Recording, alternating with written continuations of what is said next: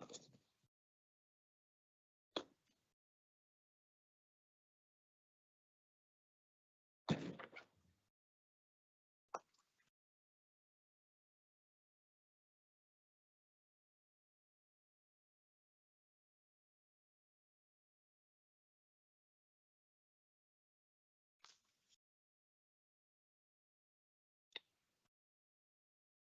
morning, everybody. Welcome to hearing stream examining the district plan provisions for centres. Panel for today, yes, and that's my first lesson for the day.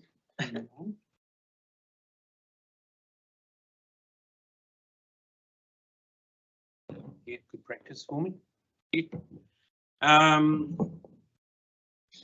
I don't think I'll necessarily run through all the usual protocols and things for the hearing, you know, health and safety. I think we're all experienced in this building and health and safety wise. The only thing I will ask people to make sure the phones are on silent, just to be sure. The panel today is myself, Heike Lutz, Liz Burge and Lindsay Dage. We have read a lot of the reading here. I've got 4 Eastlight folders, so that's not including all the appendices and what have you. That's just the core evidence and reports and things. So there's been a lot of reading. What we propose to do today and tomorrow are scheduled for the council officers to basically talk to the reports, highlight any changes in their views or opinions or facts, even since even the rebuttal replies were issued recently. Also do a bit of a summary. We've agreed we'll take a bit of a sort of table tennis approach to our questions, and sort of we may lead off by a question from Commissioner Burge, and then Dave might bounce off that with another question and so on and so forth. So we're not going to be too structured around that. I have advised that in terms of the city outcomes contribution provisions, just to get our headspace into that area, we will ask for sort of an example or several examples of how it might work in practice, both in the city centre and maybe 1 or 2 of the other zones as well. In terms of the order of appearance, the first part of today, the first quarter, will be reporting officers Anna Stevens, Lisa Hayes, Dr. Farzad Zamani and Dr. Curtin Lees. Are you here? Yes. Mr. Whittington, are you expecting to talk to your legal submission? The way the first couple of hearings have been is that I've been here the majority of the time, and from time to time some legal questions have arisen that I've been able to address.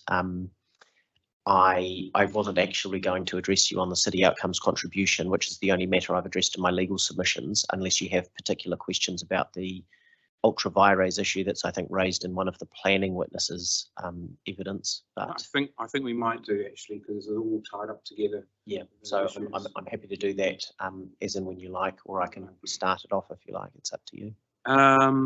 Yes, maybe you could start that off when we get going. The best way, I think. But after the morning break, we will turn to the provisions for wind in the district plan. After lunch, we'll focus on the city centre zone, and then the latter part of today, the metropolitan centre zone and the local centre zone. And if we need to come back to the city centre zone, we've got time towards the end of today. We are also keeping in mind that we have a day next week, Wednesday, for site visits around the place. We've already got a list of places we want to see, primarily areas where there's been requests for rezonings or height changes. But if there's any particular places you want us to look at, take that to us, well, and we can throw that into the itinerary.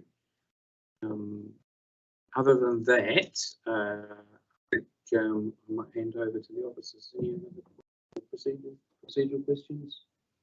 Mr. Reyes. Okay, so I'll hand over to you, Ms. Stevens. Just need to hold.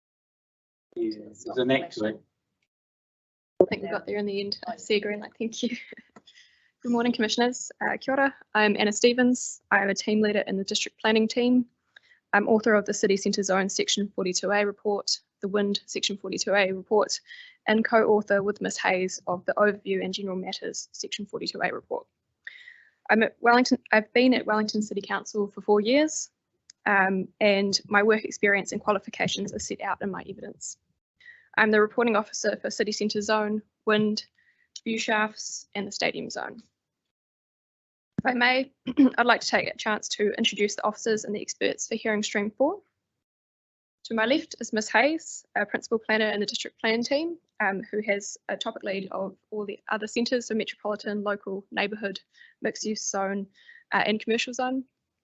I also have Ms Hannah Van Haren Giles, who's the author of the General Industrial Zone, sitting over there, and Mr Andrew Wharton, principal planner in the team as well, topic lead for the waterfront zone, which you'll hear later.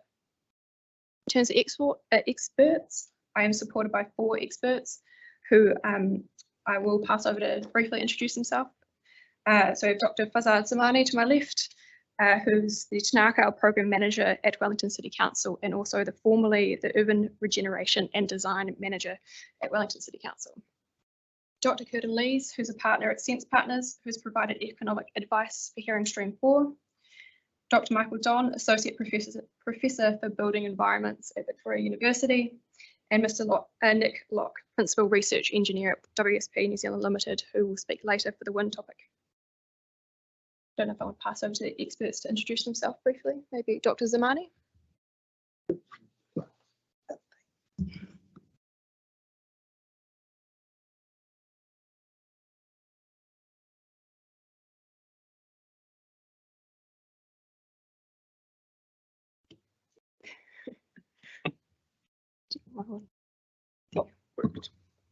Kia ora, my name is Farzad Zamani. I'm currently the Tanakau program manager dealing with the civic precinct, but formerly when I advised the district plan team, I was the urban design manager for Wellington City Council. My credentials and qualifications are within my area, so I'm sure you have read it. I'll pass over to Dr Lees to introduce himself. Morning, my name's Curtin Lees. I'm a partner at Sense Partners, a local economics and public policy company, and I'm trained as an economist. I've been working sort of urban economics and housing for the past 10 years, and I presented information in Hearing Stream 1 as well. And then I can let Dr Don and Mr Locke introduce themselves for the wind topic later. So if I may, I'll just set the scene for the centres in mixed use zones, just providing some context before we head into the topics within the Section 42A report. So as noted, there are 5 zones, so City Centre Zone, Metropolitan Centre Zone, Local Centre Zone, Neighbourhood Centre Zone, Mixed Use Zone. Apologies, I can't count, there's 6, and the Commercial Centre Zone.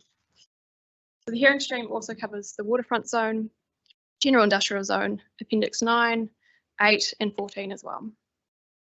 So Ms Hayes and I co-authored this report, and I'll just give a little bit of brief context to these chapters. So under the operative plan, the central area is the primary centre at the top of the hierarchy, described in Chapter 12 as the commercial heart of Wellington City and the region, and also the nation's seat of government.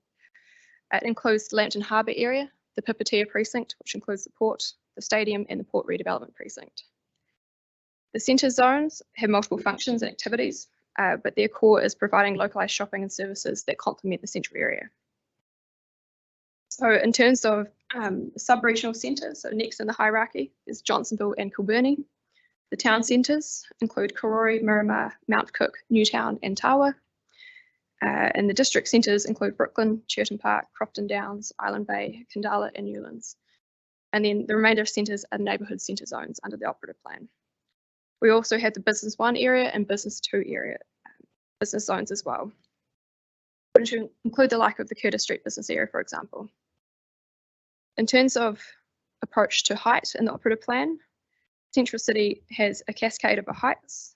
So on the edges of the boundary with Mount Cook, Aro Valley and Mount Victoria, you have 10 to 18 metres. 27 metres then for the Pipitea precinct, Thorndon and Tiaro, and then it increases to Thorndon Quay, and then heights in the CBD from 55 to 95 metres. And the Lambton Harbour area has a height limit of 0 metres above mean sea level for the most part. In terms of urban form, we have the high city, low city within the central area under the operative plan. There is an ability to exceed these heights and mass as well, so height exceedance up to 35% in the operative plan, otherwise 15% and 15% for mass as well in the operative plan. As I'll speak to later, there's also a policy around design excellence under policy 12.2.5.5, which requires design excellence for any building that is higher than the height standards specified in the central area. And then in terms of the sub-regional centres, at the moment it's 12 to 18 metres for Johnsonville, Kilburnie in the operative plan, 12 to 18 in the town centre, including Adelaide Road. In the district centre, it's 12 and 9 metres, and then 9 metres to 12 in the neighbourhood as well. And there's a minimum building height in the centres as well as 7 metres. So just to note that there's been 4 key plan changes over the course of the operative plan to the central area and centres, being plan change 48 for the central area, plan change 52 for the suburban centre and 73, and then plan change 77 for the Curtis Street business area as well. Another important thing to note is that the national planning standards had quite an effect on the central area and centres in terms of area of extent and also content as well. So the central area became the city centre zone under the national planning standards. The Lambton Harbour area, Pipitea precinct, Port Redevelopment precinct and Stadium zone were rezoned to special purpose waterfront zone, port zone, stadium zone. And there were new precincts being the multi-user ferry precinct and the Inner Harbour Port precinct as well. So the central area has previously contained a lot of district-wide matters within the chapter, for example, wind and view shafts, and this has changed through the national planning standards in terms of bringing those into standalone chapters. The central area as well has extended to include Adelaide Road, Selwyn Terrace and Portland Crescent.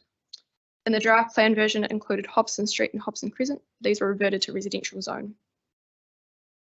A new precinct was added, being the Tanakau Civic Square precinct within the central area, following the proposal to remove the Civic Square heritage area. The precinct gives effect to Tanakau Civic Square framework as well. And then heights in the central area evolved from the spatial plan, the final spatial plan, and the CBD heights increased in Tiaro, the heights increased in Tiaro to 42.5 metres, and then increased on the boundaries as well to 28.5. So just speaking to the change in zoning, so the sub-regional centre became the metropolitan centre zone, with heights increased to 35 metres in Johnsonville and 27 metres in Kilburnie. The town centre and district centre became the local centre zone, heights ranging from 12 to 22. The neighbourhood centre became the neighbourhood centre zone. The Curtis Street business area became the commercial zone, and then the business 1 area became mixed use zone, and the business 2 area became the general industrial zone. So in terms of context for the review, in 2020 issued issues and options reports, plus many other reports have gone into the central area and centres zones. Some of the key issues that central area found was about maintaining and reinforcing the primacy of the central city, talking around the availability of adequate development capacity to meet accommodate projected growth, and the efficient use of sites within the central area, as well as giving effect to the NPSUD. In terms of the centres, it was acknowledging that there's a low level of residential activity within the centres. Some centres have become dominated by singular use buildings and activities, and there was great opportunity for greater plan-enabled development as well.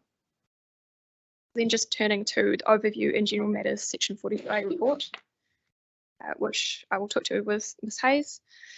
The key recommendations or changes within the report related to retirement villages. So Ms Hayes and I have given effect to recommendations in Hearing Stream 1 to include retirement villages as a permitted activity within the zones, but have not provided a carve-out development rule. Restricted discretionary activity rules apply, as they do for other construction. We have also not included the 3 policies sought by Ryman and Retirement Village Association, but we have included the same policy that was in the residential zones for consistency, which is for retirement villages. In terms of rail setback, Ms Hayes and I recommended a boundary setback from the rail corridor of 1.5 metres. This aligns with Mr Patterson's recommendations in hearing stream 2. And then we also have the city outcome contribution. Would you like me to talk to that? Yep.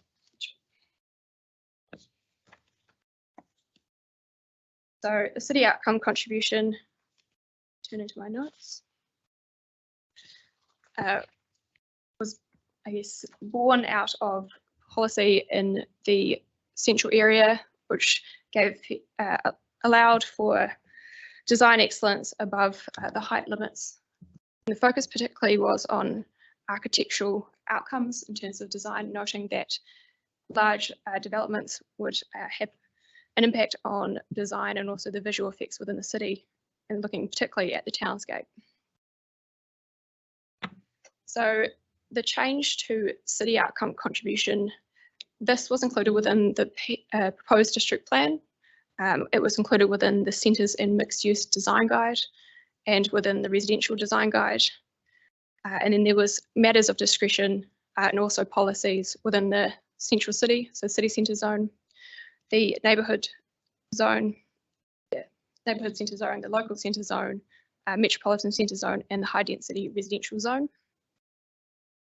The decision was made to extend these from just the central area in terms of the operative plan design excellence control because of this extensive change occurring within these respective zones.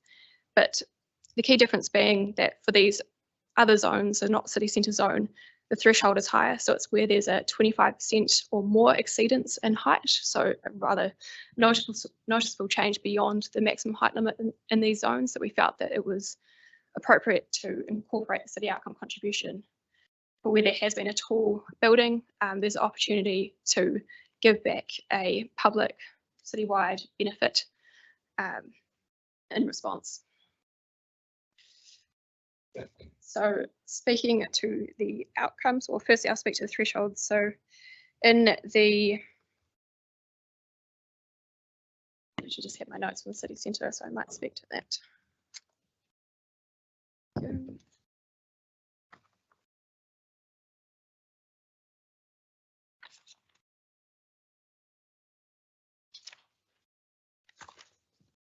So as noted in the proposed plan, it was included within design guides. At the time, we felt that that was an appropriate method to refer back through the matters of discretion to the respective design guides and then have the policy itself within the chapters. The outcomes themselves have been based on strategic direction within the plan, but also in terms of citywide goals around resilience to climate change, also resilience in the face of natural hazards, providing more green space, which also aligns with the Green Network Plan around, especially in the city centre, deficiency of green space, public space. The outcomes themselves include public space provision and sustainability, universal accessibility, and assisted housing, and then contribution to public space, which I've mentioned. So in the city centre, it included over height development and also under height development. In the proposed plan, we looked at where there was also comprehensive development, so a mixture of different activities, where there was only commercial activity, and whether there was above a certain number of units, for example. So in the city centre, it was 50 units, and then I believe it's 25 units in the other zones. The key change being to COC, so City Outcome Contribution, in the Section 42A report, was that we decided to move the design guide content into an Appendix 16 within the proposed plan itself, so bringing the content into the plan. And this change was made in terms of providing more clarity, and felt it was more appropriate to bring it into the plan. But this doesn't take away the fact that there is still urban design assessment for city outcome contribution applications. We also provided outcomes to provide more clarity around the application, and a decision to remove a design panel from an outcome into a method in the plan itself. I made that decision because I felt that it was more appropriate to bring it into the plan, and it provides an opportunity for design panel use more broadly than just city outcome contribution applications. But also it felt that it was somewhat different in terms of outcomes than the rest of them in terms of public space provision, for example. And then the matters of discretion were updated to refer to Appendix 16 instead of the design guides, and then updated the hooks because I felt it was more appropriate to have, I guess, simplify it in terms of just whether there's exceedance of height, and that applies across all the zones that it applies to, but also in the city centre zone where development is proposing to be under the minimum building height, so city centre zone standard 4. Particularly noting around the minimum building height, I felt that it was appropriate to apply it to these areas because we're trying to achieve efficient use of sites in the central area and avoid development that doesn't give effect to that and doesn't optimise the use of sites. So I have included some examples of that. So whether it be a development that is only provided, say, 2 stories, I talked to the Paddington as an example of that, or a car park, for example, the Reading Cinemas car park, where it has stayed just as a ground floor car park use, and in my mind, it's not an efficient use of site. I think one of the biggest changes through the 42A is that I have recommended removing the maximum height limits through City Centre Standard 1, and instead providing for unlimited building heights, but using the heights from the proposed plan city centre zone as a threshold from which, when you go above those, the city outcome contribution height threshold is triggered. So I'm happy to speak to a couple of examples, and I'll bring Dr. Zamani in with me to speak to these examples if that suits the panel.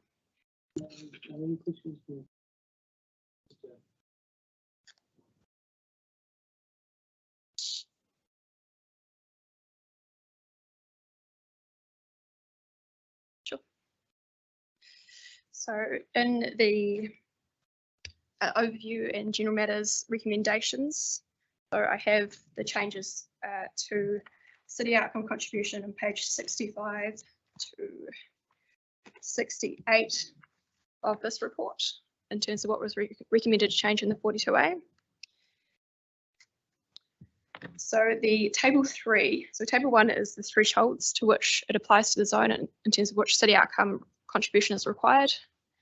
And then table 2, so table 1 speaks to city centre zone, table 2 speaks to the metropolitan centre zone, neighbourhood centre zone, local centre zone and high density zone in terms of thresholds.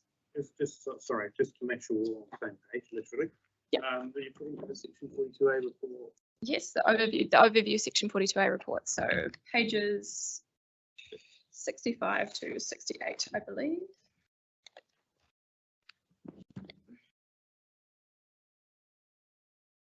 So the outcomes themselves, and then the point system, and some commentary has also been provided in terms of how these might be assessed or what council might be looking for in terms of applications.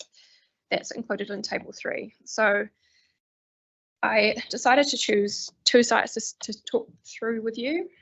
The first one being the Paddington site on Taranaki Street in the city centre zone, and the second one being the old Johnsonville Library site, 3 to 5 Broderick Road in Johnsonville, which is in the metropolitan centre zone. So those 2 have different height thresholds for the city outcome contribution. I thought were useful to speak to. I also note that these sites have undergone modelling work on the draft district plan standards from the JASMAC work, which were included as an appendix in my city centre zone section 42A. The first example is Paddington site, which has an interface on Taranaki Street, Jesse Street, and also Ebor Street or Ebor Laneway. So in the Tiara height limits, 42.5 metres roughly equates to 12 stories. So if you put a development there, if a developer came along with a proposal to council for 14 stories, so that would be a 16% exceedance in height. That then falls within the threshold of 0 to 24% above the height limit, which is detailed in table 1, page 66 of the overview report.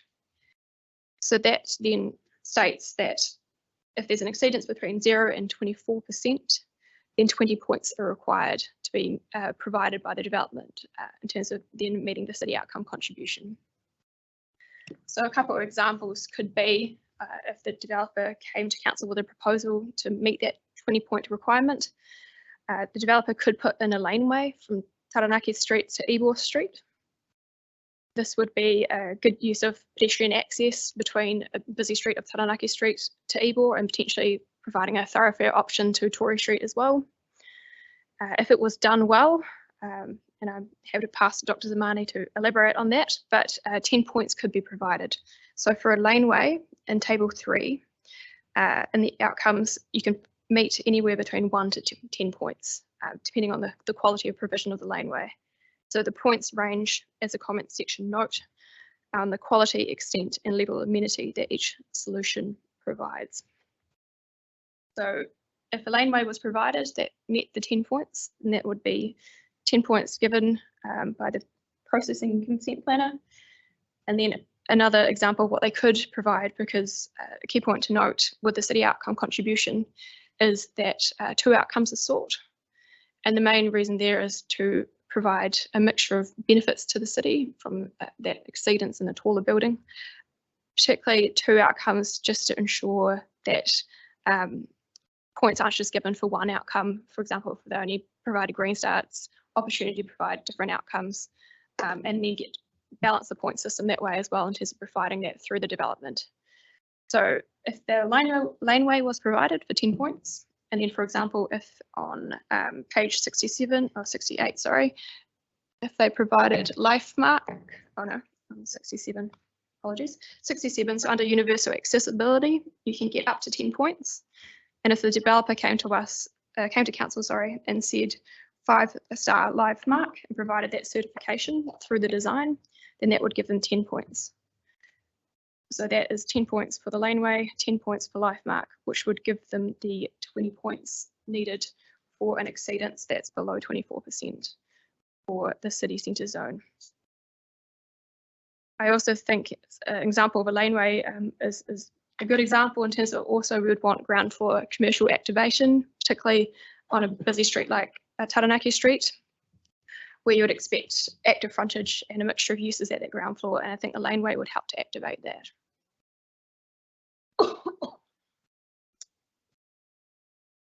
So if I may, I'll provide my second example, which is in Johnsonville on the old library street. So, sorry, on old library site, 3 to 5 Broderick Road. And so in table 2, it sets out, so on page 67 of the report, for the metropolitan centre zone, where there's an exceedance of 25 to 49%, you need 20 points for the metropolitan centre zone. But if it's more than 50%, you need 30 points. So if the height limit at the moment, as proposed, is 35 metres for Johnsonville, if a developer came in at 52 metres, for example, so an extra 17 metres would be over the 50% height exceedance, and as such, they would need to provide 30 points. So there's, based on the outcomes, and the point of having 5 outcomes is that it covers a range of issues that are important in terms of public benefits, but also provides flexibility for developers to the design process to understand what options they can provide and then what combination of points that they can get.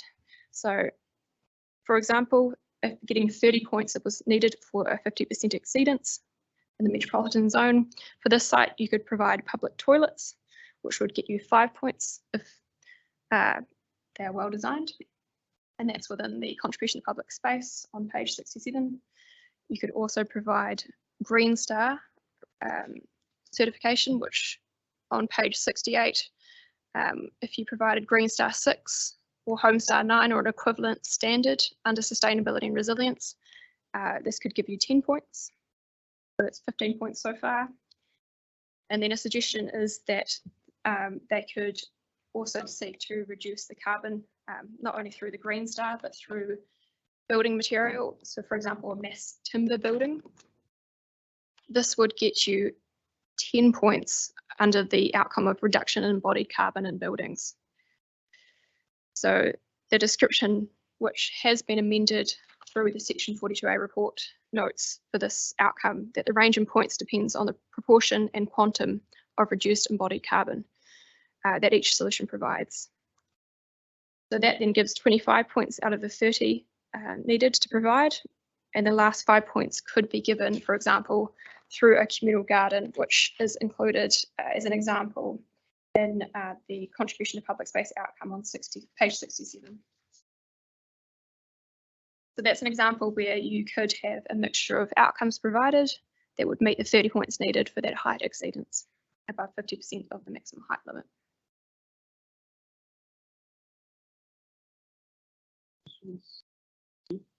Yeah. Sorry, I'm a little bit unsure about whether we're actually going to be doing a page turn on it as well, or we want specific questions on, because there's a bit there in terms of the city outcomes contribution in particular.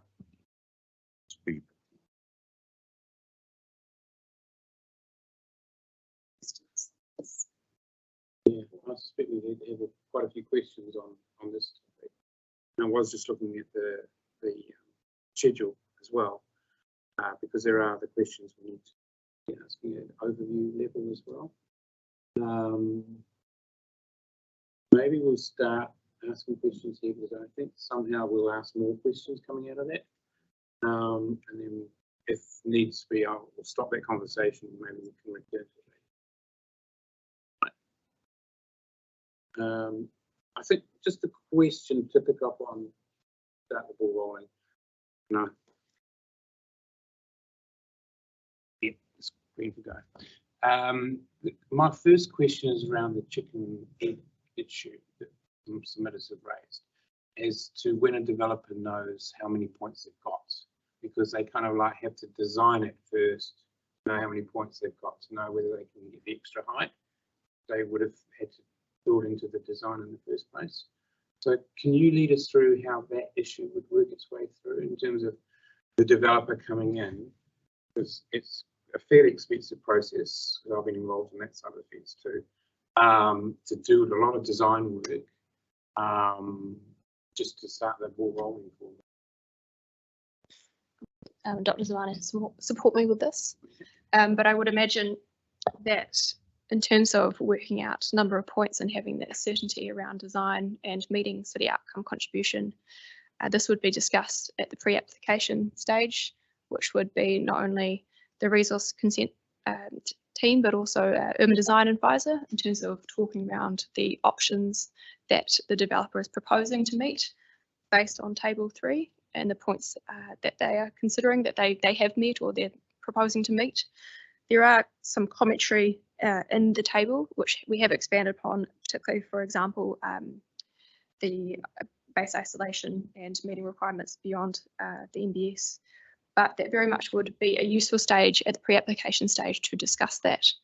I also propose, and I've discussed this in my rebuttal as well, and I know Dr. Zamani has also noted this, that it would be useful for council to provide a user guide of sorts, and particularly not only for kind of plan users thinking around developers, but also for council's internal resource consent team in terms of processing such applications.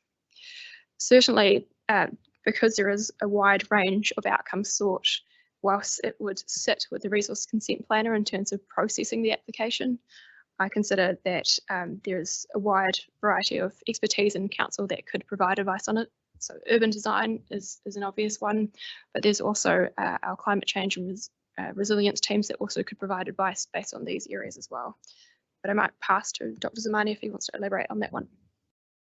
Thank you. Just expanding on Mr. Stevens' response, and apologies for misstating some of the obvious matters in the development, but I think some of the developers, they kind of get an understanding of the financial visibility during the bulk allocation. Based on that, they can assess whether the actual yield that they get based on the number of floors is adequate to meet the basically 20% bankable profit. And if that's not the case, they can actually include some of these outcomes into the development in order to reach a higher yield and consider the construction costs of the outcomes. For instance, Green Star would add between like Green Star 4 to 5 adds 2 to 3% of construction costs. So they can include that in the process. LifeMark inclusion of accessible units is basically some bigger toilets and bigger door frames. So they can include some of those costs into achieving the LifeMark based on what kind of a LifeMark they want. Provision of public space, again, some of the site coverage would be dedicated to that. So I think from the bulk and location, a stage of a development to a stage of a pre-app, architects are quite capable of including some of these outcomes into the process. And we have tested a number of applications or pre-apps basically in the last 6 months to see whether they do that. And it seems that it's quite doable. They can calculate all these points. There are a number of things that needs to be discussed in the pre-app when things are not as black and white.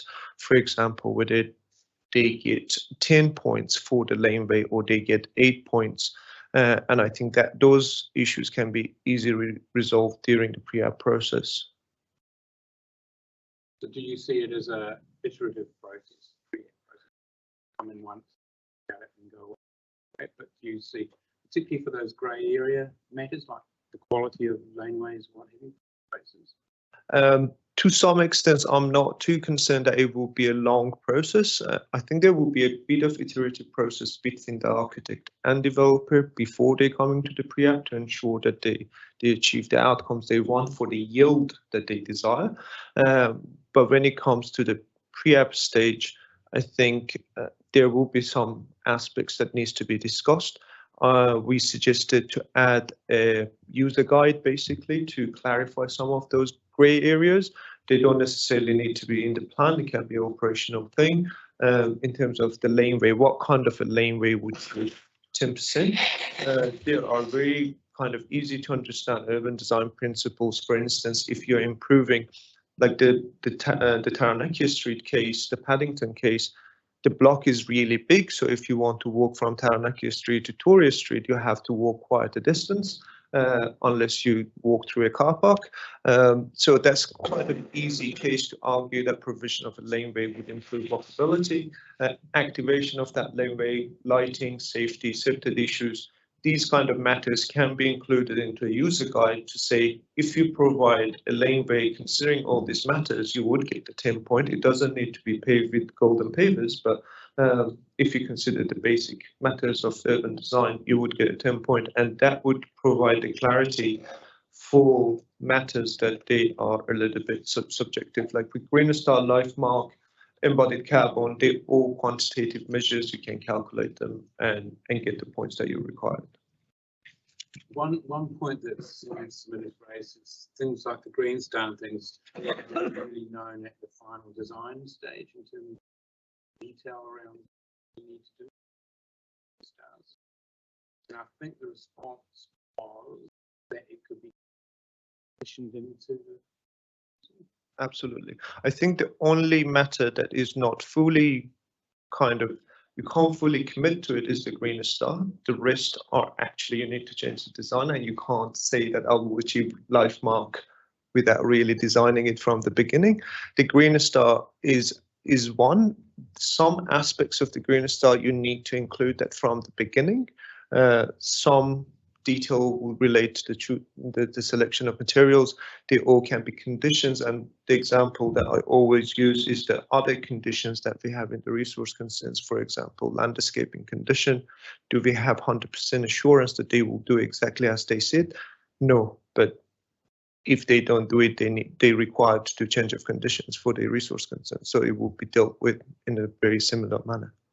Has this been done in practice to date? The Conditions being imposed on building, it ties it into a Green Star out. Not necessarily a Green Star, but we have conditioned design outcomes. So, the design might not be fully resolved. And then we'll go back and they'll have to provide plans. So it would be the same approach. Right. Just one other thing on your iterative question. I mean, most of these buildings we're talking about the very high buildings, and in my experience, Or the very low ones. or the very low ones, and in my experience, so just for context, I did 20 years in the consents team. These consent pre-application meetings are always iterative. We might have 2 years of pre-application meetings before we get to the resource consent application. So I don't actually see a change there, and I actually think the city outcomes contribution is potentially clearer than the design excellence, which we always had a lot of toing and froing on, and it was quite hard to reconcile. So. Do you think it's a lot clearer? What specifically makes this process a lot clearer than the operative district plan? So with design excellence, it was always grey. It was always up to interpretation, and it was depending on the urban designer to an extent, and stuff would change, and we might get different opinions. And so I know applicants found that quite frustrating. What I see the city outcomes contribution is if you can show you've got the points, you've got the points. It's more of a tick box exercise. I think that's easier for applicants. Also think with these big buildings, my experience is that developers come in and they want to show us all these great features. So it's not like we're asking them for more than they're already doing. It's that they're doing it, and now they'll be able to say, well, these are our points. So I don't actually think it's a massive imposition on them. I might just further that if I can. A lot of the feedback, and I just make a reference to the massing report, which is in my city centre zone section 42A appendix, which found that there's a real lack of specific and clear assessment criteria, and it wasn't entirely clear what the outcomes were sought through design excellence, and that was the feedback from the development community, and that we needed to provide more specific criteria about the outcomes sought. And so really the feedback that we got on the design excellence mechanism, which the massing report identifies, but also we hear informally through the development process, has led to wanting to make it much clearer about the outcomes that council is seeking. What are the public outcomes that we think, or I think are useful for the city, and how can we be clearer about what that provides? I note that we can provide provide a user guide, which I think will be useful, but certainly in terms of from the policy explanation and the policy and the operative plan for design excellence to now, I think there is a lot more clarity provided through Appendix 16 and the Table 3 in particular.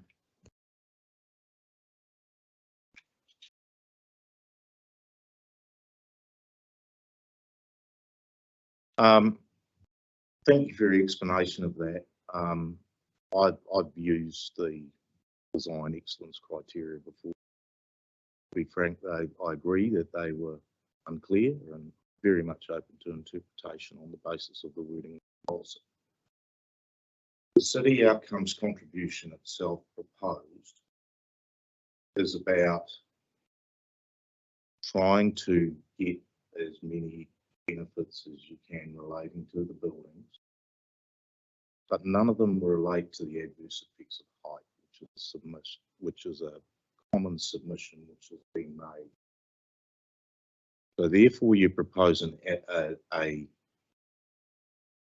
tick box system, as you call it, for over height buildings. None of the matters actually relate to the reasons or the acceptability or otherwise why a building should be acceptable as being over height. It relates to the site, the laneways, the accessible housing, seismic rating, which Green Star buildings, which are all good things, but I don't necessarily understand the correlation between the city outcomes achieved and a building which is over or under the height limit, as the case may be. Comment on that? I can provide comment, and then Dr. Zamani might follow up. So I think that you have raised an important point, and it's something that I have discussed at length in my rebuttal, in that I'm not saying that a tall building, through providing citywide benefits, we've ignored the fact that a tall building will create adverse effects. I'm not saying that at all. I acknowledge it will create adverse effects. But with regard to Policy 3A and also Policy 1 of the NPSUD, I think, well, firstly, as Dr. Zamani has noted, assessment of building height and the building itself will still go through an urban design assessment, and it will still go through the resource consent process. So those effects will be considered. But I think acknowledging that we have a directive to increase development potential, but also on the other hand, within P3A, maximise the benefits of intensification. I find that whilst there might not be that direct link, as Mr. Whittington notes, there still is that correlation that through additional tall height, or tall buildings, sorry, we can provide benefits from these, rather than, on the other hand, just providing tall buildings without the benefits being given back to the city. I acknowledge it is a difficult one in that there are effects of tall buildings. We have other controls within the city centre in terms of, and the centres in terms of on-site amenity effects. But it's important that through the city outcome contribution, benefits can be provided back, noting that taller developments and more densification does have an impact beyond just the visual effects, but also pressures on things like public space provision, infrastructure, for example. So I would say it's a balanced approach in that if we're enabling taller building, there is something provided back in that circumstance. Noting that also within the city centre zone, this is our highest density zone. This is where we expect intensification, and we have the directive, but also policy 1 of the NPSUD is saying a well-functioning urban environment.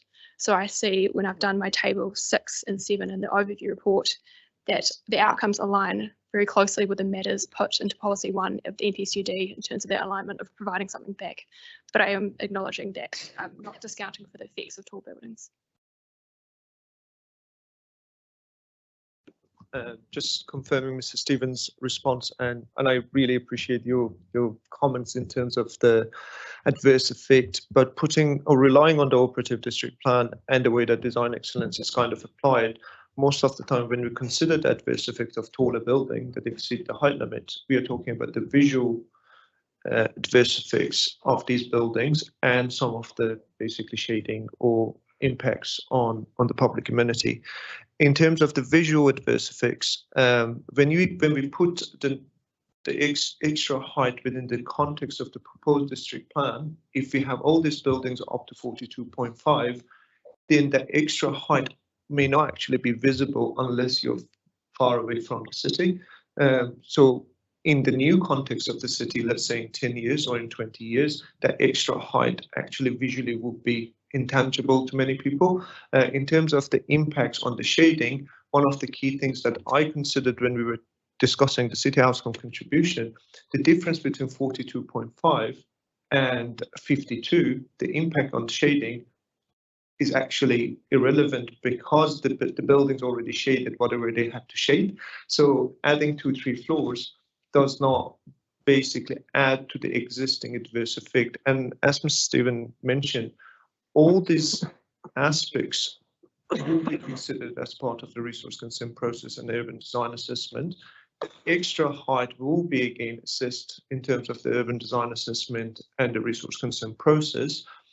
What the city outcome contribution is trying to achieve is to mitigate some of those social adverse effects of these higher density buildings. As Mr. Stephen mentioned, there will be more pressure on the public amenities like public space.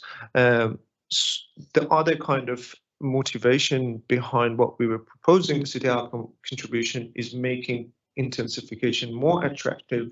Therefore, people can live in a higher density environment with a better quality of life. Therefore, we have a more sustainable kind of environment. So in a bigger context of things, I think we are responding to some of those adverse effects, but not the ones that the design excellence policy was trying to address. Yeah, just to follow up to that. You're going to be putting provisions in a plan. They need to relate to a resource management reason for those provisions. The thresholds that you have and the city outcomes, to get the tick on the city outcomes contribution, you need to look at the resource management reasons why those provisions are necessary. So except in relation to open space, there might be a deficiency of open space, and that might be a resource management reason. Green Star buildings, seismic efficiency and so forth, they are matters under the Building Act or what, rather than being for resource management. We have some fairly strident opposition from the number of submitters to the city outcomes contribution itself. And from my reading of them, that's for various different reasons. But to put it in a nutshell, they find it uncertain, particularly in relation to the wording of the provisions themselves. Talk about a guideline for particularly assisting with interpretation of that. But ultimately, you've got to go back to the wording. If I look at that as an example within Table 3, where you talk about public laneways one, and you use the example of Paddington and heading through Eagle Street and so forth. So it says the range in points depends on quality, extent of level amenity that each solution provides. And your response to previous questions was that there will be a process that will go through a pre-application process, and you'll know whether you're going to get 5 points for that, or 10 points for that, or 1 point for that, depending on what it is, to see whether you can get your full allocation. Where is the certainty to a developer in terms of the wording of that particular provision? And the others are of similar nature. So I'm just putting to you that there may be some interpretation problems with proposing this, and also how does it relate to the height of the building? So, what's your view on that? Thank you. I just a couple of points to note, and I might pass to Dr. Zamani around the height. But as I've traversed in my supplementary evidence, in terms of relation to the Resource Management Act, I very much think it does hold place because of, firstly, managing adverse effects, but also a large part of this is around that well-functioning urban environment of Policy 1 and Objective 1 of the NPSUD, but also the positive effects. I think sometimes we can forget about the consideration of positive effects, and this is a clear example of providing positive effects from a tall building and counterbalancing that somewhat through those positive effects to the city and the public through doing that. In terms of the comments and the criteria, I would say I am personally not opposed to more detail being provided into these tables. And that's possibly something I could consider for writer reply. But I also think that there will be benefit and more clarity provided through that user guide. And I would imagine that would be in a non-statutory user guide to try and provide more clarity, and particularly around those grey points that Dr. Zamani has talked to. But I might pass to Dr. Zamani in terms of the height side of your question. Thank you. I'm not an RMA expert, but my understanding is that what the relationship between the outcomes and the height, in my kind of understanding, is that with the extra height, this is basically, if you put it in the context of an incentive, so you can reach to 42.5, which is an increased height limit for the central city in Aotearoa. You don't need to do anything. You can go through the normal process, but when you want to exceed that, or if you want to exceed that, you can do certain things to do that. And the relationship between that extra height, again, like I'm removing the visual vis effects and kind of considering more the impact of intensification. 2-3 floors can add 30 extra units to a kind of a usual building. That extra density that is being provided requires extra public amenity and quality of life. What we're trying here is that we incentivize higher density that is proposed if you provide a higher quality building or a higher quality urban environment, or contribute to that higher quality urban environment or public amenity. So the relationship is not as direct that you have a higher building, so therefore you impact the townscape in terms of the visual impact, but it's more social or in terms of public amenity, which I guess will be an RMA matter. I might also note, if I may, that a couple of points that some of the feedback was that I think it might have been Mr. Hill had said that this city outcome contribution outcomes seem to be a double up of some of the matters of discretion in the policy framework. But I would say, as I've included in my rebuttal, that I think if anything, it complements what we have in the zone frameworks at the moment. And there's little points of nuance. So firstly, the city outcomes does give effect to the policy framework, not only within the zone in terms of accommodating growth and providing amenity, but also I think at high level strategic direction, so around providing for that social infrastructure, resilience to climate change effects, reduction in carbon emissions. It gives effect to the strategic direction and plan. Also the policy framework within each of these zones. But in terms of that nuance, I think an example being in city centre standard, which was also across the other centres, there's the outdoor living space requirement, which is for the on-site benefit in terms of either private or communal, whereas the city outcome is for that public side of things in terms of providing public space that adds to the public space plan. So it complements it, but it also helps to address identified issues in terms of that lack of green space, which we have identified through the Green Network Plan. And in Tiara in particular, there is quite an extreme deficiency of that.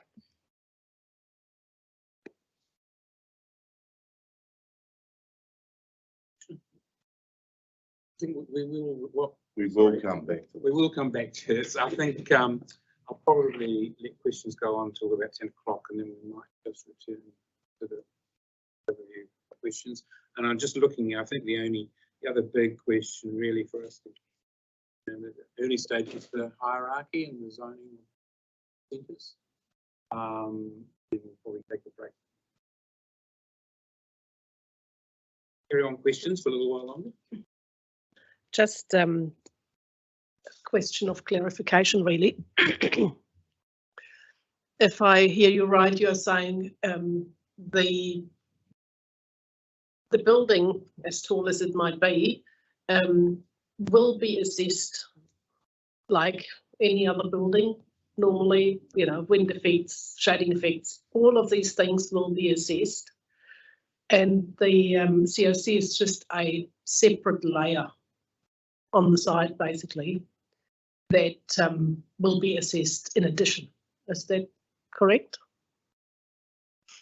So if there is any negative effects of that extra height, the developer would still be required to fix the problems.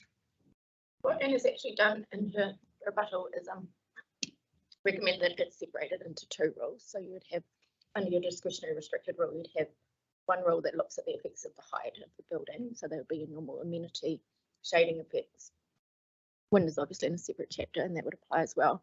And then when the COC kicks in, so it's only, for example, when it's over the 25% in some of the centres or over the height in the city centre, then that extra rule also kicks in as well. So they're both discretionary restricted, but by separating it out, it means that you'll always be looking at the effects of the building. Also, so it's basically a two-stream approach. Yep. The reason for providing that additional restricted discretionary activity rule is to just have a clearer pathway in terms of from the policy through the rule framework through the standard in particular for city centre zone, because there was feedback in terms of some confusion around the rule framework and notification settings. So that's why there's been an additional rule provided for that to make it provide more clarity to plan users. Now, I understand you have taken out the height limits generally out of the city centre zone. But at the end of the day, and just listening to Dr. Samani, you have introduced another height limit again. So I'm not quite sure how the reduction of or taking out the height limit in the city centre zone and that bringing in through the back door a height limit again, how that works. So I'm of the opinion that it's not a height limit, and we've been very careful. I have been very careful in the wording, particularly the city centre zone, because the city centre zone is the only zone that has that change from a maximum height limit to what I refer to as the city outcome contribution height threshold. I see it as a threshold. There is, and it's, I think Mr. Lewandowski speaks to this, there is a pathway if a developer comes exceeds the threshold but doesn't want to provide city outcome contribution. I have made such a situation. I have recommended public notification because of how strongly I feel that there should be a city outcome contribution when it is above that threshold. But I have removed the maximum height limits within the central city, so you could go to any height and not provide it. But I am of the opinion that there should be a public benefit back from getting that gain. But definitely, I think it is now unlimited building height. I do appreciate the wording is slightly different, but it's very much a threshold rather than a limit in terms of the way it's been cast in the framework. Yeah. Just on that, so if a developer comes and says, don't want to have anything to do with the COC, I just want to have my, however, high building in the city, compared, in your experience, compared to what I would have to do extra and the cost that would actually be applied to that, to do any COC points, how does that compare to a publicly notified process? Maybe before Mr. Stephen talks to that, because that probably relates to some of the economics of developments.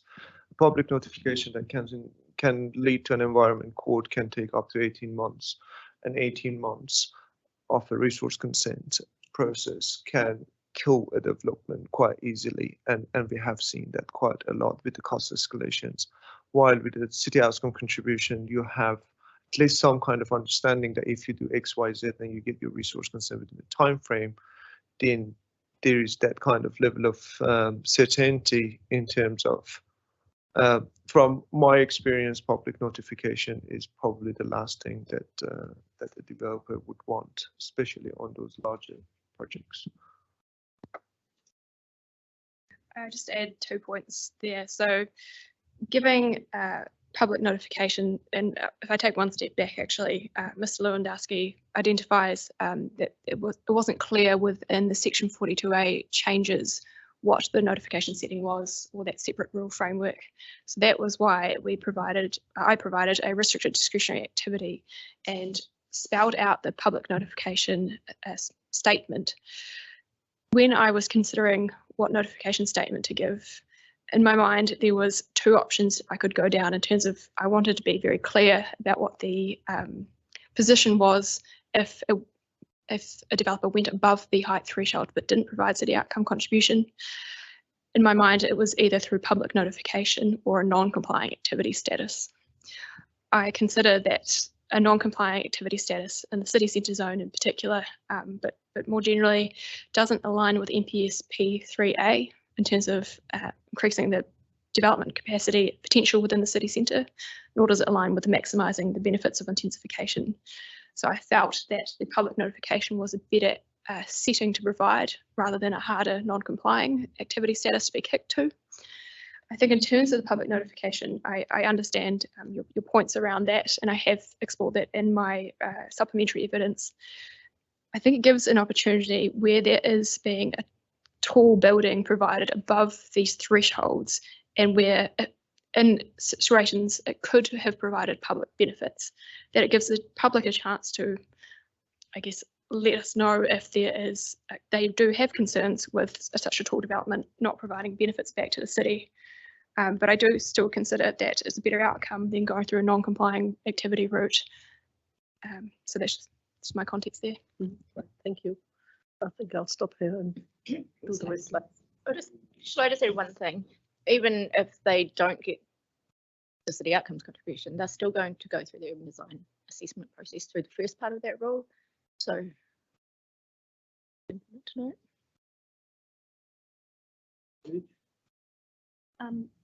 It's been suggested that the city outcomes would provide greater certainty if they're brought into the policy framework plan and reframed as an assessment of positive effects development. Have you considered that? So the city outcome has been provided through policy in all of the centre zones, and I agree with that assessment that it should be provided through the policy, but I don't suggest that it should be changed. And I note that some of the feedback was instead of require all the wording around it, like the strong wording that is given in the policy or the rules. It should be enable, but I have also included in my supplementary that I feel enable is not strong enough directive, and also potentially aligns with kind of non-statutory methods, for example. So I think the way that it has been set out now is an appropriate means in terms of the policy framework that is there. And it does provide that clarity in terms of setting out what the outcomes are sought. Yep. You sound certain that there's a high degree of certainty to ensure an efficient process through this. But submitters haven't quite got that. They're not sitting where you are, sort of thing. So and they're concerned that it might lead to a low take up from developers due to subjective nature. You turned your mind to that?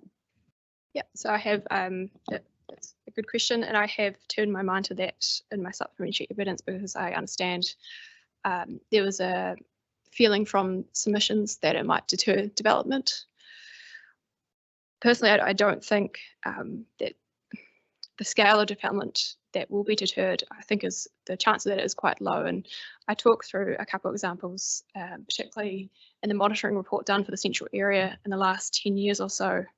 The exceedance above the maximum building height was relatively limited.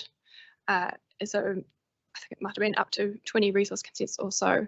I also think in the kind of current context that there are other aspects that beyond just the planning framework around things like building costs and resources and things like that that may deter developers going beyond the current thresholds. I think there's many forces that play into this as well.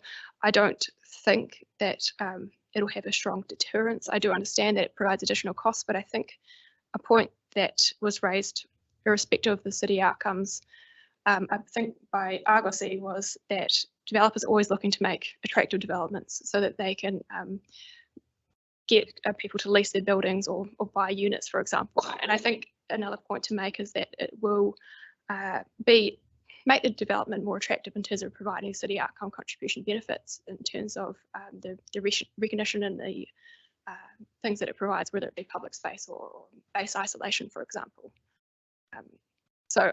Yes, I know that is a possibility. I'm not saying it's not, but I think that chance is relatively low, which I've talked to in my supplementary.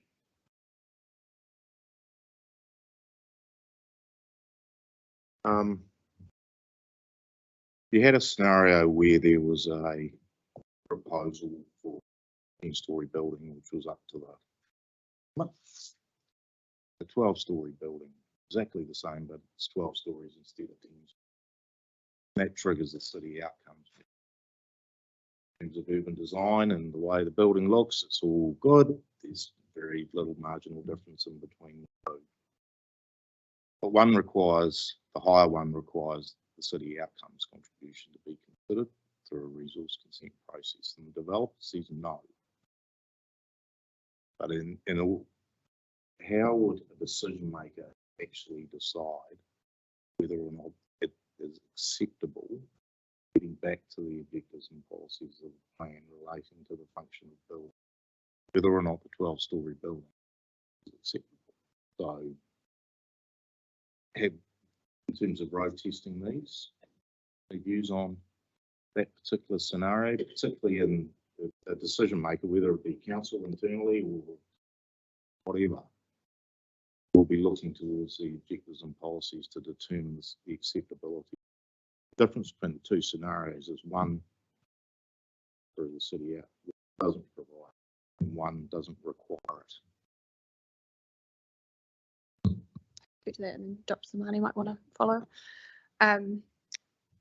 I think there is an opportunity to do more road user testing, and that's possibly something I could bolster through my writer reply in terms of such situations. I think definitely they would have to look at the policy framework and what has been provided, I think, as part of the development, irrespective of the city outcomes in terms of development proposal itself. I think on the point, and I know what you're stating in terms of the difference between 2 stories, and I guess the desire for a developer to do that difference and then kick into the city outcome contribution. I think there is definitely benefits to the developer in terms of the yield outcomes, and probably from a design perspective, which is more Dr. Zamani's wheelhouse, in terms of that flexibility design that additional 2 stories might provide as well. But certainly what I can provide in my right reply is more of that user testing, and that in itself, I think the user guide would be useful for that as well.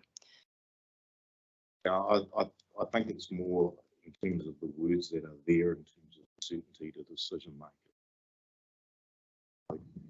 Like these sort of things called planning gain, or used to be the old plot ratio bonuses, and there's various different mechanisms being tried not only in Wellington but around the world to actually look at these various things. But they often seem to be quite separate to the planning regime, about the acceptability of the building in the context. Just The with city outcomes contributions themselves that you have are seeking additional public benefit for overheight, which isn't necessarily related to the acceptability of the building itself. So that's the dilemma that we're facing. it's just worth remembering that this is an existing situation with the design excellence policy. So that 10-story, 12-story situation is happening now, and even lift overrun now with trigger design excellence. So it is a massive change. It's just the way we're framing it. And probably following that and what you just mentioned, I think that from a, again, design point of view, what probably I would expect from the decision maker is to consider that 2 floors within the context of that development. So 2 floors in Paddington can be 150 extra units. 2 floors on Johnsonville site can be 20 units. And the impact of the extra height on the context and on the density and the number of extra people that new development would accommodate, I think that decision makers will and should give an effect, or give a kind of take that into consideration. What does 2 floors mean, and whether, and as Lisa mentioned, there will be many cases that buildings don't achieve the design excellence policy as we see them around the city, but they are over height and they granted a resource consent. So it will be a very similar kind of situation. Yeah, I think we will. I think we will. Just one question of clarification before we move on to the centres hierarchy. So the example that Commissioner Day said, 12 stories, go on. What's the consent status of that? What's the situation? What will happen to the consent if the developer says, no, I'm not going to bother with all those contributions, just want a 12-story building, thanks? Yeah, so through the changes in my supplementary, I have added a restricted discretionary activity status. So it wouldn't, as I mentioned, I was hesitant to go down anything further in terms of discretionary or non-complying, but I will just note that it is discretionary for, irrespective of COC, it is discretionary for under height development, and part of that would be discretionary if you hadn't, do not do the city outcome contribution, just the way that that's minimum building height is framed. But in terms of not meeting the COC, it would go to restricted discretionary activity, and then with the notification setting, if it wasn't provided, it would be expected to be publicly notified through that rule change. So it's not very clear here. So it would still stay as a restricted discretionary? It would stay as a restricted discretionary activity, but would be publicly notified if city outcome contribution wasn't provided. Yes. So it should be, sorry, in the city centre zone, it is Rule 20, and there's also associated additions and alterations rules, Rule 19 as well. So I believe it's 19.3 and 20.3. And then the carve out rule in terms of wanting that consistency of clarity in terms of framework has been carried across the centres as well. But the centres, it's just for exceedance and height. So, but it's a restricted discretionary rule for the centres as well, and for the high density zone, just be consistent with how it is applied in the city centre zone, apart from the under height development, which is discussed.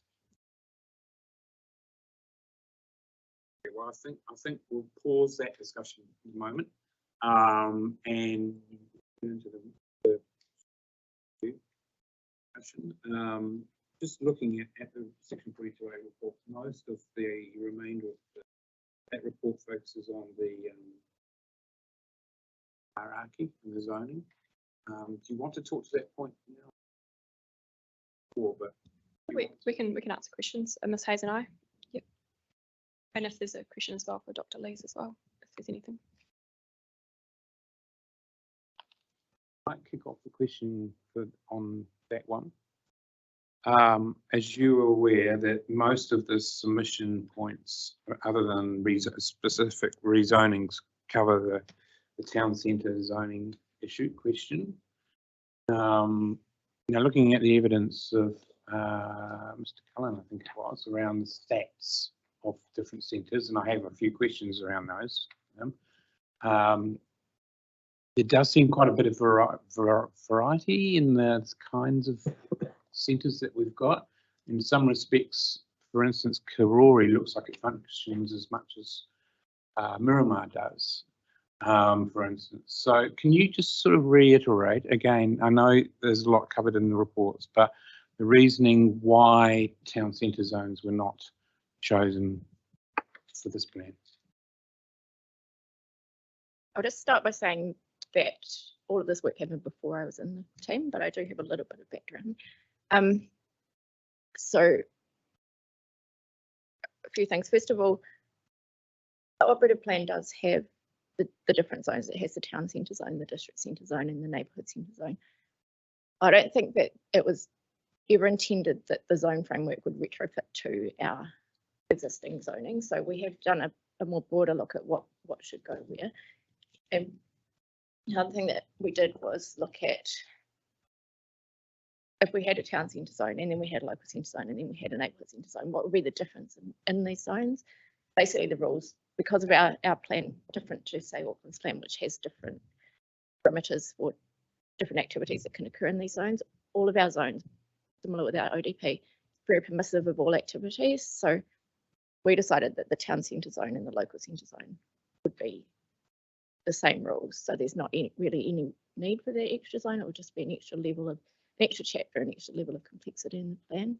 The only real benefit, and I think this is where the submitter Kaingoa is coming from, is they want to have the extra height in the town centre zone. So have a town centre zone with significantly higher heights.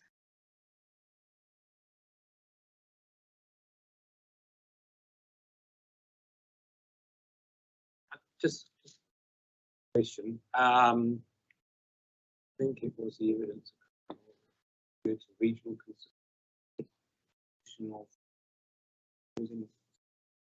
say what that consistency is. Are you aware of what the other councils are doing in terms of I'm aware that there's not consistency regionally or nationally in general. And first of all, I don't think there's any requirement to be nationally consistent. I also think that what we have done is the best for the Wellington context. And I know that other plans have a whole range of chapters that we don't have. So picking on this one town centre zone, I don't think is. do the other councils in the region have a town centre zone or frozen one? This is a question I'll put to Kaingoa. They've raised it. I mean, I can check that, yeah.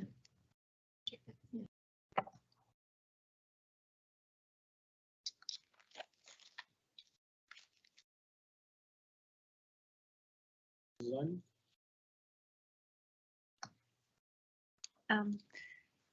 So as I understand it, you've proposed some height variations to maybe somehow meet halfway with some of the submitters that are wondering why there isn't a town centre zone.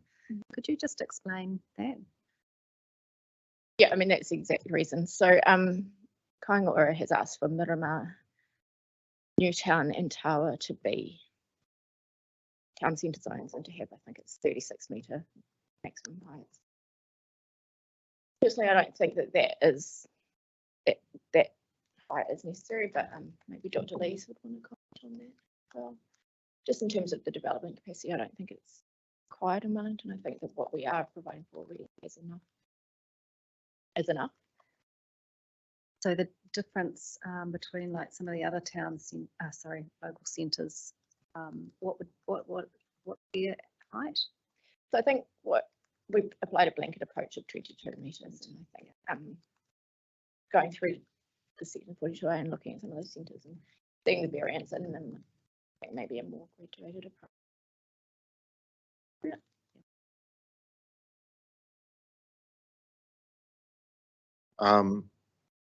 We had quite a bit of discussion about this at hearing stream 1 as well, in terms of the necessity for a town.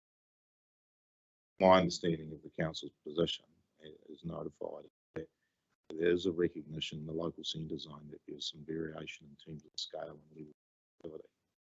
That is reflected in some of the height limits, like Newtown, for example, and height limits. Has there been any particular analysis of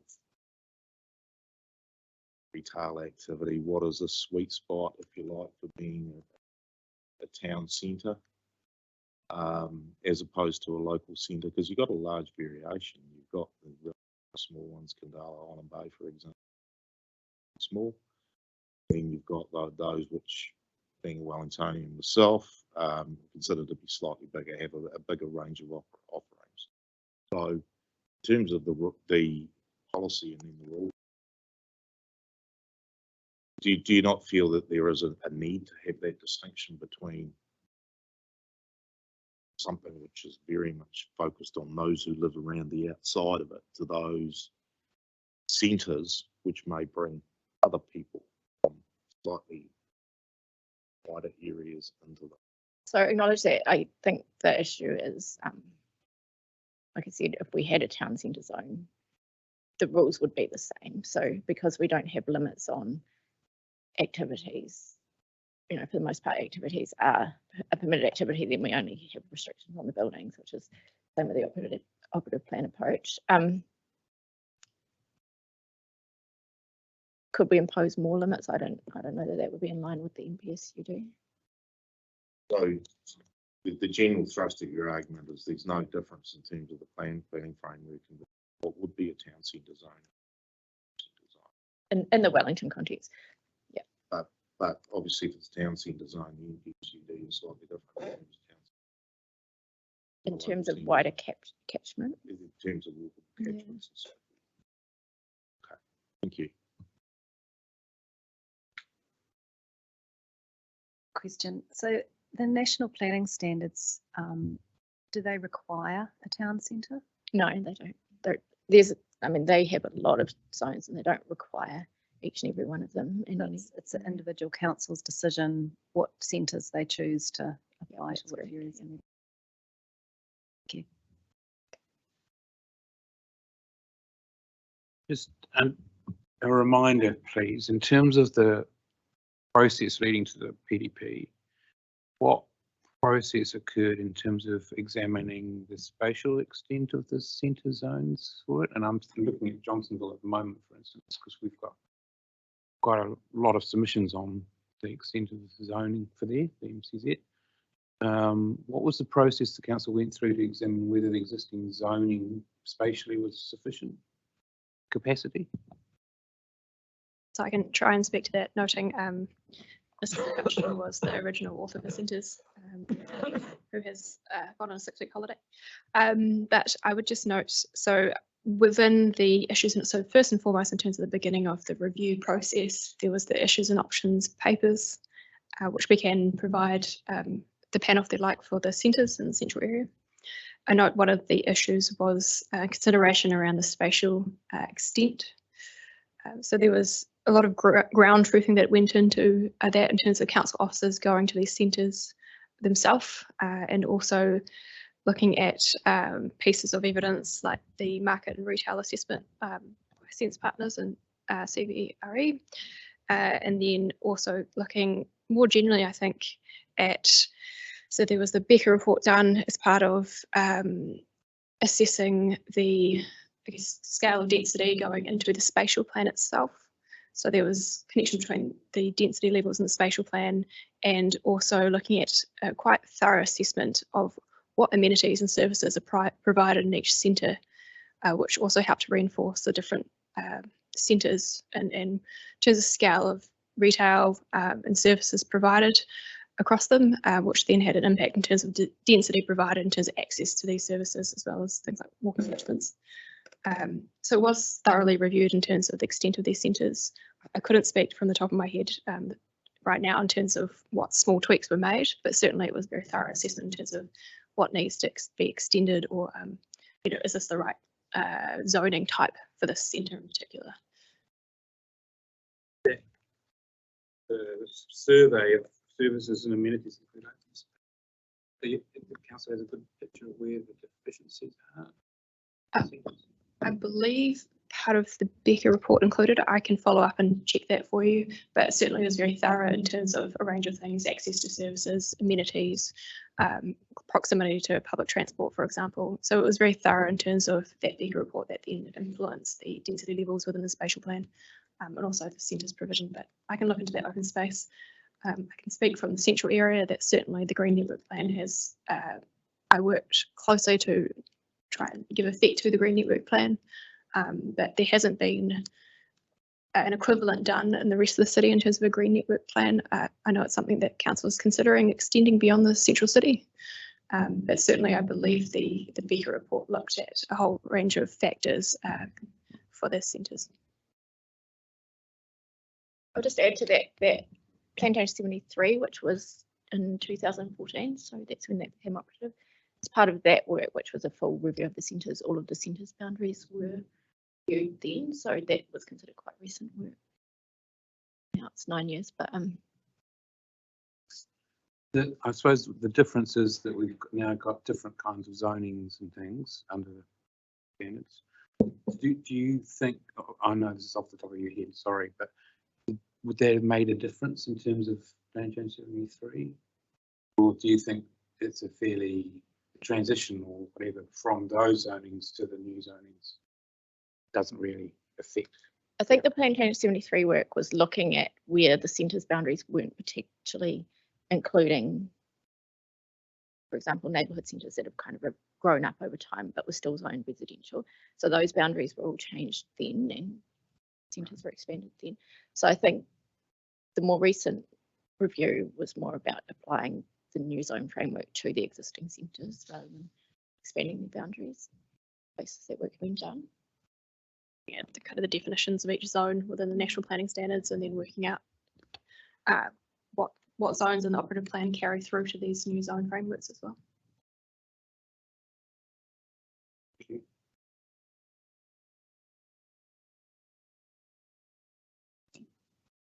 I think we'll probably get back to some of this when we're looking at specific areas in the city in terms of the appropriateness of zones. Do that. So, and I think I mean, I know questions going all around the application of the zones. Maybe just one thing to add is that we're not trying to ditch against the town centre zone. We just think it's one approach that could be taken, but we've chosen the local centre zone approach. So open to it. Yeah, on that, I believe the report that talked about the extent of Johnsonville in the MCZ there was a statement there, I can't lay my hands on it right now, of course, that I think it was you, that was fairly relaxed whether it could be expanded or not. Is that correct? Do I remember that right? That it could be expanded in your view? Don't want to put you on the spot. You might want. My gut feeling is that the existing centres have a lot of capacity in them. They are underdeveloped, and so ideally they would be, the boundaries would generally be as they are notified. Encourage the development to occur within those boundaries if necessarily. Later on, we can get plan changes if there's expanded boundaries. Our preferred approach. Thank you. Now just returning to the strategic overview, the overview report. Are there any other matters there that you want to raise to our attention, particularly changes since the 42A report came in? I don't think there are any changes other than the ones that I've spoken to for the city outcome contribution, which we've talked to already in terms of adding the new restricted discretionary rule, for example, and some minor changes to standard 1 of city centre zone. I think the other changes are relatively minor in nature, just looking at what was covered in the overview report. The zone extent, for example, is something that that myself and Ms Hayes speak to in our respective part 1 and then part 2 to 6 reports. So that's something that we can speak to when we get to those schedules. Time frame, sorry. The other change I think is relatively minor. I note that we speak to the Kiwi Rail standard that was proposed in the overview report. I think there was just a minor wording correction there. The word boundary was used instead of building, but I think it's relatively minor. That has been addressed through supplementary, I believe, and there have been no proposed changes through supplementary to the retirement village suite of permit activity and policy that I'm aware of, other than a minor typo change, I believe. Okay. Just a couple of minor questions around the report on page 29, the section 42A report. There's a table 2 there that talks about the Newtown Centre and the constraints on development potential. It just refers to, and I will get to this discussion later in a later hearing, but the obstacle limitation surface, the airport's one, as a constraint on building height within Newtown Centre, is how realistic is that in terms of an actual impact on building height?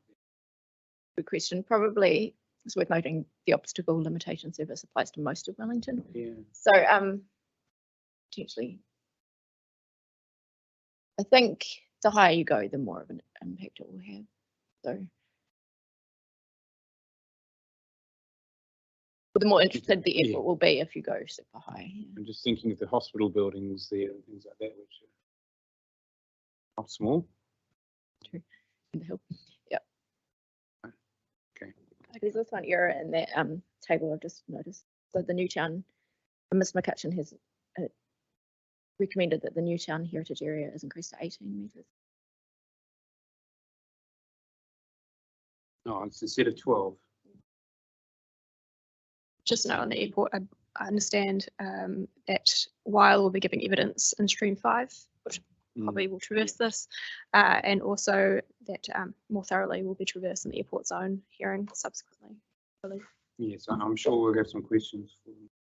And just paragraph 109 there above the table, it refers to paragraph 89. It may just be a cross-referencing issue, but I couldn't see that 89 covered that point. And normally I don't really mind about incorrect cross-referencing because you can soon figure it out, but I just wanted this point to know which paragraph it's referring to. It's quite an important issue. You might want to come back to us after you see.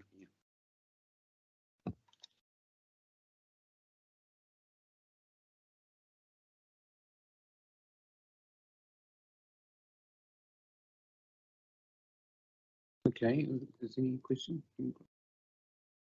I just have a few to clarify things. In your paragraph 200, you are referring to the focus of restoring buildings with heritage value, and to expand that to including also adaptive reuse, which obviously in the operative district plan was not a focus. Now, the adaptive reuse of a heritage building requires a resource consent. How does that work in with the COC? I can give an answer and then Dr. Samani might like to follow up, but I appreciate that this is an issue that was very extensively canvassed in hearing stream 3 with Mr. McCutcheon in terms of adaptive reuse of heritage buildings. I think my first point would be that it speaks more broadly in alignment with the centre's zone framework, in that we're seeking, I'm seeking to encourage adaptive reuse of buildings, firstly irrespective of heritage, in terms of based on the market retail assessment of Dr. Lee's that we can expect significant, well, a level of adaptive reuse, particularly of office blocks within the city. But in terms of the city outcome, that change was suggested through section 42A in terms of heritage buildings.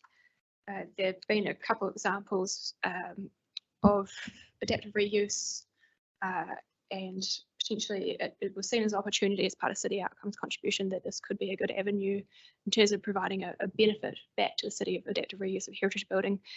The inclusion as an outcome is not taking away from the fact that this is extensively covered in the heritage chapter, and resource consent would be needed through that chapter as well. It doesn't kind of provide an exemption to that. It's just on top of that. It's an outcome that could be seen as beneficial into restoring and ensuring continued use of heritage buildings. Now, when I look at resource consent required and for heritage buildings, and that depending on what is proposed to that heritage building and what type of heritage building it is, there will be a requirement of a public notification. In circles, the developer then, if he's going through a public notification, why would they think about COCs? Particularly for heritage buildings. I can understand the adaptive reuse for any building, but in terms of the heritage buildings and often the requirement there for a notification, is that really something that works in reality? Well, I think it's as part of the consent process, and I might hand over to Dr. Zamani, but consent would be needed irrespective. And if I put myself in developer shoes, I don't know this, but I would say that it would be useful to seen as a city outcome contribution, providing to council that they are adaptively reusing a heritage building and meeting one of the city outcome contribution. If anything, it might help their case for the development and getting COC, but also more generally as part of the resource consent application, that they are providing the city benefit from doing this application, noting that if they have to go through public notification anyway for the heritage building itself, it almost hits, it's probably not quite the right term to use, but two birds with one stone in terms of that public notification setting anyway, and then they're providing city outcome on top of that by meeting those points. Anything further, Dr. Zamani? I'll probably just, I will provide an example that we had a consent granted recently. That's the West Plaza Hotel and the Himes building next door. So they decided to do adaptive reuse of the Himes building in order to build a building that achieved the design excellence next door, but they used the adaptive reuse of the Himes building in the argument for design excellence, which is not necessarily clarified in the policy that you can do this, but they did that, and it was a very successful because they managed to design the two buildings in a way that is respectful of the heritage building, reuse the heritage building, and also provide a very, very tall building next door. So that is the intention of the combination of adaptive reuse of heritage building within the COC. Okay, understand that. Just another one in your paragraph 210, and this relates back to discussions that we had earlier in stream 2 and 3. The enabling ease of access for people of all ages and mobility. We have had long discussions in other streams with regards to mobility or disability or whatever it is. I just wanted to point out, I think in general there needs to be a consensus during all of that, which wording will be used. Thank you. Noted, and I think possibly this is something that we could get a consistent stance on and just raise at the wrap-up hearing as well, just to note that, because it does have plan-wide effects, and I appreciate that. Yeah.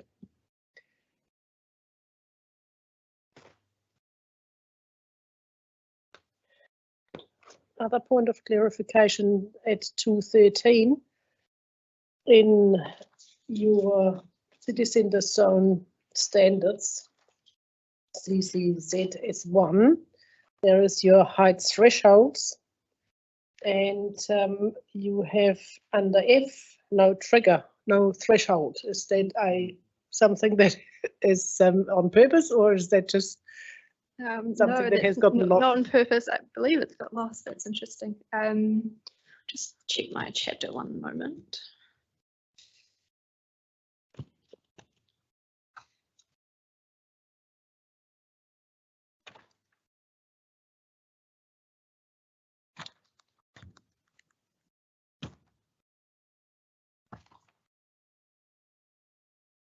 Yes, no, it seems to be missing there as well.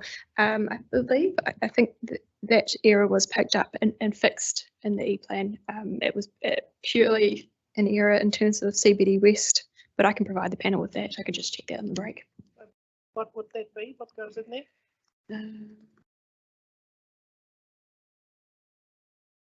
Ms. Hayes is just checking if it should be corrected. I think it should be correct in the E-plan standard form. Oh, yeah, so it says for FCBD West, it is 75 metres to 95 metres, and that's mean sea level as defined by the New Zealand vertical datum 2016. So 75 to 95 metres. I believe it's what has happened is we picked up on the error, fixed it in the E-plan because that was what we planned. Yep. Then unfortunately probably have just taken the chapter from an older version. No, So, that's yep, all fine, as long as we can work out what happened. picking that up. One more, and that's the last one, in the same paragraph, at the very end, under 2C, what was supposed to be 2C, lift overruns. We have had that in other streams before as well. You are saying 4 meters. Yes. We have heard in stream 3 that this is considerably less than 3 meters. It's, I think, if I remember right, it was 1.5 meters or maybe 2. And yeah, I think there too needs to be some consistency throughout the plan. Yep. And if you could check on that, it would be great. I can check on that and update at stream the wrap up hearing. Yep. Great. That's me. Thank you very much.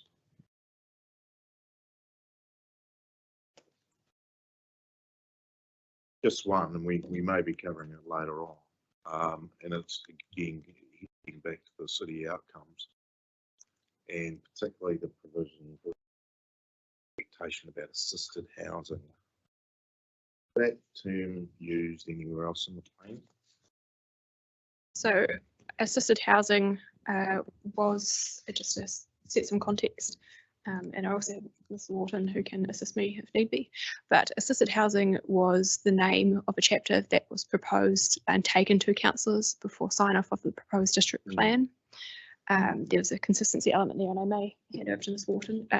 But the name was retained even though the chapter didn't go through. There was a desire to still have that within the city outcome contribution, but I'll hand over to Ms. Wharton if I may, who was the author of that chapter that was intended for the plan. Thank you. So yes, it is defined in the definitions. There are 3 objectives in urban form and development, which reference assisted housing in terms of the overall desire to support that and have that as a part of the urban environment. And then the various high density residential zones and then the census zones have it in the policy and related to city outcome contribution and how we want it to apply at a policy level.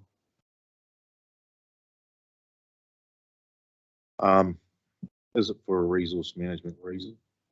Assisted housing in some social wider issue for New Zealand as opposed to being specific in relation to the function of individual buildings? Yes, when the plan was notified and also discussed in the Section 32 assessment, it was identified as a resource management issue. I note that this has actually been tested in Environment Court and the High Court through Queenstown, and they identified that yes, affordable or retained affordable or assisted housing can be a resource management issue.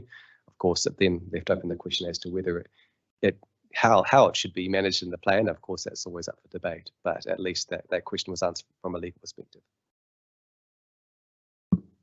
But isn't there a difference between affordable and assisted housing? Yes. Don't they need to be dealt with differently? In the plan, we use the term assisted housing because in the definition, it sets it out that it must have a management by a government or local government or iwi authority or community housing provider or similar authority managing the housing to ensure it's retained affordable for the long term. That's different from affordable generally, meaning it may meet a certain price point because of its location or quality or size or etc. So it is, so the intent is that the benefits from that for the community, for the economy, in terms of having a mix of housing for those lower socioeconomic people is retained for the long term. We may come back to this issue later. Okay, I propose to take a break now for 20 minutes, and we'll come back at after 11. Could I just ask a question? Does the panel have questions for Dr. Lees? Would you like him to stay Yes, I here? was just looking at that, and I was going to ask the panel at morning tea, whether they do, if he could stay at least for after that, that would be good. But yeah, I'm aware that he's here and he's maybe able to go if there's no questions. Afterwards for the panel. Thank you. Okay, the hearing is adjourned, so 11 o'clock.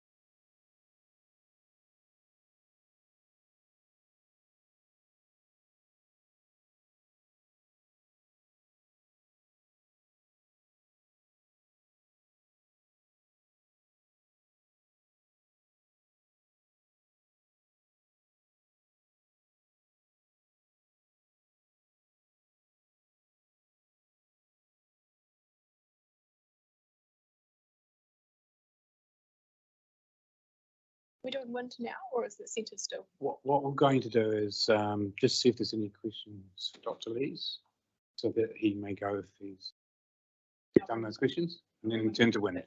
Yeah. Then break for lunch.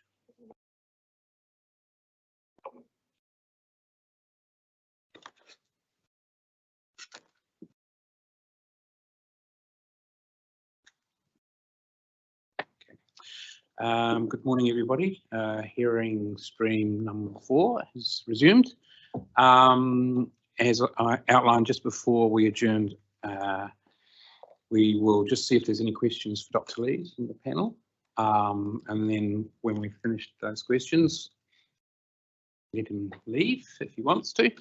And then we'll turn to the question of wind, and then we'll vote for lunch after that. So, Dr. Lees, is there anything you want to say at this particular point, just as a lead-in? Thank you for that opportunity, but not particularly. You know, I've heard the discussion this morning. I think it's reasonable, and just here to answer any questions.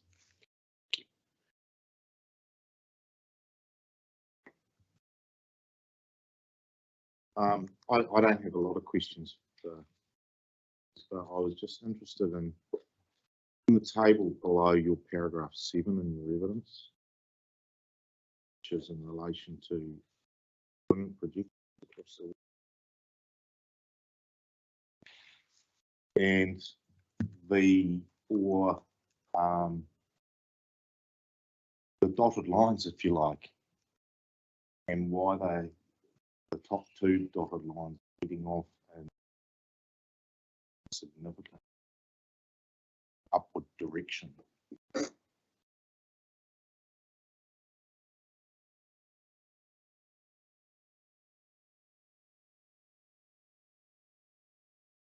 Yeah, so thank you for the opportunity to speak to that. So part of that will be a professional view that we have put together population forecasts that support growth within Wellington City. Part of that will be the response of the economy to what's kind of happening on the ground, and an increase in both industrial and commercial employment. I've been involved with producing forecasts for business land demand within the region, and for Horowhenua, include Horowhenua in our population projections. There's been a bit of a shift in terms of the outlook for business activity. 5 years ago, we produced business land demand forecasts. At that stage, we hadn't had COVID.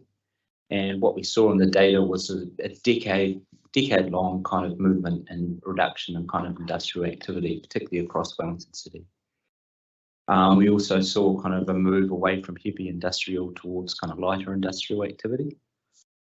But since that time, particularly sort of post-COVID, we've seen more demand, particularly for industrial activity, particularly around transport, warehouse, logistics, that kind of activity. And we also see that in data when we look at kind of the value of different kind of land offerings across the region.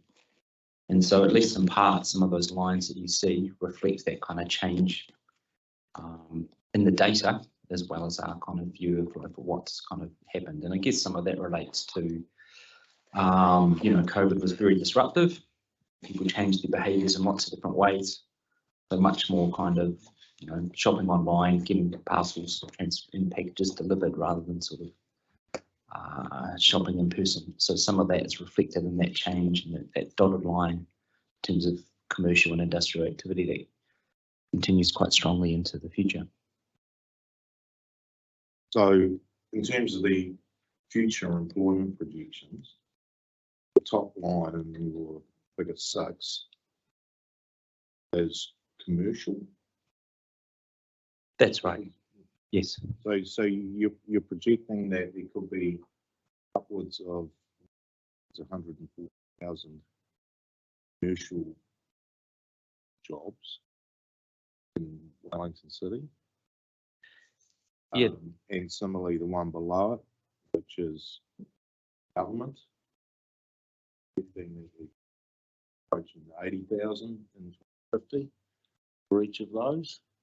What's the rationale for the compared to the other sectors, what's the reason for the upward projection on both of those? Yeah, so we see strong kind of commercial growth, and with the government projection, one of the things we think about when we look at the Wellington region is not just about what's the size of the government economy within Wellington, sort of the relative comparators, what's the size of government compared to the rest of New Zealand. And so if we kind of think of that as kind of a constant fraction of the size of the population, we'd kind of see stronger government sector jobs growing in relation to national growth. And so it's quite possible that we see stronger sort of government sector within Wellington with that shift over time. And that forecast is picking that up. Despite what some political parties are saying about wanting to reduce the size of government. Yeah, that's right. I mean, we're certainly not taking a view about which political party will provide what type of government, but certainly, you know, on the basis of what we've seen in the data over the past 25 years, that produces that kind of track for government employment.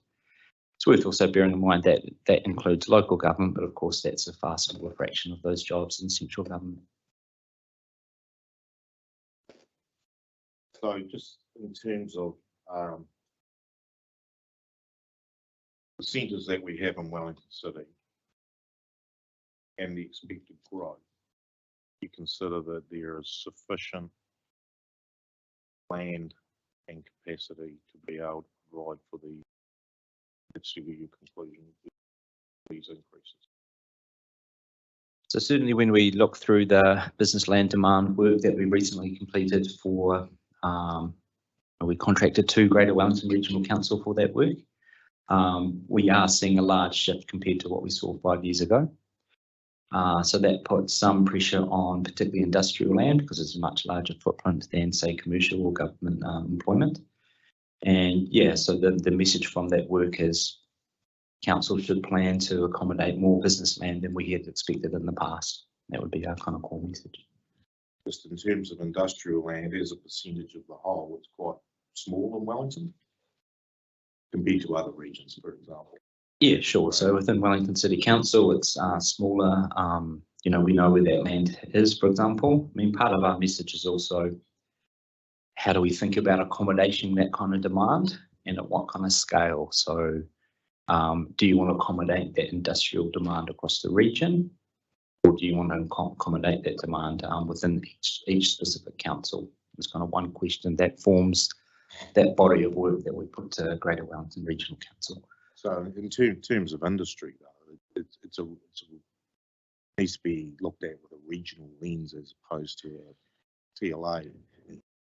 We believe so, and you know, from the developer business perspective, that's driving their choices. You can imagine that growth in warehousing, transport and logistics that we've seen. There are specific sites that are closely connected to motorway, that sort of northern corridor, that are more amenable for those types of developments than elsewhere. And thinking about how those sites are, you know, planned for is, in my view, across Wellington task as well as a task for Wellington City Council as well. So from an economic perspective, it's appropriate to be quite, how do I put it, protective, if you like, of the industrial land that there is available in terms of the needs going forward. Because we have submissions on the general industrial zone, wanting a bit more flexibility in terms of what can actually go on that land. Sure. Yeah, so certainly the message from 5 years ago, we saw a decline in the demand for industrial land at the same time as demand for residential housing increasing. So for some areas of the Greater Wellington region, we suggested that, look, on balance, it would be better if there's more fungibility between industrial and residential land demand, particularly in Lower Hutt, for example. But when we look at the kind of demand for industrial land, we look at, you know, what the value of land is in the market at the moment. It looks as though demand is much higher than it was 5 years ago. So your kind of point about needing to accommodate industrial land is the, you know, the right one. I believe, as far as possible, to have some fungibility across different types of demand and supply, you know, mixed use, these kinds of things. But if we look at the data, it does actually say look, there's a lot of demand for industrial land here. We need to think about how we accommodate that. Jump in here and get a clarification. You are talking about industrial land. When I'm looking at the figure in number 7, which is figure 6, what we can see is a increase in commercial land, and it's almost flatlining industrial land, and that goes up to 2050. There's very little. So are we talking industrial land or are we talking commercial land? I'm a little bit confused here. Yeah, so it's a good question. Part of the difference comes from the fact that industrial land, the guidance that's been provided on how council should actually think about demand for these different types of business activities suggests that you take kind of an industrial employee, think about the floor space they need, think about how much land is required to provide that floor space.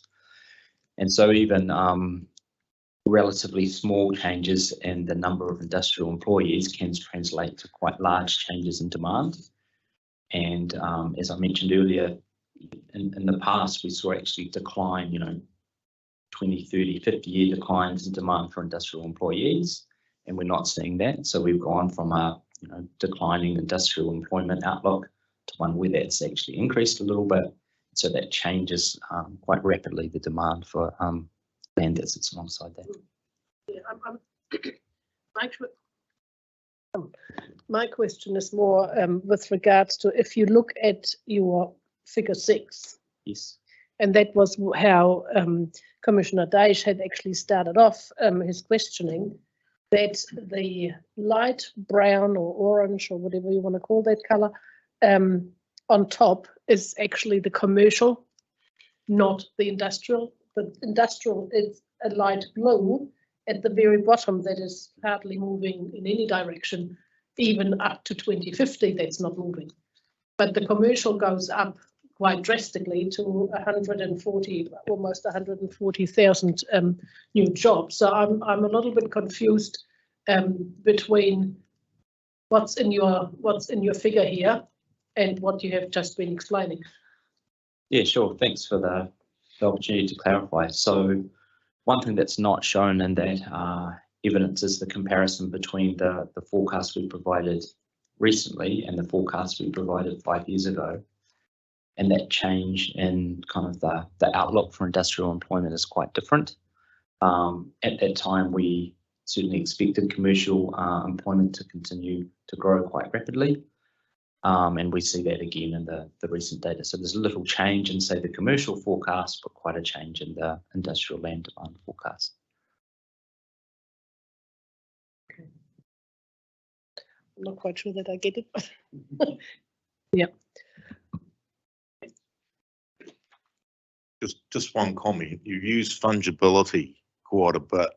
I had to Google what it meant. Is this a relatively new economic term, or is it? What's another way of expressing fungibility for me? I guess it's being able to change from one thing into another thing. So I like kind of where we can think about areas where we don't have to be so rigid in terms of the zoning types we have, and that we can allow demand where it's appropriate to move across those zones. Hence, in general, I quite like to see mixed use zoning across cities. But when I look at the demand profile, you can certainly see demand for industrial land of the types that we've been talking about. So I think it's appropriate that we think hard about whether we've got enough industrial land for those purposes. So yes, I was going to pick up on the fungibility question. So in a planning, even economic sense, doesn't the fungibility of, say, mixed use is a one-way street, so to speak, in terms of if it's converted to a lot of residential, that's it, it's residential. We won't then convert back to commercial or industrial again. Is that not true? I mean, not always in everywhere, but I think as a general proposition, what you are considering is true. Economists might, if you wanted to think about how we might kind of frame that. You might think about the option of actually being able to change back, and what value you would put on that. So yeah, there was always a question about what's the appropriate zoning and looking forward into the future. Certainly 5 years ago, we saw, you know, a lot of demand for residential housing, all off in industrial land. So at that point, we were comfortable with the message of, look, we've probably got too much industrial land, but certainly post-COVID, that message has changed. Two more things. When you explain your city context in the first paragraph, you have the pull factors and the push factors in your little figure there. Those pull factors and push factors, those criteria, where is that? Are they economic criteria, or is that criteria that the council has actually provided you with to work with, or yeah? Yeah, thanks for the question. I put that figure in deliberately to show that my kind of framework for evaluating the types of questions that were raised in the submissions is an economic lens. I don't profess to have, you know, broad planning background, but the lens that I will bring to the table will be an economic lens, and that, I think, frames kind of the economic thinking that is part and parcel of my evidence. Thank you. One other question. In your paragraph 70 on page 25, you state that there are limited numbers of developers pursuing conversion of office buildings to residential apartments in the city centre zone. So there is the case that housing pressures are not higher than commercial pressures. Is that the case in the inner city? So my understanding is, and you know, council staff will be able to provide a better picture of that, but I understand there's 2 or 3 developers that are doing office conversions. If I look at that statement, it's perhaps a little bit bald, because we need to understand what's the planning kind of framework that allows or incentivizes or doesn't incentivize that type of development. But if we did think that there was an extraordinarily high kind of demand for commercial, then we wouldn't expect to see residential kind of conversions happening, and vice versa. So for me, that's an indicator of kind of a state of the central city market, about the extent to which we see those types of conversions happening. And yeah, okay.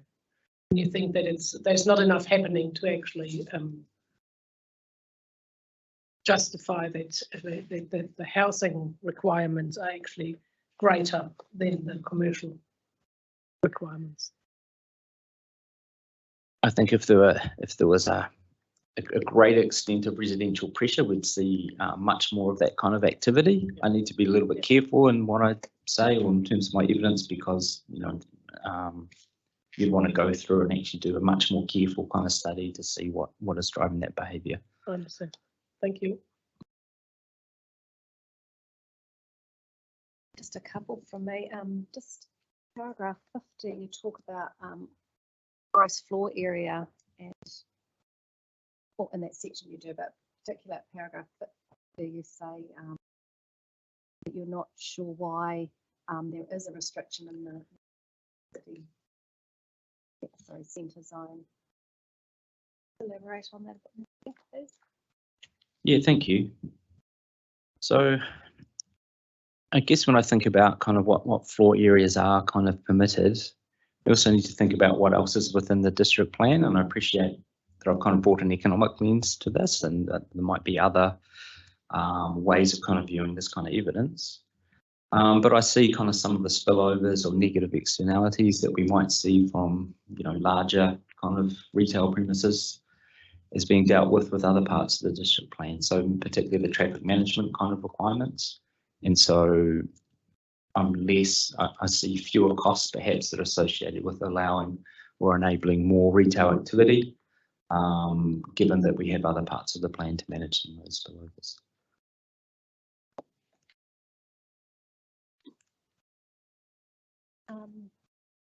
Just at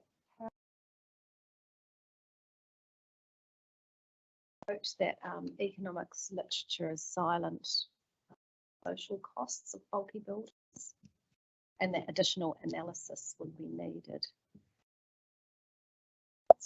What is that in your mind? What So- additional analysis is necessary? So many of the submissions are related to kind of what's an appropriate height and in what kind of particular place.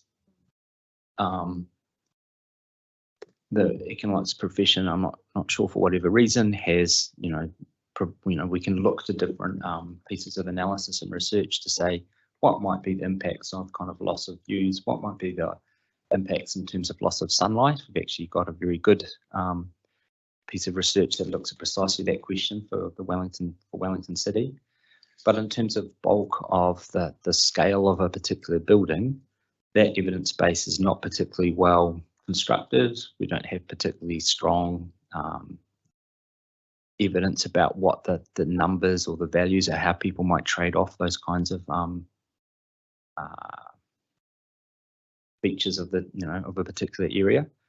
And I guess for me, that's uncertain. So I want to be narrow in terms of the things that I can speak to, and I can speak to kind of the costs that we might consider for views and loss of sunlight. But in terms of those bulk buildings, I don't particularly have a good framework for considering that.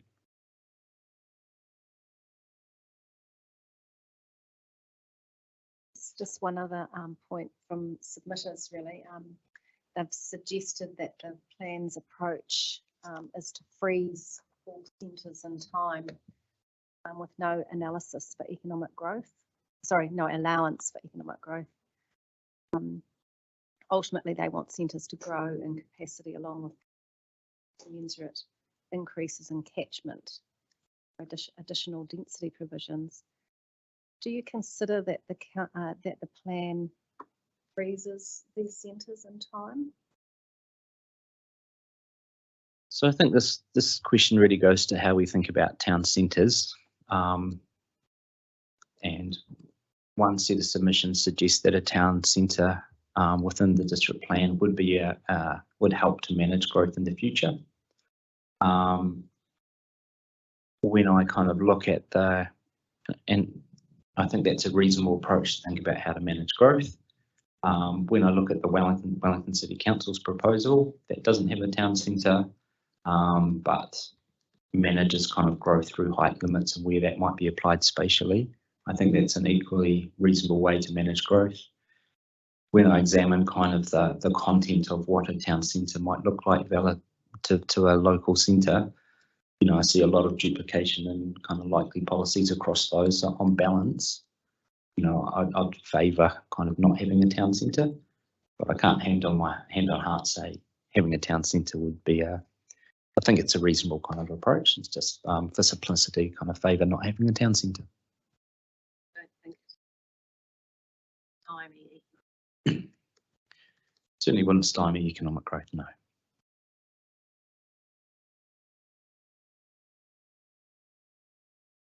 Just got a couple of questions. Thank you.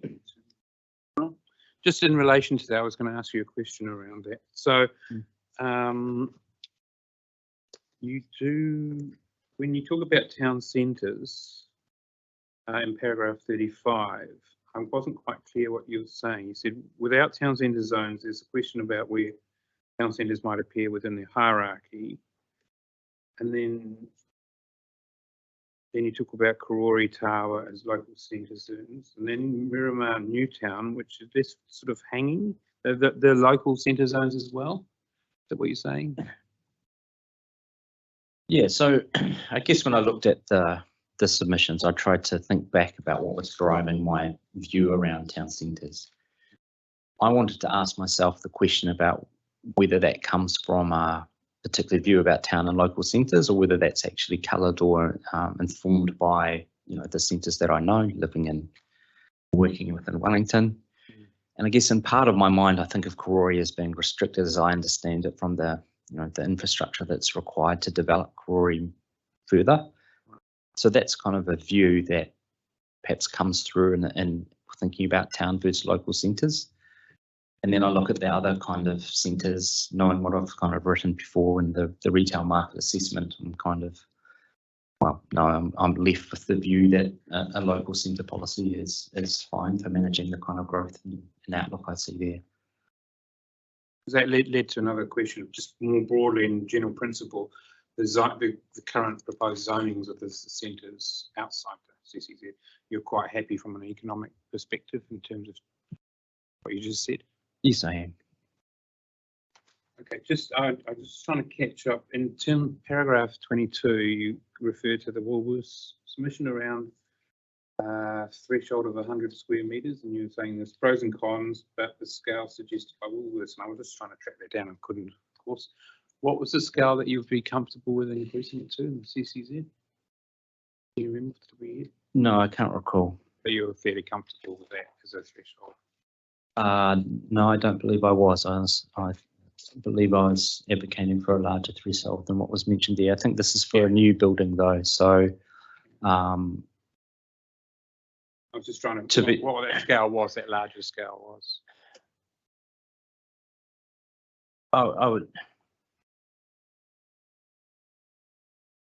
So part of the theme of some of the evidence that I've put through is we can talk in general terms about what may or may not be appropriate, but to really know what's kind of best in terms of some of the zones and the height limits, I've suggested in parts that we need to do a kind of a cost benefit study to understand what those how those would actually play out. Mm-hmm. And I think that's also true for that statement there with regard to Woolworths. That's my professional view. But to be more forthright in my advice, I'd want to be doing quantitative analysis that supports that. But in your paragraph 22, you said there's pros and cons, but the scale suggested, I'm guessing by Woolworths, would not appear to reduce urban, etc. It might be expected to improve choice for residents living in the city centre. Yeah, and I mean, I think the answer is probably in the Woolworths submission is what scale they were proposed. Just couldn't remember what it was at the moment. Well, I think I'm looking at the 100 metres and thinking that seems quite small, and I can see pros from expanding that, but within the scope of providing the evidence, I can kind of think through the pros and cons, but the quantification is really beyond the scope here.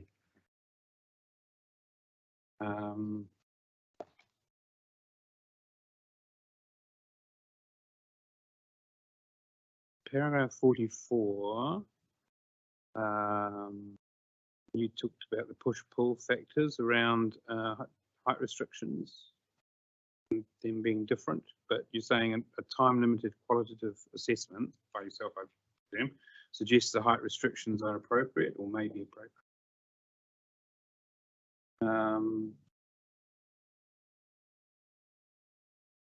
So you're suggesting that in a qualitative sense that the height limits are fine in terms of balancing costs versus amenity and the like. Yes, as some background, I provided the cost benefit analysis as part of the MDRS that went through the House, I guess 18 months ago now. And as part of that work, there was quite a large amount of work that was to look at the impact of height on, sunlight and loss of views. So literally we built a model of how the Earth kind of goes around the sun and what that might look like in terms of shading that's provided for different kind of height limits. So I'm reasonably well attuned, at least at a sort of a 3-story level, as to what that might look like. And, these are costs, these are real costs from building up in terms of sunlight and view. I'm also kind of aware that, we need to accommodate some growth. And that has costs if we're not able to accommodate that growth. And when I look across, in general across all those kind of proposed height limits, they look appropriate and reasonable.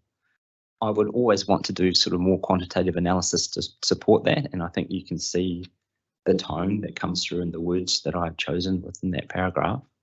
But on balance, having done that work, it's of my professional view that these do look like reasonable choices about what height limits should apply. One final question, just below that, or after that, your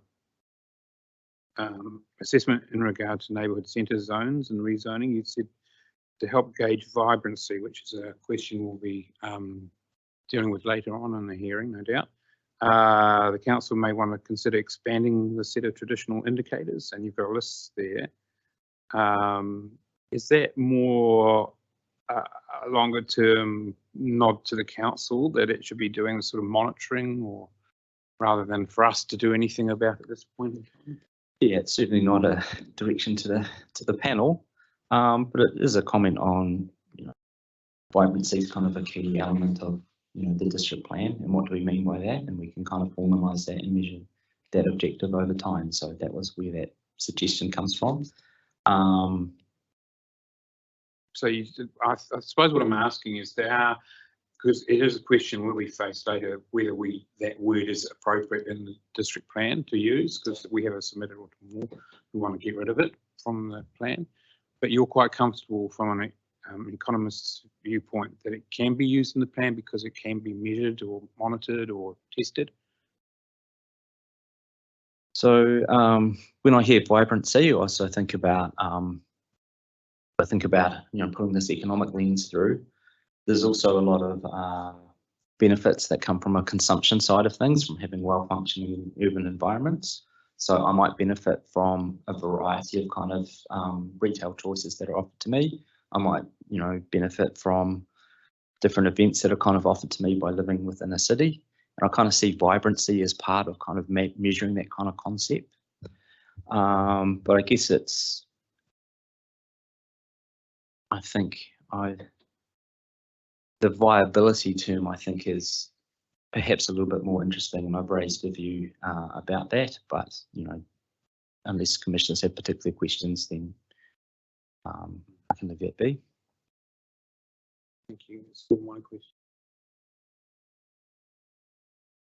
No, thank you, Dr. Lees. Thank you. I mean, if there are any other questions that have come up during the course of the hearing, no doubt you'll hear about it and return to the hearing.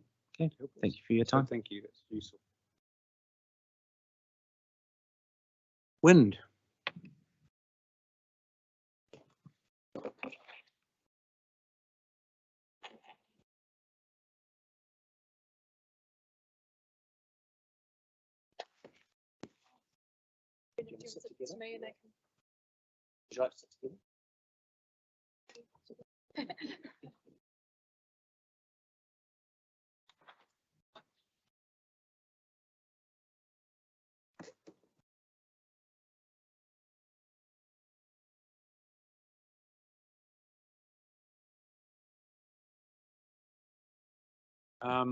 Thank you.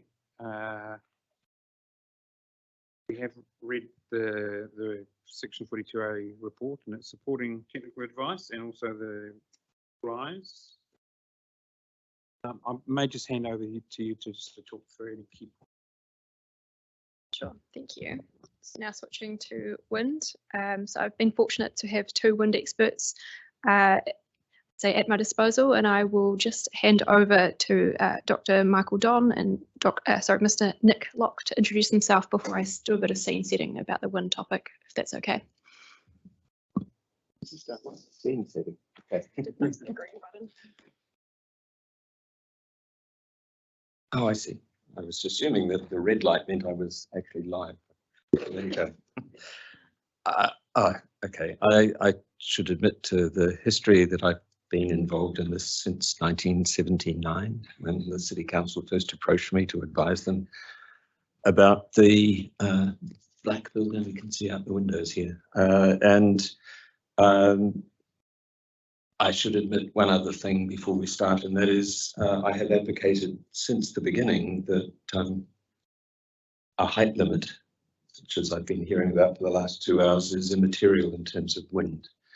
Yes, it's harder if you have a taller building poking up into faster winds to deal with what happens at the street level. But if we were to adopt a traditional approach of saying this is the height limit that will solve things, then we just have 6-story buildings from here through to Newtown and beyond with little narrow streets to sort of Mediterranean styles protect us from the wind that we all know we experience. That, however, to return to the other theme of the morning, means that developers do not have certainty. they must have tested their building design before they can take some kind of floor plan times height and multiply that and say that's the value of the land or the return I can get. The choice to me back in the 1980s was that kind of certainty, which actually wouldn't necessarily guarantee that we wouldn't have wind effects, versus actually looking at the real effects of buildings and likely requiring people to do things with their buildings from a sensible design point of view that actually weren't necessary on that particular site because of the context around it. I could talk for a long time. I lecture in this field, so I will stop myself at this point. That's probably enough as a scene setting.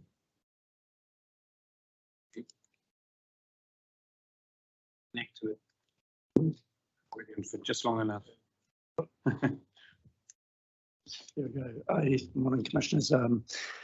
I don't have much to add, I guess, to my evidence other than to, I guess, point out that Mike traditionally has advised the council on reports that I've written or in testing that I've done as part of WSP. So we sort of have different insights perhaps into this issue, but I think we really do disagree on the actual wind effects. Thank you. I'm glad that Mr. Locke raised that, because the benefit of having two wind experts here and from the beginning is both sides of the fence, so to speak, in terms of, as Mr. Locke noted, Dr. Don has been assisting council in terms of assessments, whereas Mr. Locke has been on the other side of that in terms of assisting applicants. So I think it provides a really robust assessment of provisions from the beginning. So if I can, I'll just do a bit of scene setting. So the purpose of the wind chapter is to manage new developments, additions and alterations so as to maintain or enhance comfortable and safe wind conditions for pedestrians and public space users. The management of building design for wind effects provides environmental benefits for people and communities. In terms of origins of wind provisions, and Dr. Don can correct me if I get anything wrong here, Wellington is widely acknowledged as being the windiest major city in the world, with an average wind speed measured at the airport of 26 km per hour. The need for planning wind rules has therefore been particularly important in Wellington. By comparison, Auckland has been measured at the airport of 18 km per hour, just in terms of that differentiation. The requirement to consider wind conditions during the planning of new buildings first came into effect in Wellington in 1979. Prior to that, new buildings had been developed which created notoriously bad wind conditions. An example being the former BNZ Tower at 1 Willis Street, a tall tower which rose straight up from the ground with extreme wind speeds caused. The 1979 wind ordinance applied to buildings over 4 stories in height and required merely a wind tunnel test to be submitted, with the criteria looked at pedestrian level gust speeds. It was modified in 1984 to include criteria that prescribed the required level of performance, and then the initial 1984 to 1985 wind rules applied to buildings of any height. The argument for this was that 4 stories was an arbitrary limit, and 2 to 4 story buildings on the edge of the city would have a serious wind problem as a 10-story building in the city centre. The city then returned to a 4-story limit in the 1980s as an economic threshold above which relatively expensive wind tunnel testing was justified. So this 4 stories has been interpreted as 18.6, which is in the operative plan for the central area, as a trigger for wind assessment. So then turning to the operative plan, the current wind provisions in the plan are a combination of rules and standards that have been placed in the plans as made operative, with new requirements brought in Plan Change 48. These changes were that they introduced wind speed criteria to relate to all hours of the day, and that the criteria to avoid progressive deterioration of wind conditions are expressed in terms that might be more easily interpreted as minor or major effects in terms of planning consideration. So there's comprehensive wind provisions in the central area in terms of policy framework, rules and standards, whereas you could be considered less comprehensive wind provisions in the centres and business area in comparison to the central area. Whereas in these centres areas, wind effects are only considered if relevant height standards are exceeded. And then there's also assessment criteria in the institutional precincts. So the central area policies for wind in the operative plan set out the general intent of the plan, which is to minimise adverse wind effects of buildings, stop the progressive degradation of wind conditions, maintain comfortable wind conditions in important public parks, and encourage early consideration of wind effects during design and minimise off-site mitigation. So developments under the operative plan that do not comply with wind standards become a restricted discretionary activity. And then in the central area, this is canvassed through standards 13.6.3.5.1 to 5.2. And the threshold, as mentioned, is 18.6 in the central area in the operative plan. These criteria that developments must comply with is first the safety criteria, relates to pedestrian safety and imposes a limit of maximum gust wind speeds of 20 metres per second. Second, cumulative effect criteria is intended to stop a gradual degradation of the wind environment with successive developments. And then the third is a comfort criteria, as mentioned, which relates to amenity of an area and only applies to specific parks. And there's centres policies as well, which relate to the central area policies for wind. So because there's no specific standards in the operative plan for the moment for wind, discretion is not limited to safety and cumulative wind effects as in the central area. So then turning to the district plan review, WSP completed evaluation of the wind provisions in 2020, which included an assessment of the current situation, a workshop with council's consent planners and policy planners and wind experts, and then a review of past resource consents that were considered to have responded well or poorly to the wind provisions in the plan.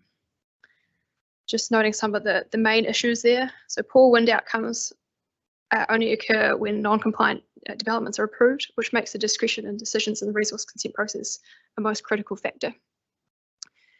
Poor information, such as inadequate or technically complex or poor understanding of wind effects, has been identified as a problem in the planning process, and further guidance could be provided. Also, by setting performance standards, for example, specifying what wind conditions are acceptable rather than prescribing design features, the wind rules enable efficient design and optimisation of sites. And it was decided not to add more stringent comfort criteria, which was considered as part of the issues and options paper.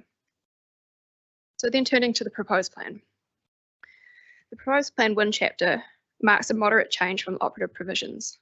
Largely, the assessments and standards have been rolled over.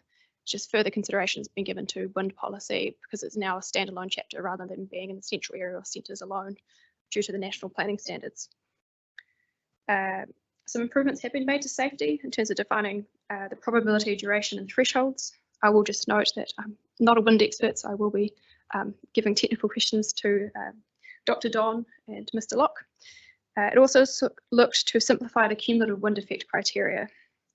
So removing allowances for deterioration in wind conditions, and a revision of the quality assurance requirements. That's in Appendix 8 for qualitative assessments and quantitative reporting, looking at other options beyond just the common wind tunnel test, also in CFD modelling as well, which I again will defer questions. And then there was an update to the best practice guidance document. So in the operative plan, there is a non-statutory document.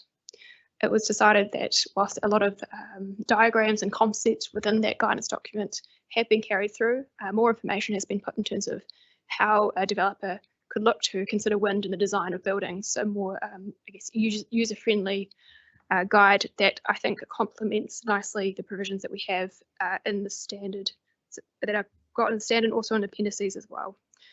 So in terms of wind triggers in the proposed plan, it's proposed as 20 metres in the city centre zone and then 12 metres in the centres. And then in terms of the hospital zone and the tertiary education zone, which applies to 3 campuses, being Wellington Regional Hospital, Mount Cook campus for Massey University and Victoria University's Kelburn campus, it was decided that the consideration would be on developments that abut a public street in terms of assessing the impacts of wind on the public street, rather than across the whole zone. For the notified plan, so the plan includes 1 objective, 4 policies, and the focus of that policy frame is on early consideration of wind and design, managing effects, comfort and safety in public spaces, and those public spaces are those listed in Appendix 9. So Appendix 9 relates to the wind chapter, the city centre zone, and the waterfront zone, and relates to a list of public spaces that have consideration for the sunlight control in the city centre zone and the waterfront zone, but also for the wind consideration as well. I would note that from the operative plan to the proposed plan, this list of public spaces for these sunlight and wind consideration has been extended through a process of reviewing all our public spaces within the city centre zone. And I note there that that comfort control just applies to the city centre zone and the waterfront zone. It doesn't extend to the centres as well.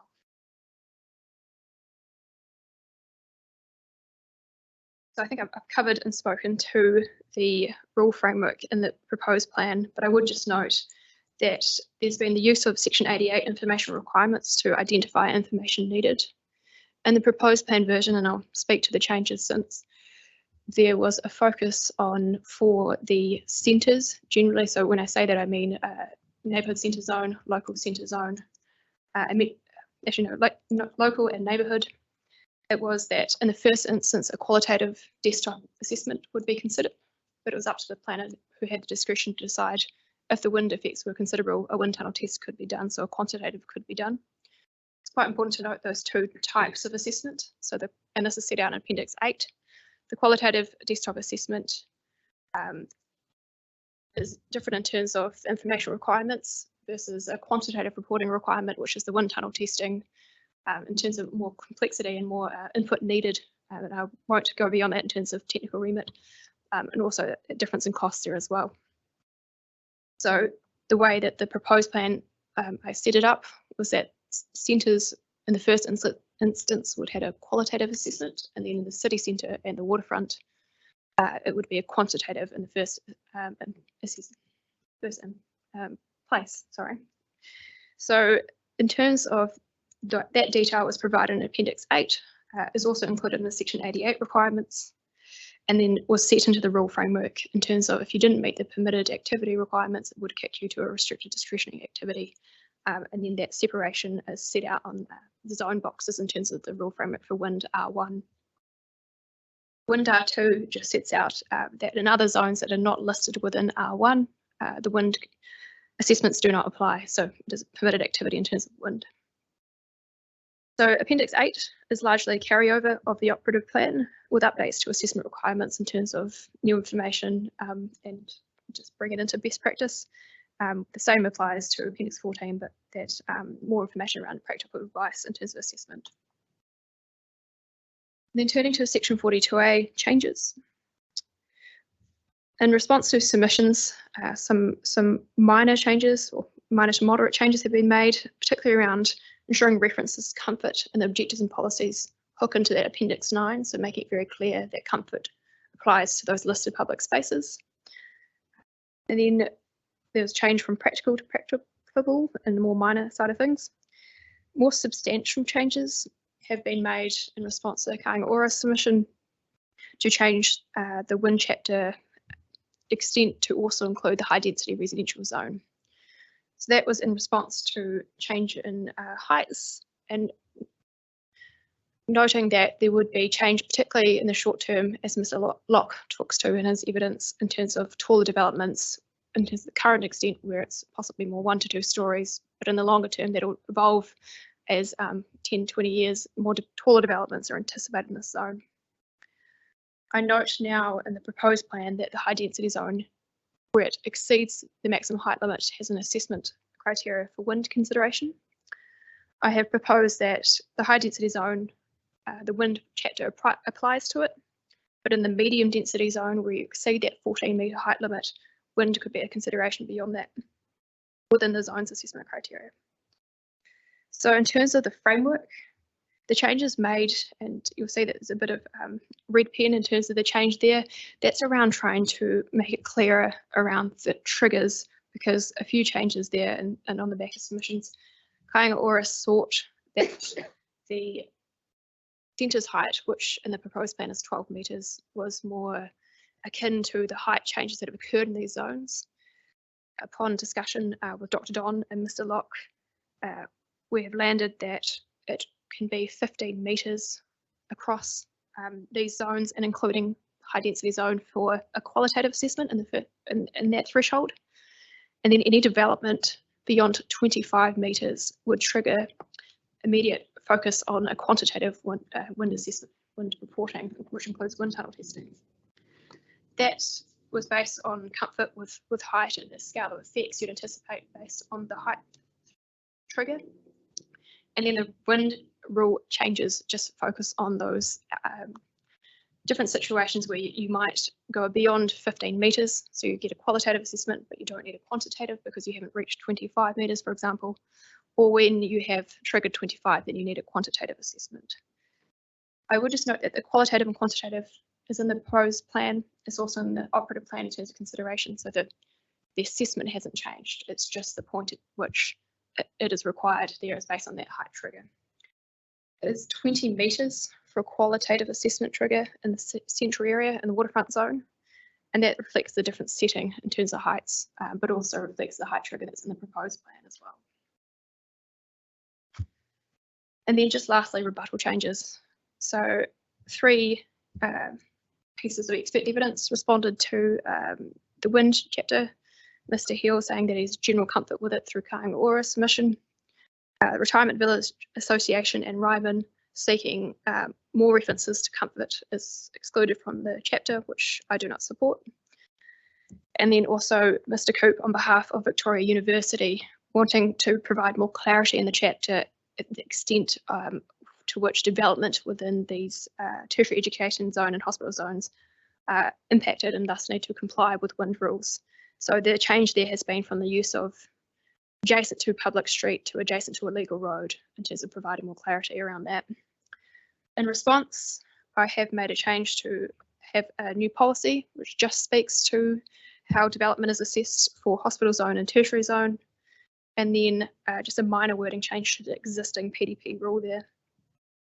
And then wording in the introduction as well, just to make that clear in terms of the hospital and tertiary education zones treatment versus more broadly the other zones that the wind provisions apply to. I think I've spoken at length, so now we'll take questions. Thank you. From the panel? As well. Thank you all. Obviously, we live in a pretty windy city, and getting the wind provisions right, and they've gone through, in my experience, quite a few changes and a few different road tests to make sure that they're working. In terms of the provisions that have come through in your rebuttal evidence, particularly Wind Policy 3 and the changes to that to just really define it to those identified public spaces. In my dealing with various different central area and city centre activities where wind kicks in the past, concerns not necessarily only related to those identified public spaces, but what it does to the general street environment. So what, from a policy perspective, is the consideration? Just the general managing effects P2 rather than being specifically looked at in the policy framework? And can you just clarify for me? I can clarify, and then I might turn to these, Dr. Don and Mr. Locke. So comfort, there's a separation of 2 focus areas, one being safety, which applies across all these zones and on the streets generally, as well as in these listed spaces. But in terms of comfort, it was considered, so as a baseline, should definitely apply to the public spaces so that we can ensure in the waterfront and in our central area that these spaces are places where people dwell, they occupy, and we don't get to a point where we haven't provided for the comfort and enjoyment of these spaces, and it's just very adverse, windy places, and people don't actually use these spaces because of that. So that has been carried through from the operative plan. I did look at applying the comfort criteria more broadly, and in the WSP report, it looks at the Lawson criteria, which kind of sets a scale, so to speak, at what level in terms of walking can you consider in terms of dwelling, things like that, and it escalates. And I will pass on this because these both of them are expert in comfort, but I would say that it was decided in the end that it would be rather onerous to put that additional consideration on in terms of comfort criteria across beyond just the public spaces. But the key focus area is that these streets and the rest of the environment isn't just left to it without any wind consideration. Safety is the key hook there in terms of considering effects.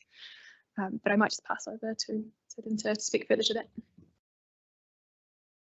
Works. I would say that I have never in 40 years or thereabouts had occasion to talk about comfort in the city streets.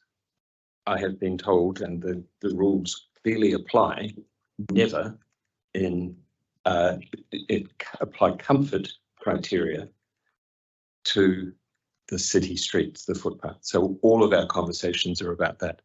What I do think is clear in the submissions, and I think in your question, is that we don't really use public space properly, and we tried to address that in the final submission. That is, there are public parks where we apply comfort criteria, and Wellington, unlike any other city in the world that looks at wind, has said in the street we're not interested in comfort, we're interested in two things: safety and not continuing to make the streets worse by successive developments. If you said, it became obvious in the 1980s, if you set one criteria, which was safety, and the first two buildings in the street took you up almost to the limit, so they complied, the third building couldn't be built.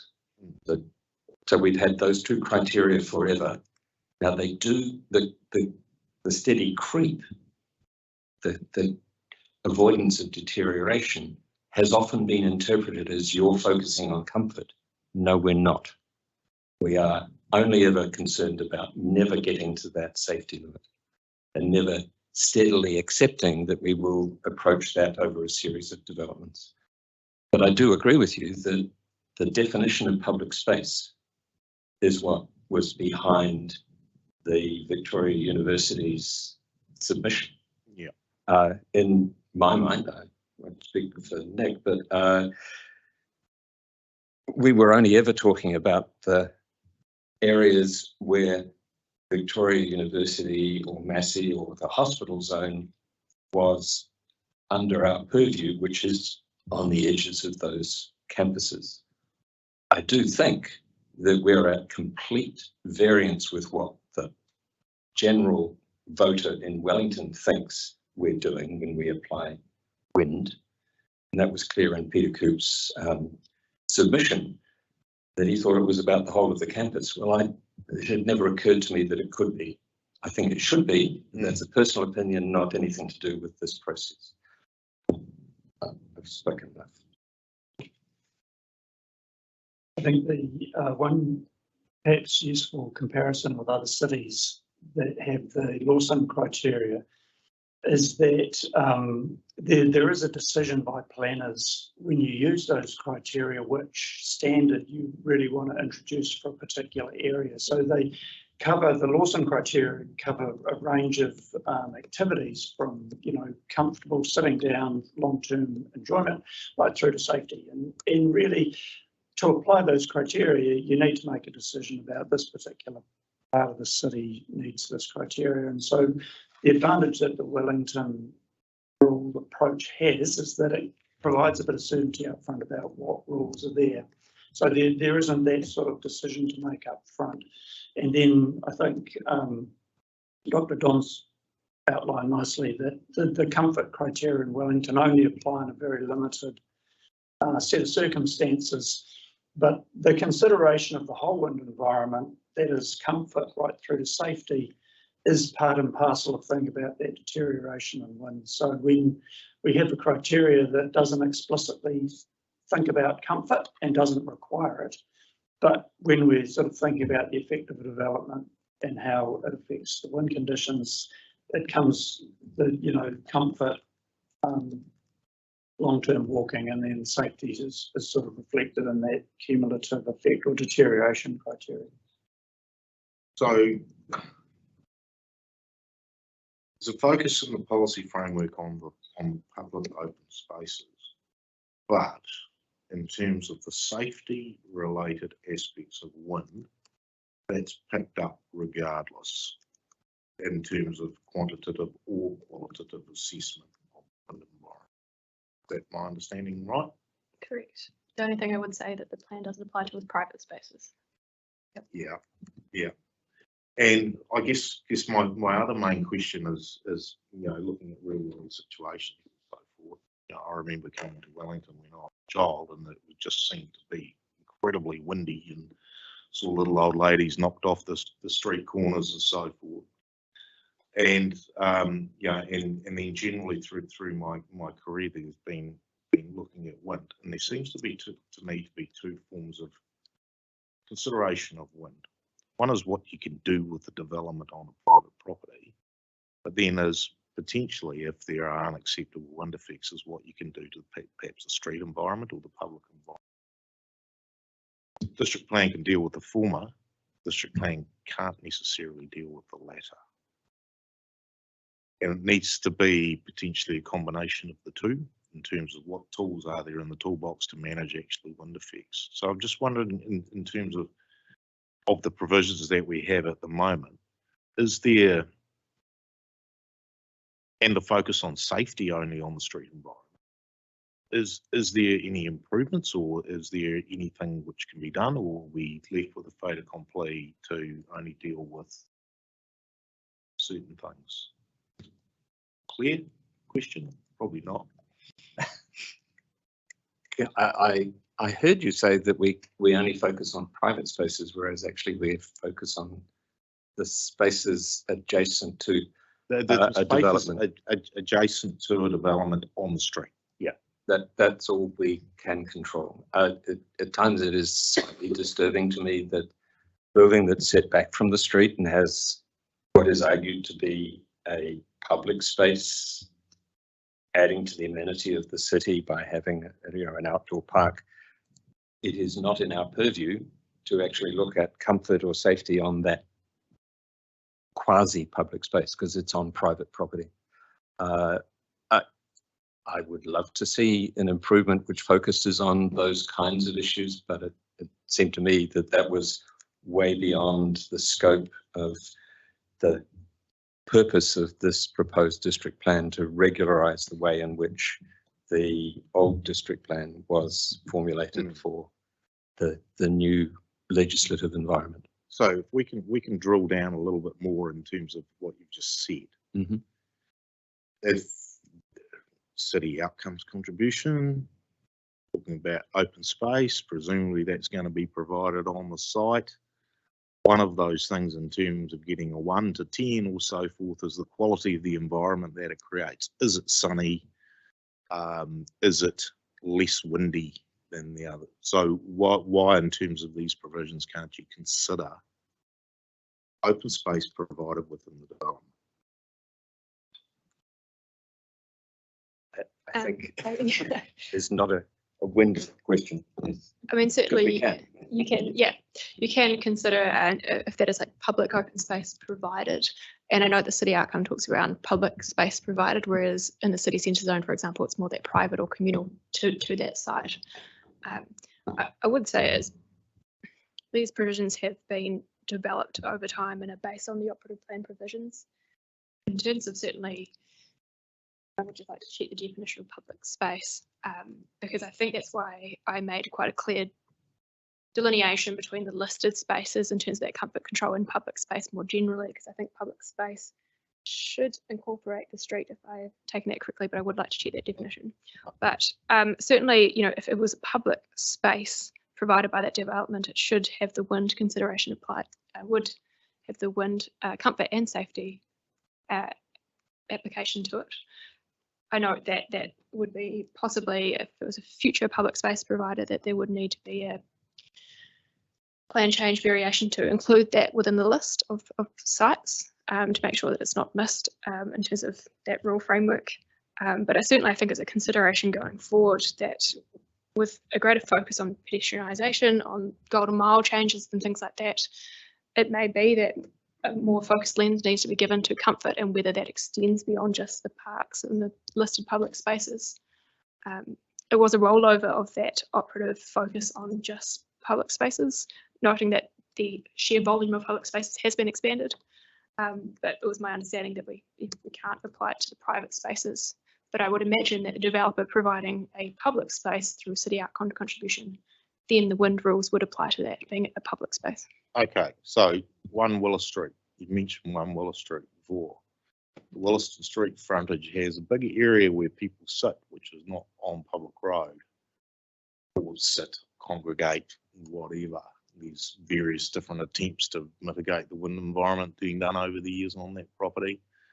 So the consideration of both comfort and safety on that site wouldn't apply under these rules. Is that my understanding of what you've been saying?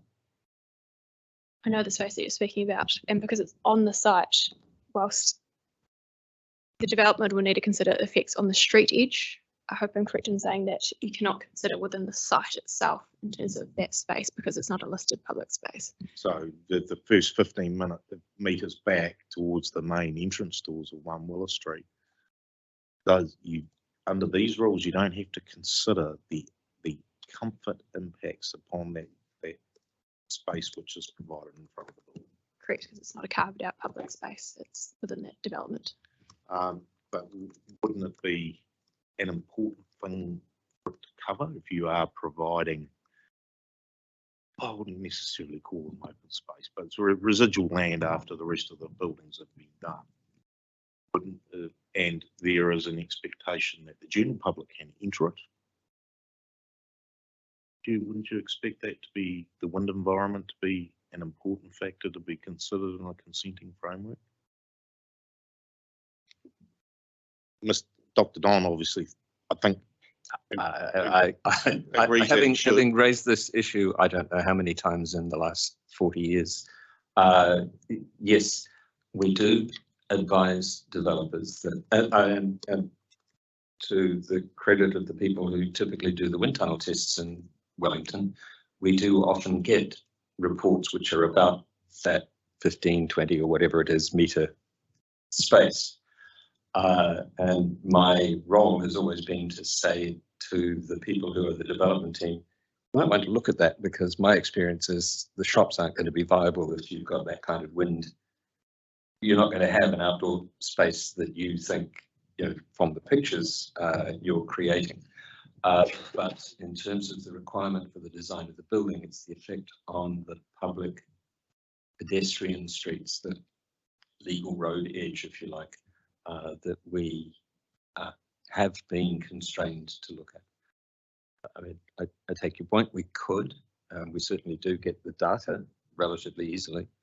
The constraints that would place on the, well, if you take that 1 Willis Street example, we have our wind rules because of that building. We have our wind rules because it was predicted that on the corner, on the footpath, it would be dangerous. I can't remember, it's 15 or 50 hours a year, way beyond our current standards.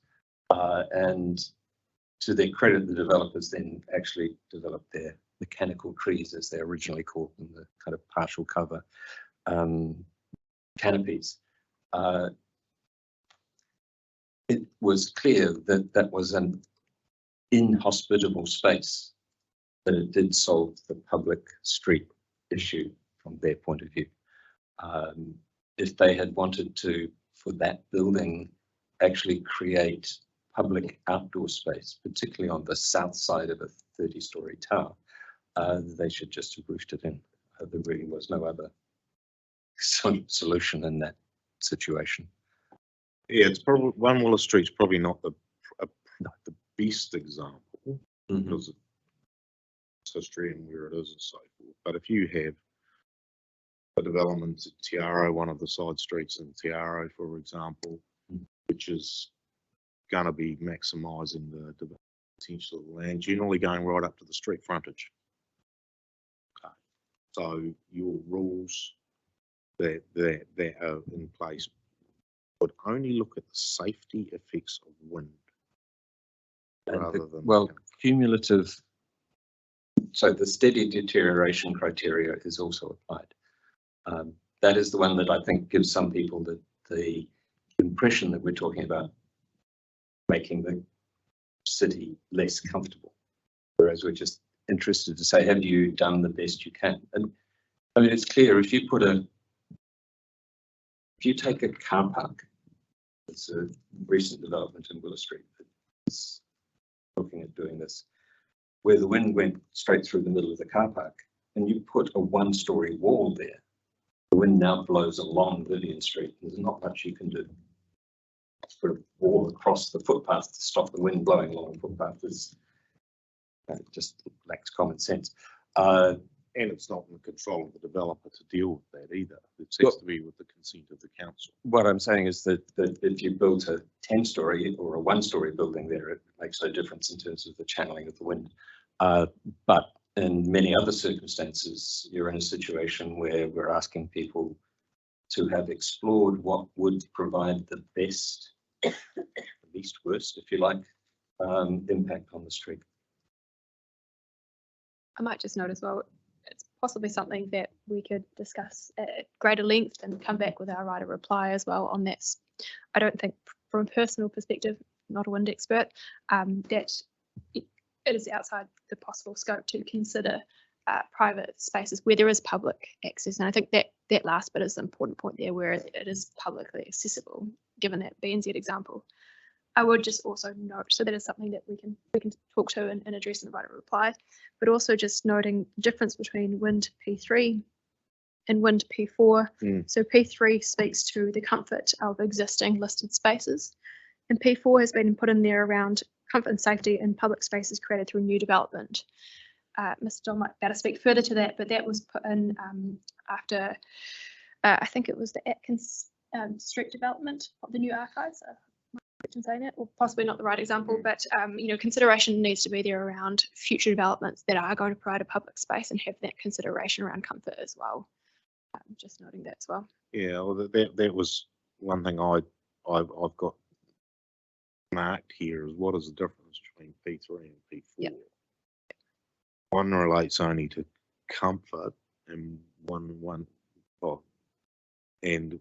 relates to comfort in listed public spaces, and then the other one is comfort and safety in public spaces created through new development.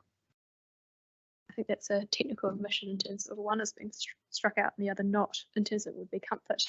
So both of them should be comfort. Both should be comfort. Thank you for picking on that. Okay. And one relates to existing spaces, and one is a policy directive for when development creation of new spaces. Yeah. I may have one or two more if we have time, but I'll pass on to my colleagues for now.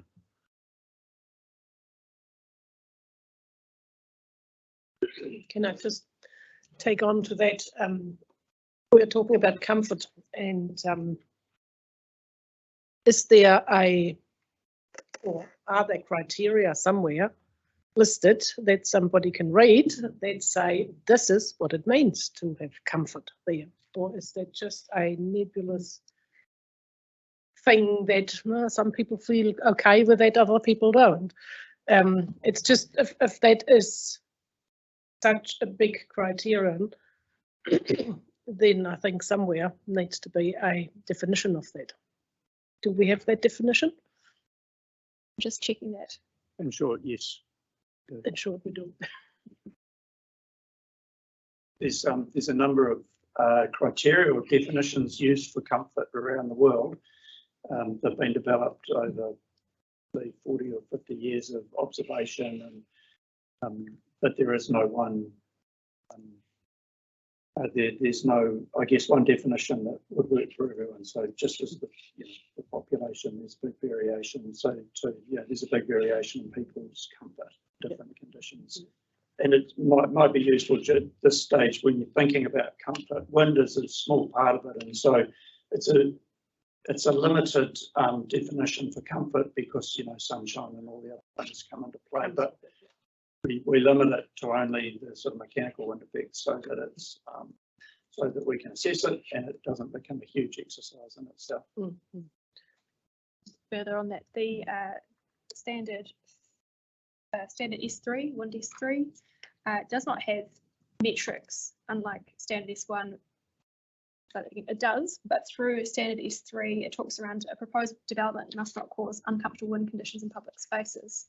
There is a definition for uncomfortable wind conditions, which notes it means wind conditions where the mean hourly wind speed equals or exceeds 2.5 1.5 meters per second for 20% of the year gives talks about 1,752 hours. So it kind of has the opposite. There's not a definition for comfort per se, but there's a definition for uncomfortable wind conditions. But I also think that would be supported by the best practice guidance, Appendix 14 as well, in terms of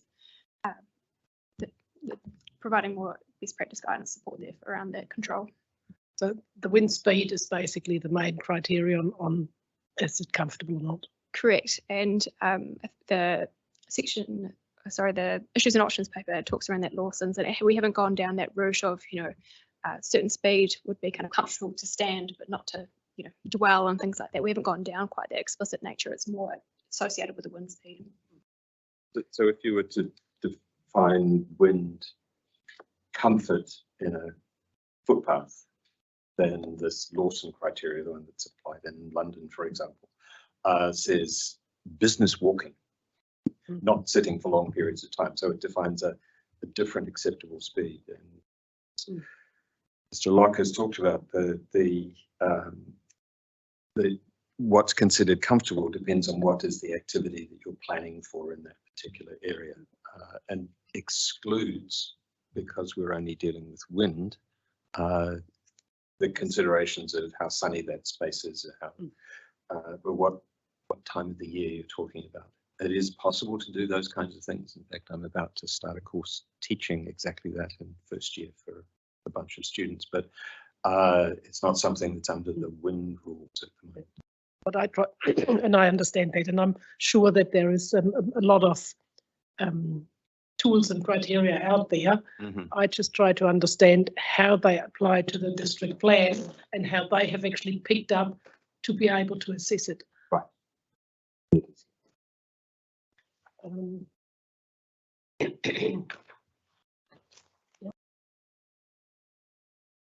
If I could ask Dr. Don, and I think you've partially given that answer already, but just to clarify that again, in your paragraph 15.2, you talk about what the displacement of females on the road would be on 15 meters per second, and you conclude as saying that there is no case for increasing the 20 meter per second threshold. Now, with the example that you've given, is there a case to decrease it? I believe yes, but I believe that I would also be going against widespread practice across the rest of the world at the moment. The reason is that, the reason for mentioning 20 meters a second was almost a defensive mechanism that if you look at Auckland, I think it's 24 or 25, that elsewhere in the world it's 26 or some other number. So we are a very windy city with what to some people from outside the city would consider a very stringent requirement. And to me, I think there's a very strong argument in what I was saying about, well, at the very least, 20 is what we should be setting, and we need a lot more work because it's one piece, one paper that's come out in recent times which actually does look at the gender difference. It's not little old ladies on bicycles, it's somewhat people with a lighter frame. You don't even have to be wearing a sail like a skirt or a large coat to be considered vulnerable. Thank you for that. 18.2. You're talking about the effects with the buildings in isolation, that they have a greater effect because they're not sheltered by the neighbours. With the NPSUD and the MDRS being now implemented, and the council trying to concentrate development in certain areas, there is admitters who say, no, we need to have everything extended and we need to have higher heights and we need to have all sorts of things.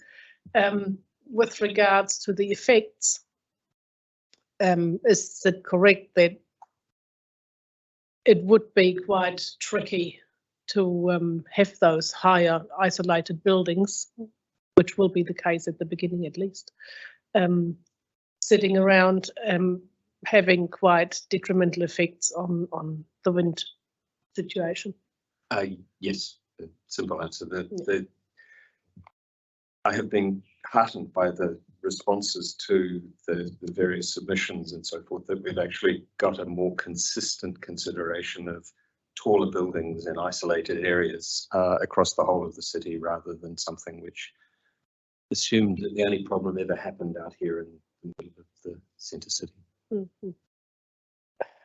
What is the only recipe, if I'm hearing you right, to concentrate it and not allow an expansion where more possibility could actually be an isolated building out there, to avoid that? Or what would be the recipe for those isolated buildings that may occur? The recipe is to design them being aware of the wind. I hate the idea that we just say, look, you can only do this here. It assumes that what happens in a wind tunnel with a series of isolated buildings, which is what the guidance document was produced using, happens everywhere. And I've tried to give an example in my evidence of the fact that what used to be the defence building in Thornton broke all the rules. Now, if you've read the design guide and looked at the design of the building, it's like, but the wind tunnel tested it and improved the wind in that environment. It healed the city in a way. So I think the guidance, which actually looks at, have you up to a certain point where the risk is relatively low, because the height limit doesn't say anything, the trigger points for height consideration of wind. Doesn't say anything about anything below this is okay from a wind effect point of view. It's just we reach a point where we say, okay, getting to the level where there's a risk that is greater than we think we can tolerate, without you asking you specifically to report on this. Thanks for that. I think I might have one question, Dr. Locke.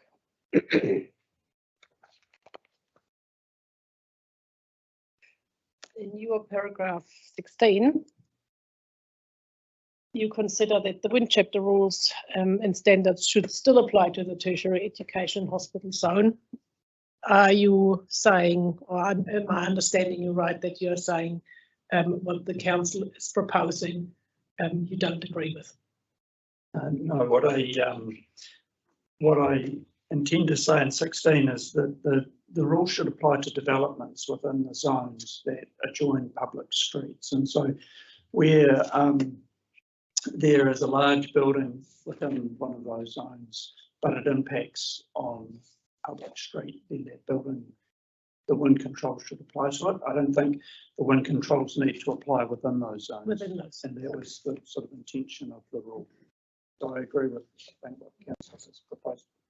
I'm going to comment on that, because I think that that's the situation that we face, and that's the situation of carrying over the previous district plan. I don't think it's what the average user of Wellington Hospital would expect us to be considering, but I don't know what power planners have to actually make that change at all. Having recently consulted with the people who are refurbishing one of the tower blocks on Wellington Hospital about the problems they have historically had, even with all sorts of extra wind protection they provided for the doors, with people getting in and out of some of those buildings. It's well away from the street. It's not public property whatsoever. But I'm pretty sure the people using the building would expect something better. But it's not been part of our brief. It's not been part of, as far as I'm aware, anything that carrying over and looking at changing what was the operative district plan to the proposed was within our purview to even look at. If I further that, if it's possible, I agree with the sentiments of Dr. Don and Mr. Locke, but I would just note, with regard to the tertiary education zone and the hospital zone, it's been, I guess, a bit of a jump between the operative plan, which just had an assessment criteria, which the link there being that it was focused on the public streets. That's what's been carried through into that focus area.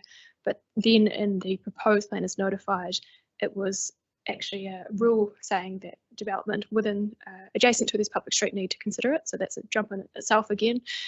There were no submissions saying or seeking that it applies to the whole zone. So in terms of scope, we haven't kind of entertained that idea that it could apply.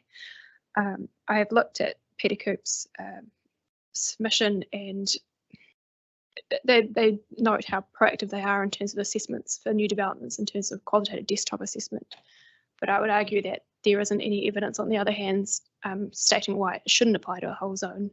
And possibly just in my personal view, as in the future, I consider it's something that should be entertained in terms of applying to the whole zone. And I agree with Dr. Don in terms of, particularly for the hospital, you consider that the patients arriving in terms of possibly more frail nature, and generally that there's probably in my mind no reason to not apply to those zones too. But again, in terms of scope of submissions, that wasn't entertained. So what we have said is that we agree in terms of the proposed plan approach that it should apply to development adjacent to these public streets.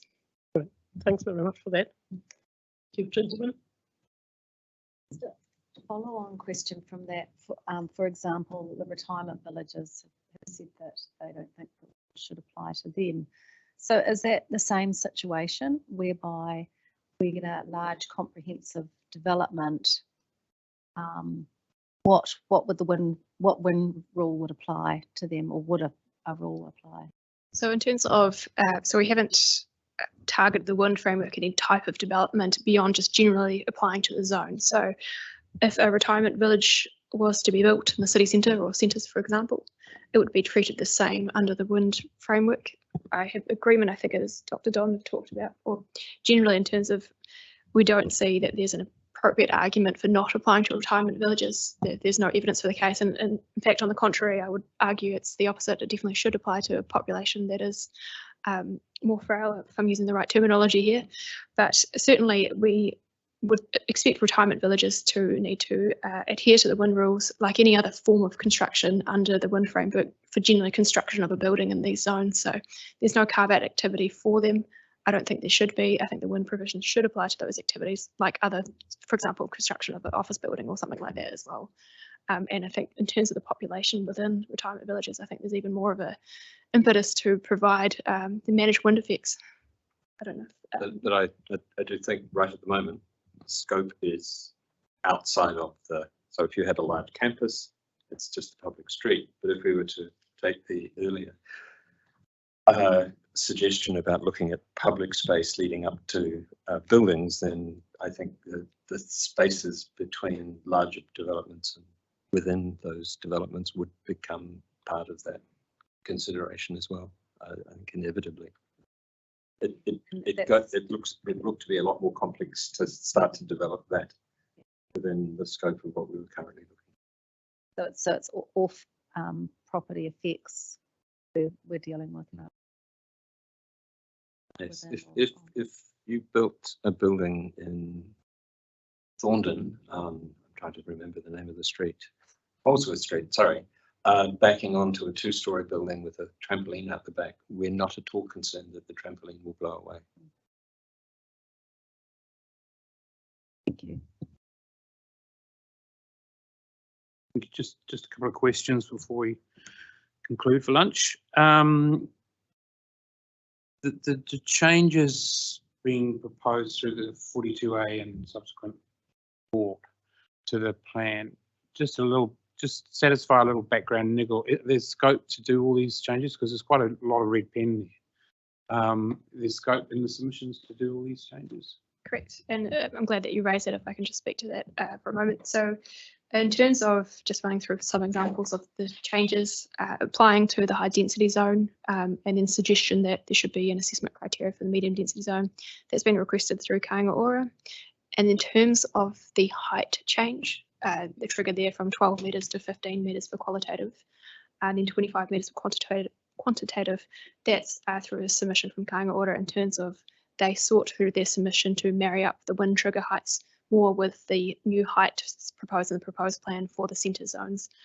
I did see in a legal submission, I believe it's on behalf of the Wellington Character Charitable Trust, which has questioned scope for the qualitative versus quantitative and that approach to more carve out into the rule framework. There is a submission on the wind rule from the Retirement Village Association, and I also think more generally the qualitative and quantitative is something that's been in the operative plan. It is in the proposed plan as well. So it's as notified in terms of the concept. It's just making it clearer in the rule framework in terms of when it applies. And it applies based on height triggers that are in there in the proposed plan. So I certainly believe that there is scope. Thank you. And the other question is around the qualitative question. It's been challenged by one of the submitters, Johnsonville, I think, something, about its ability to work properly. I'm paraphrasing badly. Are you satisfied that a qualitative process will be robust enough to deal with some of the issues we've just been hearing about? Turning to the expert. Yeah, no, it's all Because right. yeah, there's very few of you around. That's the other thing. Yes. I would argue we could always do better, but I was mindful of that when we were building the guidance document. The guidance document in the past said, if you have a building of this shape, this is what will happen to the wind. It now says, if you have a building of this shape and height, you are likely to experience an acceleration of 20% or 50% or whatever. It tries to provide more basis under which a qualitative assessment can talk about the likely effects and give the planner something to work with. Personally, I would love to have been able to finance a project that we canvassed somewhere in 2021 with NIWA, I mentioned in my evidence, where they were proposing they could build a map of the wind speeds that you would expect across the whole of the Wellington region. They weren't just stopping at Tawa, they were going way north. And they were suggesting, look, if you had that map, you could then say, well, the current average wind speed is this, and it's going to accelerate by 50%. And it was I think a 1 kilometre grid or something, so it was reasonably precise for the city. But it is an expensive exercise, which we, from my point of view, unfortunately backed away from. But I do think we've got a much sounder basis with the guide that we have for that kind of qualitative assessment. But into the people who do it quite often. The qualitative assessment process is robust insofar as you have, specialist input into it, and so, and there are two stages to it. That if there's enough uncertainty about the wind conditions that will resolve, then you become, you test it, and so you go to the next level of modelling or testing. So the process itself, I guess, ultimately is only as good as the people in it. So that's there's no guarantee, but the way it's intended to work is that buildings that are relatively low risk will get through the process relatively cheaply, and then buildings that are less certain or that are more risky, then they would ultimately have a quantitative study done. So and always these will be peer reviewed through the process anyway, I would imagine. Well, it's a good question, because it highlights that that sort of quality assurance in Wellington has worked up to this point with Dr. Don reviewing, consultants' reports. In Auckland and most other cities around the world, it doesn't, and so there is a greater emphasis, I suppose, on the on specialists doing the work. All these jurisdictions have their own sort of quirks, I suppose, and they work in their own way. So there's checks and balances are introduced at different points or in different ways. But the way the process works in Wellington up to this point has been very good. And just relating to the Johnsonville submission, where they said Johnsonville is particularly windy, and they may have a point. Is that taken into account in those assessments, the windiness of, in the absence of a NIWA survey, the windiness of places, if that's the word? I think it adds to the uncertainty in the absence of the sort of NIWA style of study that Dr. Don was alluding to. The existing wind conditions is very hard to assess without some good data. And so if so what we would do is look at weather stations in the area to get a feel for what the wind conditions and the prevailing wind directions are. But without site-specific data, you really can't be accurate about what those existing conditions are. And so then that would layer into the uncertainty that you would flow through that assessment. And so that if ultimately you're not really sure what the wind conditions are and the building has some sort of poor features, then it would be hard to not conclude that you need to test it. And so that's in Auckland, for example, Auckland City, many assessments that we do would ultimately conclude that this should be tested at some point. It helps to be a local too, I'd imagine, knowing Johnsonville versus Kilburn or something. It always helps, yeah. Yeah. I would point out though that even the wind tunnel test is somewhat limited by the assumed exposure to the wind. We are benefiting from WSP in a previous light when they were actually the Ministry of Works building a tower in Thorndon and measuring the wind speed at different heights and relating that to the long-term measurements at the airport. That enables us to talk about Wellington City, probably better about Thorndon than about Te but about Wellington City, but it doesn't enable us to talk about Johnsonville. So that uncertainty even applies to the wind tunnel test to an extent. Okay, and just a final question, Stevens. The way the rules work, and this is just maybe pedantic, but it says it's requiring a qualitative one for certain height thresholds. So if an applicant wanted to lodge a quantitative one instead, can they do that? If they want to spend the money and do all the testing, I know it may be very hypothetical, but does that stop them being able to do that? I don't think it stops them from being able to do that. I do just pick up, and I think you've raised a very good point.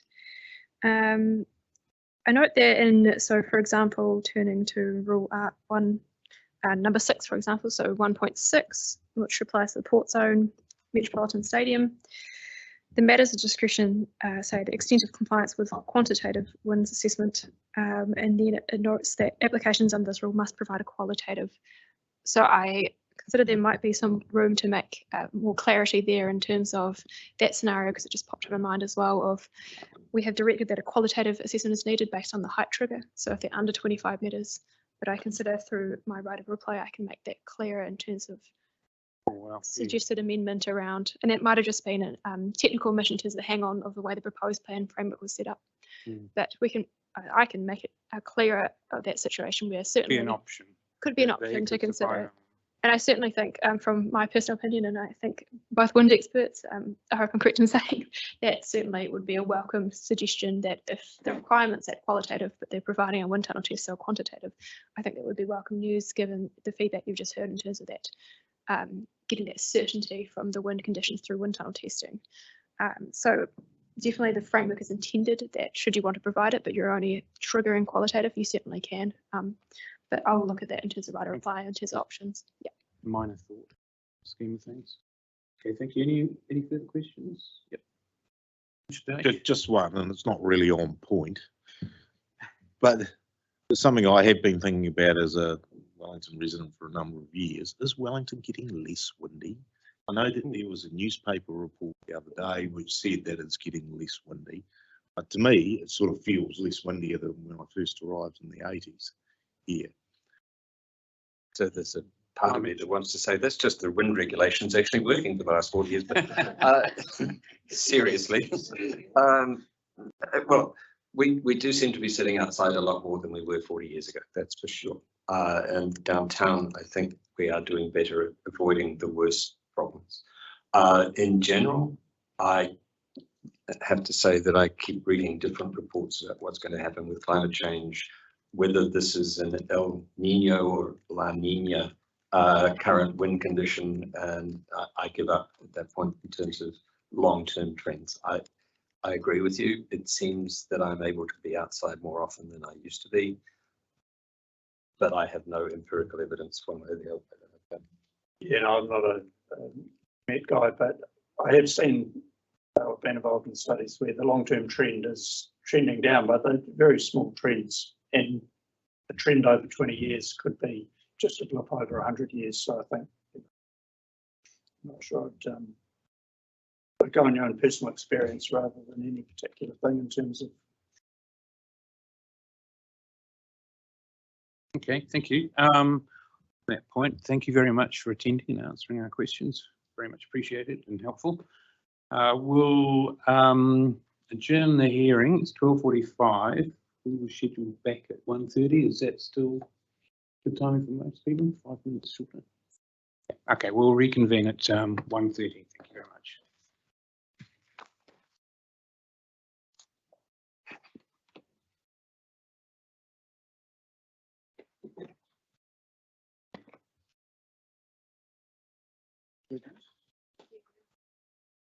Table on you.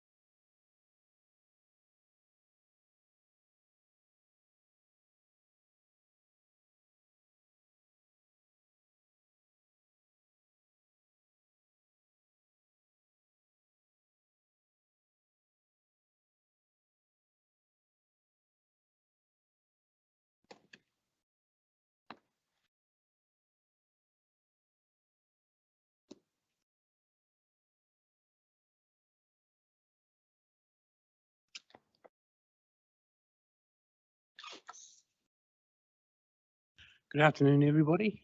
Hearing stream number 4 is reconvened post-lunch. We are focusing until the afternoon break on the city centre zone with Anna Stevens reporting on that. Mr. Whittington, are you here just for that purpose? Because I'm aware that you have got the short legal submission, which we could deal with fairly quickly if that would help things. Or are you here for the? I'm here for the duration, so I'll be sitting here annoying you tomorrow as well. So there's no need to fit me in at any particular time so that I can get away. Right. But at the same time, it probably makes sense for me to address you when the COC stuff arises, which sounds like it's within the next hour or so. So just talking to the panel over lunch, we are aware we have quite a few more questions on the COC business, but we don't want that to be at the expense of other matters. And so what we may do now, Stevens, is just to focus on the other matters. And if there's time permitting before 3, we can ask more questions or resume after 4:30, is it? Yeah. Sure. So if that's all right? Yep. Okay, hand it over to you again. It would be great if it's okay. So now turning to the city centre zone, I'm conscious I have spoken in some detail to the city centre zone as part of the overview report, which is a few things to speak to, and especially important to step through my changes, I think, from the section 42 to the proposed plan 42 and supplementary. So I've spoken about the heights in the operative plan. I won't go into that, thank you, and the exceedances. I note, and I hope I've got my numbers correct here, and that there's something like 16 objectives and 104 policies in the operative plan for the central area, which just speaks to the magnitude of content within the operative plan for the central area. And then this has changed quite notably, as I mentioned before, in terms of national planning standards. As I also mentioned earlier in the day, there are a number of pieces of work that have gone into the review of the central area. And we'll discuss some of these already. JASMAX modelling, for example, the property group amenity control cost benefit analysis, the market and retail assessment, mass and control report, and then land use survey of Adelaide Road and Thorndon, and the list goes on, so I won't list everything. And then stepping towards the proposed plan. So the proposed plan was notified in July 2000. The city centre zone was refined to take into account the feedback on the draft district plan and gives effect to the NPSUD, particularly Policy 1 and Policy 3A. So as noted in stream 1 by my colleague, Mr. McCutcheon, the proposed plan as a whole provides more than sufficient residential capacity to meet expected demand. And then speaking to the purpose of the zone. So the purpose of the zone is to enable and reinforce the continued primacy of the Wellington Central City area as a principal commercial and employment centre, servicing the city and metropolitan region. To align with the NPSUD, the city centre zone in the introduction and through the provisions has maximised development capacity to accommodate this projected growth through an increase in the scale and intensity of development enabled across the zone.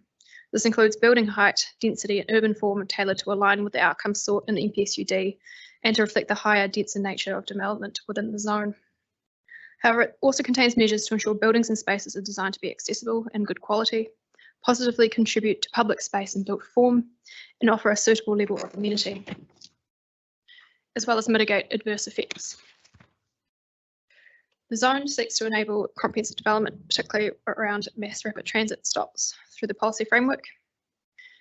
And then just noting that objectives and policies focus on a range of topics, including enabled activities, potentially incompatible activities, things like housing choice, ahika, urban form and scale, quality design, on-site residential amenity, city outcome contribution, and managing adverse effects as well.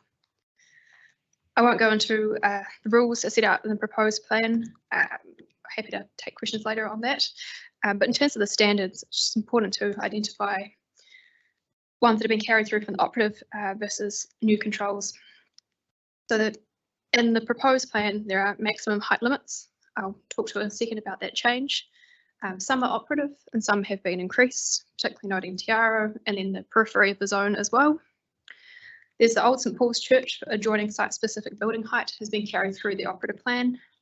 There is a new character precincts and residentially zoned heritage area site-specific control. There's a new minimum building height of 22 metres, which is roughly 6 stories. It is a new control for the proposed plan. There's a minimum sunlight access control for public space, which is an existing control. I note, firstly, with the minimum building height, that has been brought into the plan, and I'm happy to speak further to it later, but it also reflects the 6-storey surrounding walking catchment height limit, and generally is a level that I have comfort with of 6-storey minimum building height. So the sunlight access control, Appendix 9, as discussed earlier in the morning for wind as well, includes a listed public spaces within the waterfront and city centre zone that have been expanded significantly since the operating plan to include new public spaces that have come to light or been developed. And then the veranda and active frontage control. These are controls that have been carried over, but as I've included in Appendix 2 of my supplementary, work has gone into the extension of these in terms of looking broadly at areas that weren't covered by the operative plan extent, and these are being extended on streets within the city centre zone. And then we have the minimum unit size in the residential outdoor living space and new standards, along with the building separation, the minimum building separation distance, maximum building depth, and outlook space. I think it's an important point to note here that generally the approach across the centre zone, taking us back 3 years to kind of the origin of reviewing the district plan, was to give effect to that hierarchy, and that there are a lot of objectives and policies and standards and controls, and generally the intent of what we're trying to achieve that flow through, as you'll be able to see through the rest of the centre zones. And that's the case in terms of policy and objectives, but also in terms of standards, for example, like the maximum building depth, outlook space, etc. In terms of trying to achieve the same intent and outcomes of these standards, which applies across the zones. So the city outcome contribution I have talked about, but just to note these key changes in the proposed plan. In the proposed plan, it was included in the centres and mixed use design guide and the residential design guide respectively. There's different thresholds for city centre versus the other zones. This is included in table 3 for the outcomes and based off the operative plan design excellence policy, sorry. I would say as well, as I mentioned earlier, that outcomes were informed by strategic direction broadly at council level, for example, council SMART goals for 2040, strategic direction in the plan itself, city centre policies and good design outcomes, generally as well as public outcomes, and then policy 1, well-functioning urban environment outcomes as well. So then turning to my 42A recommendations. Overall, I have recommended, I'd say, a partial deviation from the proposed plan. I've recommended some minor changes to policy framework, some changes to the rule framework, and the standards, as well as taking that city outcome contribution content from the design guides into Appendix 16. A big one there being the change from removing the maximum building heights to having a city outcome contribution height threshold. I have not made changes to the zone extent. I have considered in earnest the proposed zone extension requests, and I have provided details in my Section 42A report why I do not consider these zone changes are necessary. And just noting for the proposed plan that from the operative plan, the central area was extended to the city centre zone, extended to Adelaide Road, Selwyn and Portland as well. So then changes to the introduction, just quickly jumping through. I've recognised the parliamentary and civic activities on the back of submissions received. Also, the council will work with Mana Whenua Taika Here partners to plan Tanaka Civic Square precinct development. I have removed reference to viability, as Dr. Lees has discussed around viability, and I've also referred to walking catchments rather than distance, and reference public use. And then a key change to Tanaka Civic Square introduction is I've removed reference to the civic administration building and municipal office building in the introduction. So then stepping through objectives and policies, 542. I acknowledge additional infrastructure with regards to accommodating growth. I've removed reference to medium density, instead speaking to high density, which is already provided for on the PDP. And then I acknowledge that contributing to the general amenity of neighbouring zones, I acknowledge this needs to be done while achieving the wording I have used is anticipated, but I have changed that in my supplementary to planned and also enabled to be more consistent around the use of word enabled and NPSUD. I think I've stepped through most of these changes. And then the general change across the centre zones to reflect the residential zones in terms of taking the hook to the design guides from matter of discretion into the policies itself. That was a change through the 42. And adding a retirement village policy, as I've discussed. So then the rule framework, adding rules for civic, government and parliamentary activities. I've removed reference to natural hazards in the policy framework and rule framework. That is because upon the further discussion, I consider that these are covered through the natural hazard chapters, particularly around sensitive activities. To avoid duplication there. Updated matters discretion in terms of city outcome contribution, and then also the public notification. Changes to standards. I think that the key change that has been traversed is that change in city centre zone standard 1 to thresholds rather than limits, and then removing the assessment criteria for unlimited building heights, because realising after the fact that it is a discretionary rule rather than a restricted discretionary for under height development. I've also made some small tweaks to the active frontage standard, which is a knock-on effect for the other zones, and that was in response to submissions received in terms of just small tweaks to give more flexibility in the standard. And then adding a setback for rail corridor, and then another standard that has been added in response to submissions raised, particularly response from residents in Mount Victoria about concerns of the city centre zone development adjacent to residential zone, is that I've added a recession plane control of 19 metres at 60 degrees. And then urban design panel has been added as a method as well. So then last point just to cover is changes in my rebuttal. Given the change from removal of maximum building heights, I put that in the introduction just with regards to where I have captured the NPSUD. I have changed the word anticipated urban form to planned and again to enabled. That is in response to looking at case law and also generally to align with what is plan enabled under NPSUD and align with wording in the other zones. I've updated the COC policy to make it clearer that at least 2 outcomes are sought. The 2 outcomes sought is detail that it's included already in the proposed plan. That was important that that's reflected in the policy to make it clearer. Also referring to universal accessibility in that policy because that aligns with the outcome verbatim wording in the table 3 of the city outcome contribution. I have amended the notification setting of yard-based retail, still what I believe gives relief to what the submission sought in terms of just making clear that any extension of activity or a new activity would need to be publicly notified, but that doesn't take away from enabling maintenance or upgrading of existing operations. And then I think that's most of the changes caught. I have removed quite a notable one from the minimum building height. I've removed the word structure as raised by, I think it was Z Energy, that rather than having a long list of exemptions to the standard, it's about noting that the standard was always intended for buildings.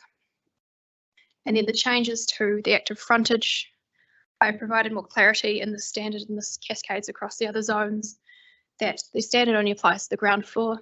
A number of submitters were seeking further clarity about the height to which active frontage applies and the extent of that.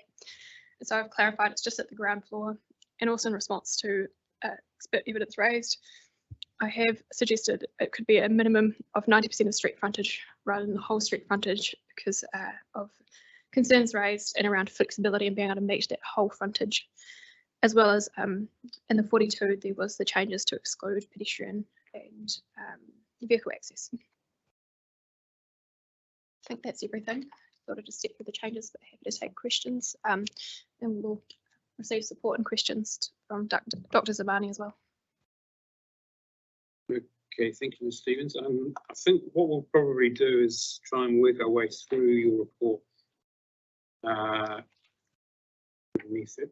So, ask the questions. That's all right. Sure.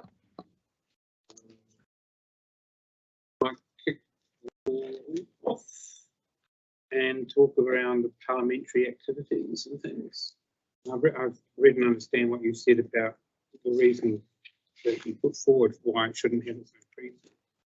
But then you do suggest adding new permitted activity rules. parliamentary activities, government activities and civic.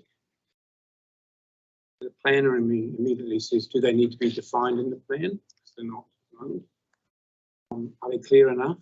Are you relying on the commonly understood meaning of those words so that a consent planner would know that this is a parliamentary or a civic? I certainly consider there's room to provide such definitions. I think, in my personal opinion, it is kind of clear in terms of the intent of what those are, but I'm not opposed to providing a definition if that provides further clarity for plan users. If I may just touch on that point around the precinct. I have sympathy with the parliamentary precinct, parliamentary services in terms of seeking that. My concern with the scope of the submission, it wasn't abundantly clear, just from my reading, that a precinct was sought in terms of activities were sought, which I have enabled, but there wasn't also evidence provided in terms of what that precinct would look like and what the submitters sought, and noting that they sought something similar to Tanakau. So I think from my personal opinion is certainly that can be entertained in a future plan change, but I wouldn't want to understand what is needed above and beyond providing for the activities in terms of being a precinct. And I think also noting that there's the heritage area there as well. And just more the words that were referred to in parliamentary precinct, I wasn't quite sure if it was precinct and, under the national planning standards, if that was the actual precinct that was sought, because the word parliamentary precinct is used quite often there. So. Next question. More wanted, so no doubt we'll have that opportunity. The thing that led me to that definition question, minor thing. Civic can be such a broad meaning, waste management, waste transfer sites and things like that. So I just wanted to clarify that, highlight that. That's useful, thank you. I think from memory, I did think about this at the time of drafting the Tanakau precinct. I think Auckland has a definition, so I'm certainly open to looking at best practice examples if the one could be included, without obviously looking to limit any possible activities that could be appropriate for the precinct. Yeah, just one. I see you've got a new rule, activity rule for government activities as well as parliamentary activities. Similar sort of comment there in relation to civic. What is government? It could be Defence Force firing range. There's potentially a government activity at one end of the spectrum, maybe fanciful, through to office accommodation for, what is the difference between office accommodation for a government worker as opposed to office accommodation for somebody else? So just wondered whether or not that permitted activity rule was actually necessary for government, and if it is, it may need to be further defined about what you actually mean. Understand with parliamentary activities, maybe less so for government. Yeah, no, that's a good point, and I appreciate that. Could create some confusion between government and parliament.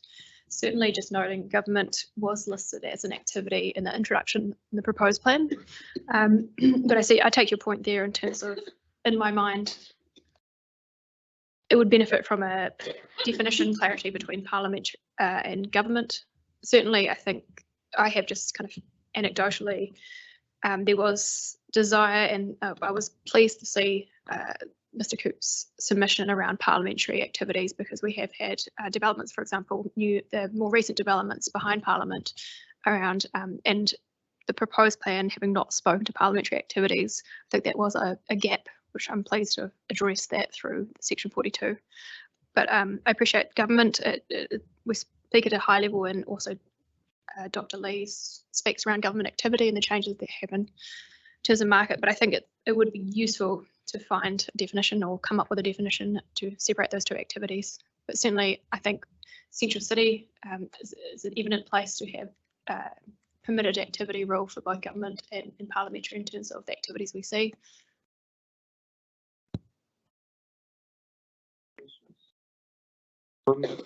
That's all my questions up until we talk about rezoning zoning issues. That's around 88.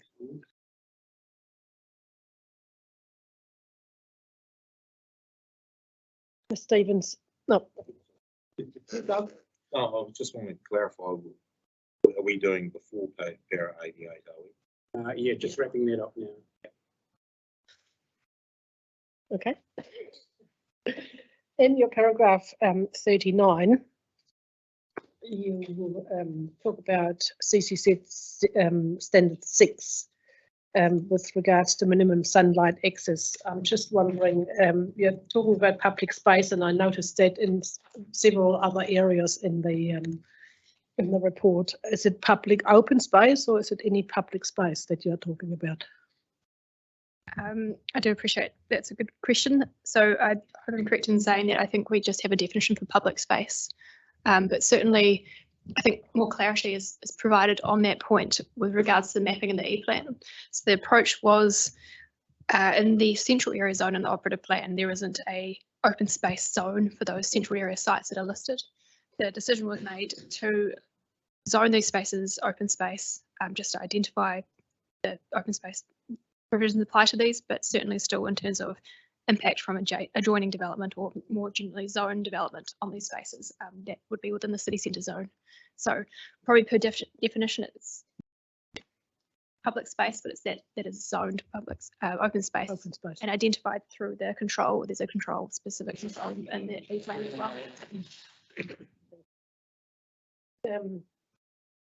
That links back to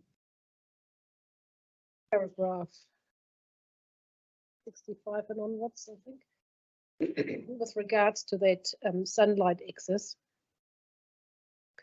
The sunlight excess is only protected in a certain way for those public spaces, not for private spaces. Correct. So it's a list as public spaces in the Appendix 9. Yep.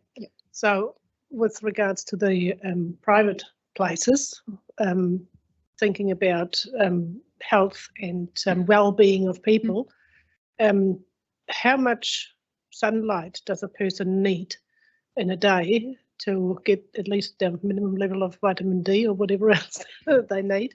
Mm-hmm. Because if we are thinking that we can actually say people go outside, which is healthy for you, and sit in the park, and this is where you get your sunlight from, because you won't get it in your unit that you live in.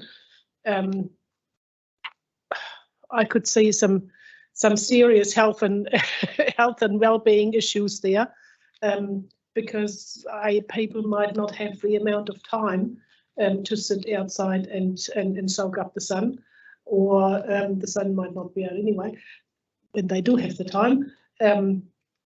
How can we ensure that the health and well-being aspect is actually considered if we are not considering sunlight outside of the public spaces? That's a great question, thank you. And I will give a response and then pass to Dr. Zamani in terms of speaking to sunlight and daylight. On-site amenity, and this is identified through the massing report recommendations, and that in the operative plan there's a focus on adjoining sites in particular with that massing control, but it didn't always achieve on-site residential amenity. I found myself, when drafting these provisions, is a balance between it, acknowledging that this is the densest zone within our city centre, but also acknowledging that there still needs to be on-site amenity provisions catered for. So there's a few things I'd say. Firstly, in terms of generally as an approach for centres, particularly for the city centre zone, we have moved away from the operative focus on prescriptive number of hours, a minimum number of hours that need to be provided, acknowledging quite the change in landscape in terms of NPSUD and the directives there, but also noting objective and policy 1 about well-functioning environments. So generally looking at on-site residential amenity, that is why a few things. So there's the minimum unit size, because one concern that I saw through the monitoring report for the central area was that we were seeing quite small spaces be provided in terms of living space. So that's one, focuses the functionality and livability of these units provided. Another is the outdoor living space. So I have tried to provide some flexibility through the outdoor living space standard, which applies not only city centre but other centres and the residential zones as well, around it can either be through private or communal, but that's important consideration, is not only the livability of space but ability to have access to outdoor living space. might not be guaranteed in terms of number of minimum hours of sunlight, but I think regardless there will be provision of daylight, but that sunlight I do appreciate is more difficult, and I will pass in a second to Dr. Zamani around that. I think, and Mr. Stewart notes this in his evidence as well, is in my mind it's not enough just to provide kind of public space and have the argument of, you know, we have the town belt and we have the waterfront, and these are really beneficial spaces for Central City. And when you do live in the Central City, and I can say this as a resident, I live in Thorndon, but there is that kind of borrowed amenity in terms of being able to go to a public space and get that benefit as a resident in the city. But I think it's also important to provide that on site. And whilst I can't guarantee there will always be sunlight provision because it is a dense environment and we are going up, I think certainly outdoor space is important, and the property group report speaks to the benefits of physical and mental health on having access to outdoor spaces. That's probably all I will say, and I'm going on, so I'll pass to Dr. Zamani. Thank you. I've done some research on the issue of sunlight, not necessarily for the district plan, but generally for the urban design purposes. I just kind of double checked for the purpose of achieving the vitamin D that your body needs, you need 10 to 30 minutes per week to be exposed, your body exposed to the sunlight twice. So let's say 1 hour per week. That's the amount of relatively, I don't know how scientific we can prove that, but that's the general understanding.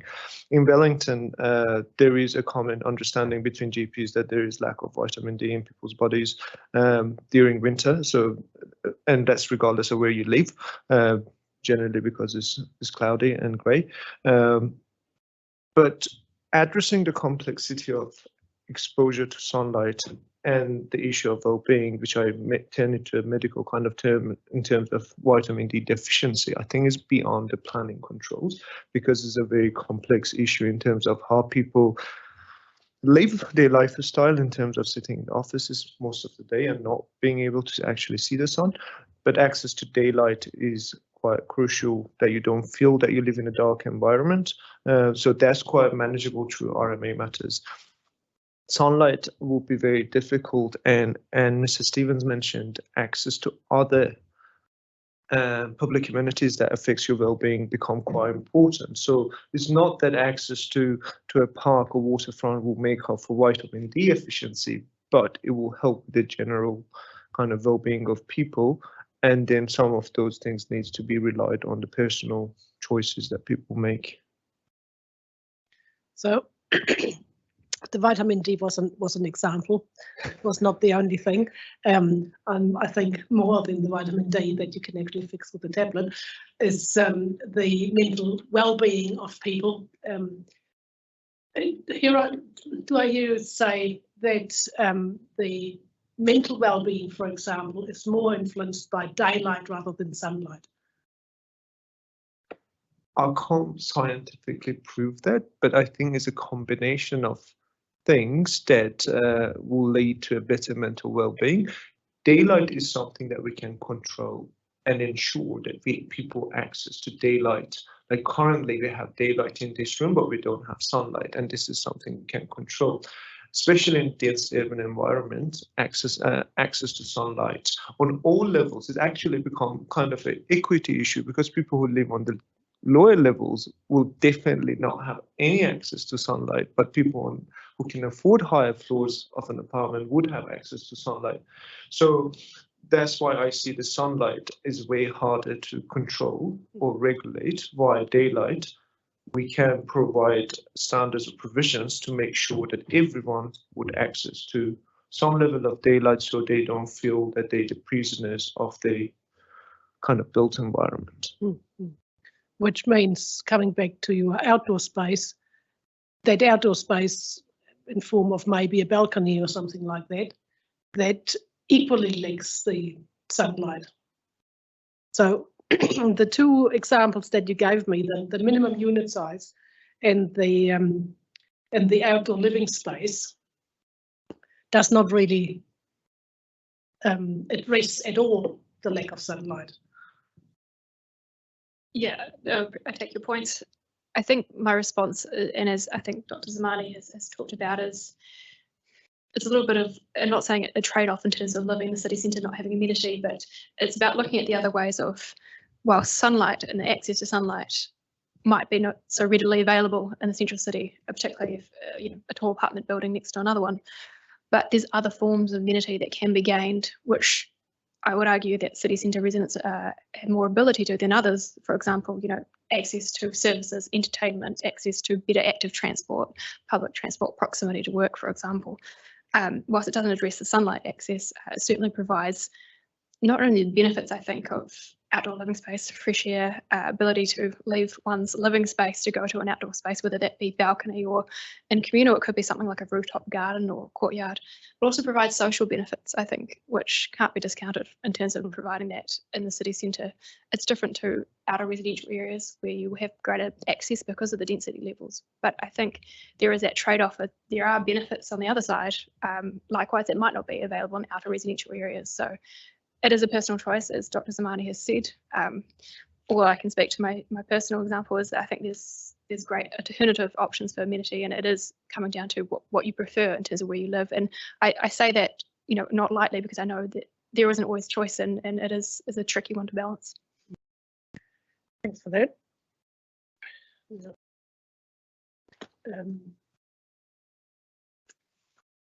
In your paragraph 71, Ms. Stevens, you are talking about minimum level of on-site amenities are achieved.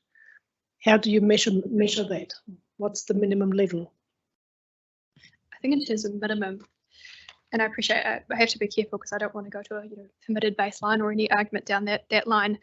It's around trying to say then city centre zone, in my mind, it's not kind of, oh, you're in the dense environment, you just have to accept that this is the outcomes of whether it be shading or others, but that we're trying to provide a level of on-site amenity through looking at alternatives such as the minimum unit size. So I think very much minimum unit size feeds into this minimal level of amenity. We're not just kind of rolling over and saying that the city centre zone, you shouldn't actually have amenity. It's about what are other ways to provide it. And one area that identified through looking at resource consent trends was to provide livable spaces and outdoor living space access. So in terms of an assessment of a resource consent, that would be more like in the tick box scenario. Okay, there is an outdoor space. Okay, there is a park around the corner. Is that the type of assessment you would make? Yeah, trying to talk to that assessment in terms of setting parameters for what we want to see within a development through these standards in terms of providing some form of on-site amenity. And we've gone down the avenue of these minimum unit size and outdoor living space as an example of on-site amenity. I'm sure there's other ways to do it as well, but that is where we'd see is, certainly in terms of resource consent applications came in, I would want to see what level was met in terms of minimum unit size and things like that. Yeah, but that's exactly my question. What level would be met is then in the eye of the beholder within the council that says, okay, the developer thought it was met because they gave 3 or 4 things. But the council says, no, that's not enough. Where is the certainty for the developer to know that I have actually gone over the threshold of minimum? Because just using the word minimum doesn't really give us any. I think I understand your point, and I think it relates to the parameters we've set. So the minimum is those parameters, 35 square meters or higher for the number of stands. So it's based on the reason for being prescriptive in those standards, in particular S9 and S10, is that is kind of the minimum we want you to meet that level. So yeah, apologies for the workaround, but that's what I meant. Okay, that makes it clear. Just see now and then I'll give back.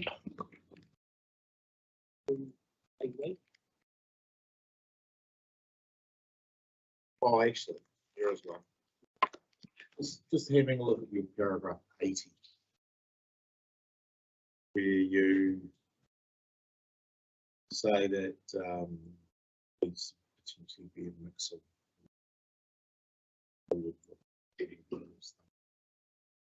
comes back to what the purpose of the city centres are. While residential is important, not the prime. As per the purpose that I read out before, it does speak to being reinforcing the continued primacy of principal commercial and employment centre. When I take your point, I think it's always been intent of the city centre zone, just from my opinion, being a real mixture of activities provided for within it. And it certainly is the case when you look at P1 in terms of activities enabled. I understand your point, definitely it is the principal commercial centre for the region. That holds true, but I certainly think that there is benefit of providing a mixture of activities within a development. I would just note, because you've touched on a point there, the comprehensive development, we have a definition. In the draft plan we had, and I talk about this in 42, we had a rule framework where we tried to enable a mixture of activity based on submissions and kind of more thought. We decided to remove that rule, but it's there in terms of encouraging, I guess, a mixture of activities within that. So that's why the rule was removed. Not so many years ago that the residential activities.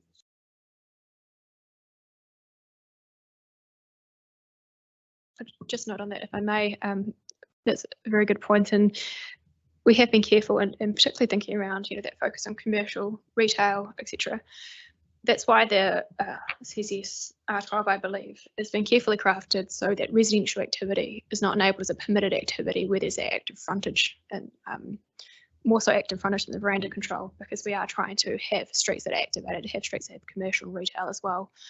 Whilst we're seeking to give effect to MPSUD and allow more residential growth, we also know that we still need things like active frontage and activated street edges and a mixture of commercial uses as well.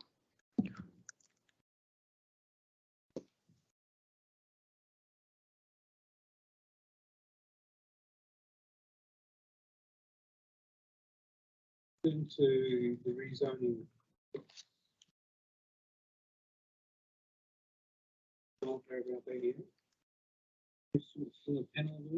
I will just note that we are intending to go and visit the Selwyn Terrace enclave, because even some of the long-term. Yeah. It's Wednesday. Questions from the panel about the rezoning. The bottom line is you're not recommending any changes to rezoning. Recommending any changes to. Correct. No changes to the extent of the zone.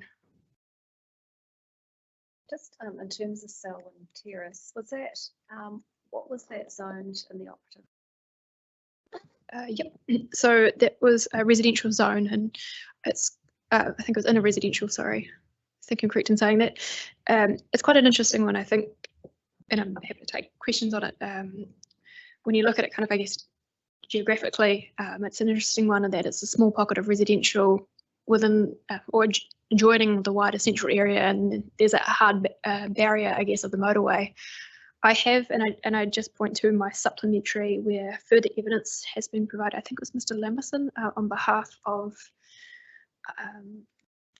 Eldon Family Trust, around, he provided expert evidence. It's not clear which hearing stream it relates to, but I suspect it's both 3 and 4 in terms of view shafts. So I have made a recommendation there in terms of seeing the visual change there, that if the view shaft wasn't extended as intended, that there might need to be further thought around the height management for that area, just thinking around Te Ahu Mairangi and that view shaft intent of that being a context element. Just point the panel to that. So, so the city centre zone has increased in certain areas to capture these areas that were once residential. Is there areas where it's decreased, and and others have gone out into residential zones? The only area where it's decreased, so I think kind of the first position was through the proposed plan. There hasn't been any decreases in the central area apart from there was a change. So in the draft plan, I believe I included Hobson Street and Hobson Crescent. That was in relation to a few things, noting that there is a reasonable mix of activities, embassies, for example, on Hobson Street, and also then you have Malta Street, which is very office and commercial and higher density.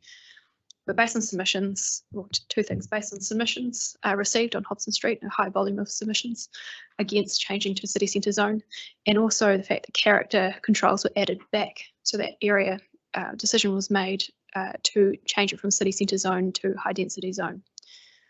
I know that I think that would be a height change of about 6 metres from memory, but that was the only change where it was included in the central area in the draft plan, but it got changed for the proposed plan to high density. So there's been no change in the proposed plan extent through my 42 or otherwise. I'm still arguing that those places where submissions have been made, I do think they're still appropriate for city centre zone for a mixture of activities. It's a mixture of reasons, and that there's a mixture of uses around, there's a mixture of density, but also looking at things, for example, Kent and Cambridge Terrace, thinking more longer term around let's get Wellington moving, mass rapid transit route going down that line, and the uplift that may occur from that as well. There are several submissions from requesting that it be rezoned to. So those areas that they're talking about, they were already central city anyway. They were already central area, and then that carried through the city centre zone. So there's been no change to that boundary as far as I can remember. Correct.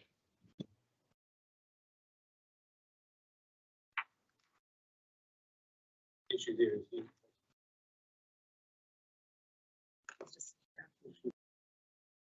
Just one on rezoning. Like we've got a marriage seats that Adelaide Road is reasonable. Adelaide Road's got a long history in terms of its planning, and obviously if you like, the Adelaide Road finger goes south of the Basin Reserve and well towards town, is quite apart from the rest of the centric pattern of the central area. Obviously, if it's central city, then the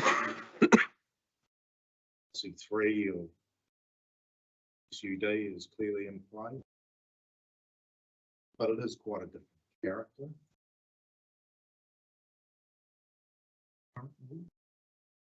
to the remainder of the central city. Was any given during the proposed plan that would be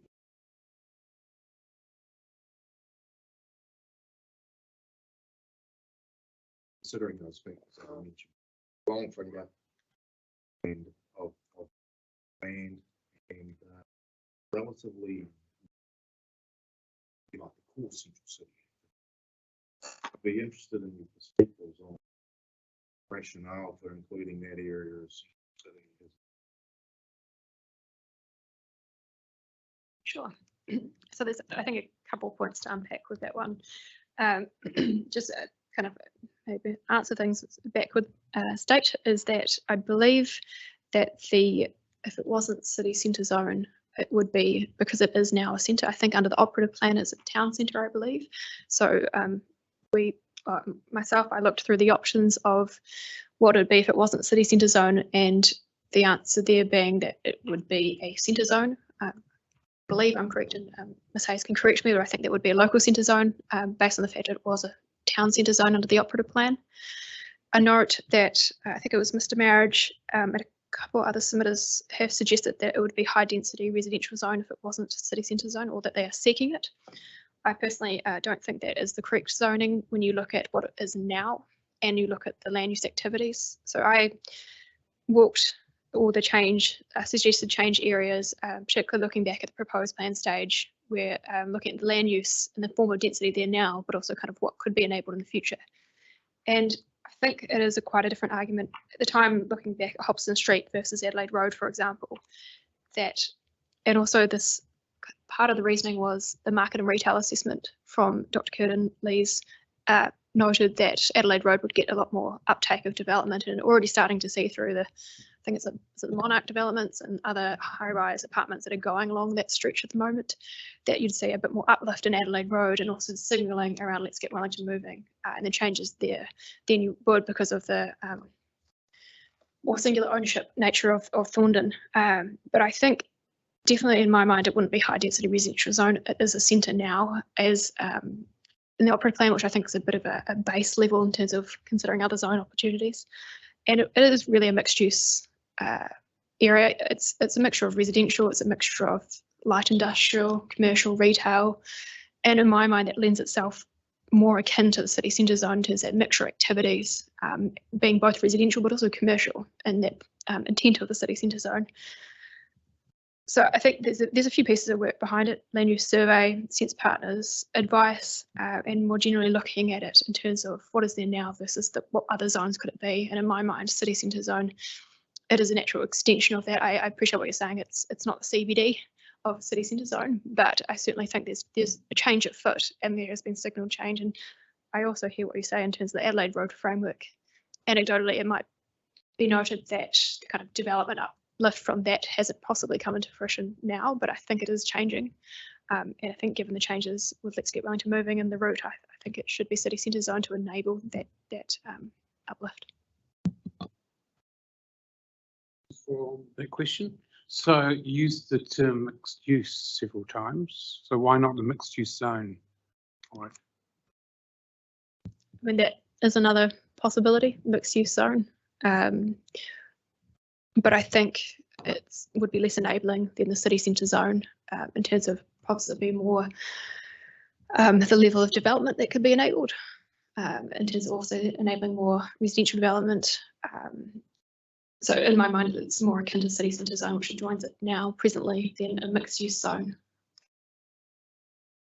The other question to follow up, unlike the other part of the CCZ that adjoins residential area, Mount Victoria, where I'm just trying to, my eyesight, it's all under 30 metres height, but along Adelaide Road it's up in the 40s, and yet a lot of that is adjoining residential boundaries. Was any thought given to bringing it either into line with Mount Vic or the other way around, although I'm sure we'd hear from Mount Vic residents if it happened? What's any thinking done about that relationship? Yeah, definitely. I appreciate what you're saying. It is quite a, I guess, jump when you look from the proposed plan level of the control around adjoining of Mount Victoria in terms of that 28.5 to 42.5. The reason for 42.5, and I might just take this moment to also address a comment I saw on the legal sub from Willis Bond about that block of Tasman Street.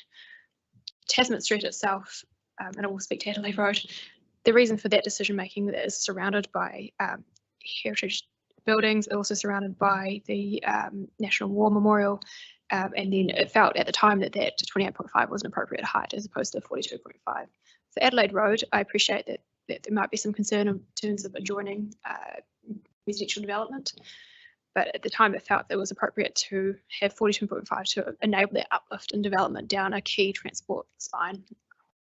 That was the key consideration, but I also might point to Dr. Zamani if he has any more thoughts to add about the height limit. No?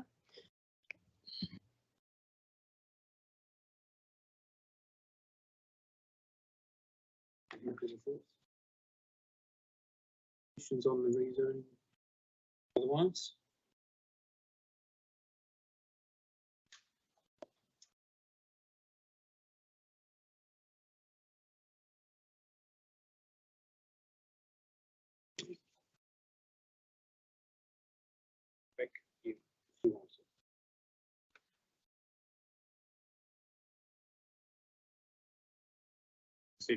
We will be hearing from quite a number of submitters on issues, so we may come back to you.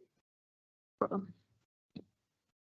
Other than that, we could move to paragraph 121 onwards.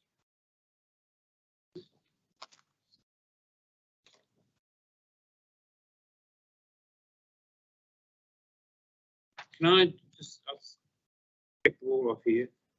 I'm just trying to find it now. This issue around using the words anticipated versus plan. Now, no plan is planned, the word in the MPS. I accept that, but I always have a little problem with that because district plans often don't have a vision of an urban form. This is what we're going to achieve. And now that you're recommending lift the height limit in the CCZ, no height limit. So what is the plan built form for Wellington City Centre? That's a very good question. And I would like to just clarify that probably on reflection and a note that in one of my paragraphs I have kind of stated interchangeability between enabled and planned, but I think on reflection, the better terminology to use in the city centre zone to be in accordance with the other language in the other centre zone is enabled. That speaks to plan enabled in the NPSUD, but I think more generally, I understand what you're saying in terms of urban form and particularly going to unlimited building height. I think enabled is a better form, and I'm not an expert any means in the legal side of things, but I understand from kind of Kate Shepherd, for example, that we want to step away from the word anticipated and have a different word to that in terms of permitted baseline.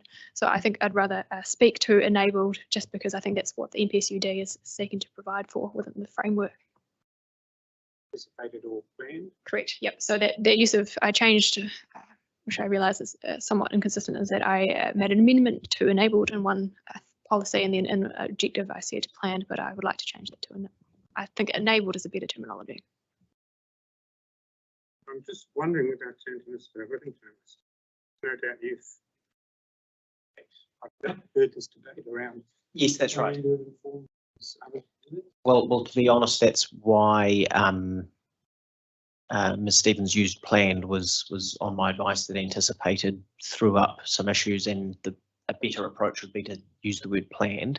On further discussions we've had over the last few days, she prefers enabled, and I think that's a sensible decision.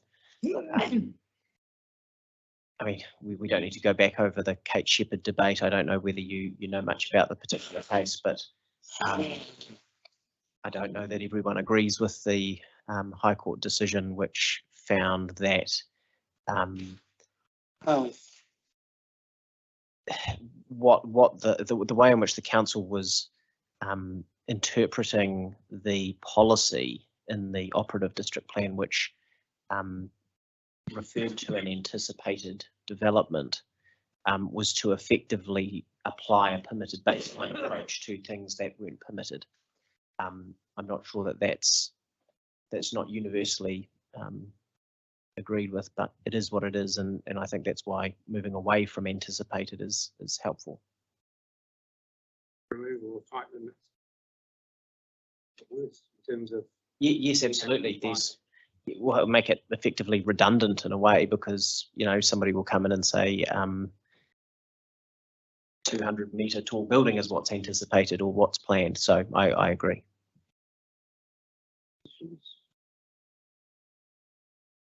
Okay.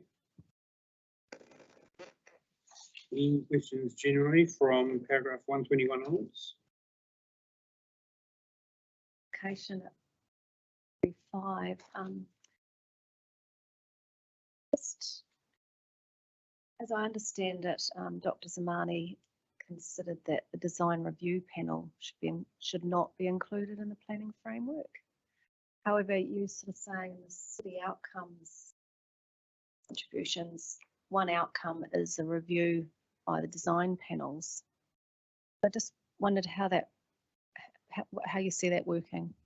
Yeah, and I can pass to Dr. Zamani in terms of his evidence, but I would just say as well that the section 40, so originally it was an outcome in the city outcome contribution through the proposed plan.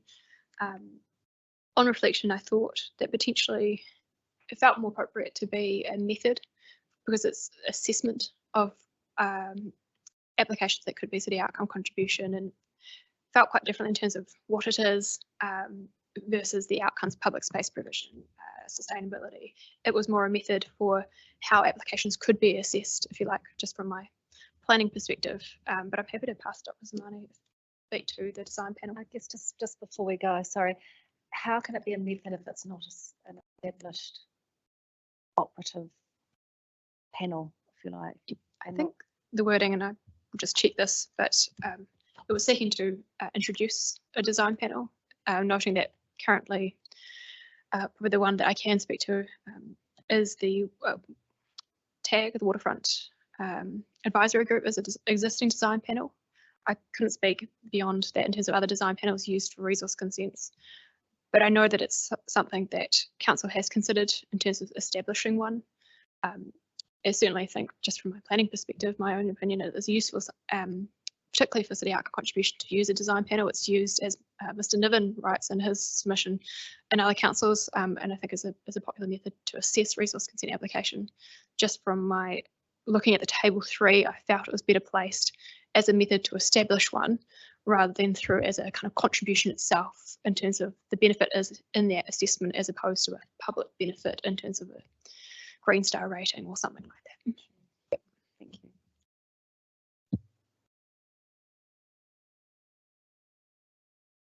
Are we dealing with design panels now? Yep, well, we might as well. So do you want to add anything there, Dr. Zamani? Would you like me to clarify my position? Oh, yeah. So let me kind of think about it. I believe that the design panels are really useful, and they've been beneficial around the world, not just New Zealand. They're quite established in Auckland and Christchurch and Nelson, I think. Tauranga recently started. However, I don't believe there should be statutory aspects of the resource consent. They would advise the decision makers and the urban designers of the council, but they're not the decision makers. And I think that was the distinction that I would have liked to make, that the panel, so it wouldn't be a decision making by a committee of urban designers, myself being one. Probably I don't want to deal with 4 of them. That was my kind of intention in my evidence, that they shouldn't be as part of the planning framework. I mean, there shouldn't be statutory aspects. In terms of whether, because it's not established, I think there's a bit of a grey area. We already have TAG, which is dealing with the waterfront. We already had the reason we are saying that we are establishing, because we are going through a process of trials. So we already had 3 urban design panels in the last year. We have another one next week. So it's kind of a rolling thing, and we are getting feedback, interestingly enough, from some of the submitters in terms of how it's working. And so it's well advanced in terms of being established. It's not just formalized and adopted by council or the elected members as a policy, basically, because we're in the process of fixing all the tweaks.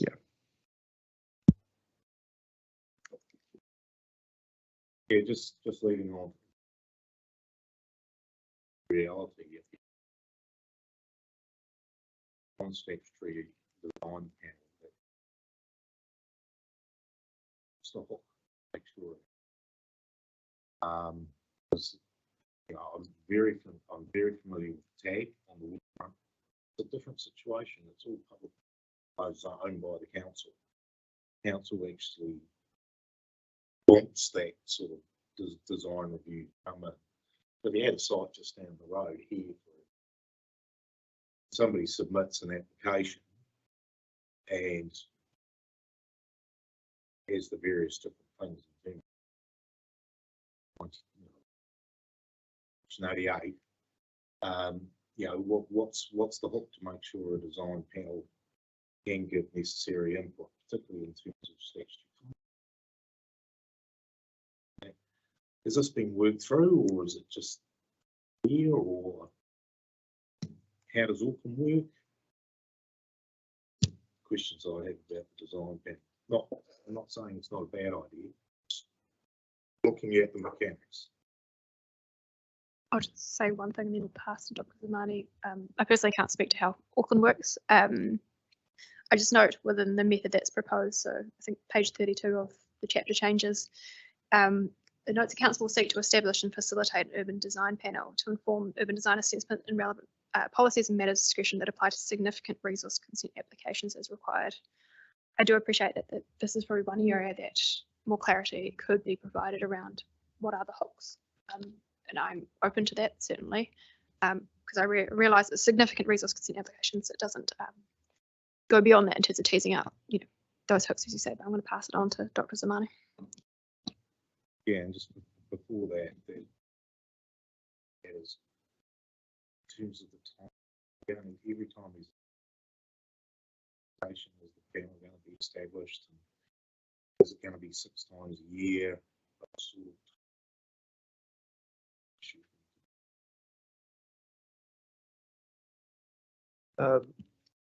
I would answer your first question in terms of the hook. I believe the hook, similar to Auckland, is the urban design assessment. I think the threshold in terms of getting to that level of urban design assessment. So generally for like, let's say for a 10 units terrace housing in Island Bay, probably that doesn't need an urban design panel. But when you get to 65 units in Central City or a local centre, that may require urban design panel. That's what I mean that we are working through in terms of those thresholds that when urban design panel actually is triggered. I would probably, the team would work with the district plan team to figure out whether those hooks actually work. But my understanding from the Auckland context was that is very similar to the hooks that urban design assessment is required. In terms of the timing, we are aware that in certain jurisdiction it takes more time. Some of these projects, as Lisa earlier mentioned, says that these application anyway takes quite a long time. We don't want to add to that time. So most likely the way that is being formed is that it will be a set time in terms of the panels, and the panels happens unless there is no application to be dealt with. The panelists, they go through expression of interest. They've been selected and elected accordingly. The chairs are kind of defined, so basically they would be just called in. So it's not that the panel will be established with every single application. The panel is established maybe for a 2-year period, and different experts would be called in depending on the application and expertise that they have. So their role is a critique and support of urban design. So what if an applicant puts in an application says, I've done my own urban design assessment, it's all honky-dory, it's all fine, and goes to the urban design panel and they say, don't agree for X, Y, and Z reason. Then what happens? Consent planner will determine what design assessment. Wouldn't that be the exact same situation that happens now with an urban design assessment? It's just different people doing the assessment. Yeah, but so what happens in that scenario? There's disagreement from the design panel. I think that's the case in the rest of the country and the rest of the world, and the urban design panels a lot of times disagree with the council urban designers or vice versa. And it's basically the decision makers' decision to choose which experts advice they pick, and this is the case now without the urban design panel. So we're expecting the same results. And again, as a non-statutory method outside of the council, we will go through that process and we will seek basically whether we would consult on it. But this is a decision that's been made that to have an urban design panel to improve the quality of design in the city. Risk of continuing on down this rabbit hole. I guess there is some concern in terms of the way in which these operate in the statutory environment. So if you're going to be having a requirement for an urban design panel, who is the ultimate arbiter in terms of whether the urban design panel, particularly if it seems to be significant projects. Firstly, what is a significant project? Is that actually defined? Maybe your 10 units in Island Bay versus something which. And secondly, what if everything else is adequate except that urban design panel? Goes back to the council planner. The council planner will evaluate it, determine or not whether modification might be necessary, but it's all down to design issues as opposed to modification. Different case. So, just wonder what your view of making something practical and workable with the intention of getting good quality. My understanding is that the urban design panel mainly focus on urban design matters. This issue being raised operationally, where there are other matters like heritage or should be involved, and I believe that it shouldn't. Otherwise, it shouldn't be called urban design panel. It should be called another kind of a panel. My understanding is that purely urban design assessment, it will support the council urban designer and urban design assessment, and the resource consent planner is just another quality assurance layer to ensure that these significant projects have high quality. I'm not sure whether Mr. Stevens wants to add anything. I haven't got much more to say other than I agree with your assessment. It's certainly something that I can consider in the writer reply, but I don't think I have anything further to say beyond that, and that there is no definition of what significant resource consent is as per the wording in that method. But I take what you say on board, and it can put further thought to it. I do acknowledge that the mechanics of it needs to be clearly defined. Similar, I think Auckland and Christchurch, they have quite clear terms of reference in terms of what goes to urban design panel. It will be very similar here.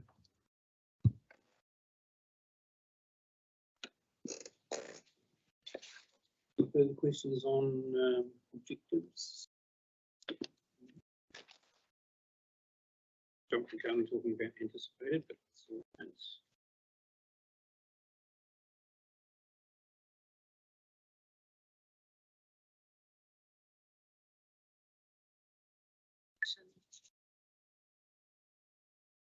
Suggested a conclusion there for the Tahiri partners.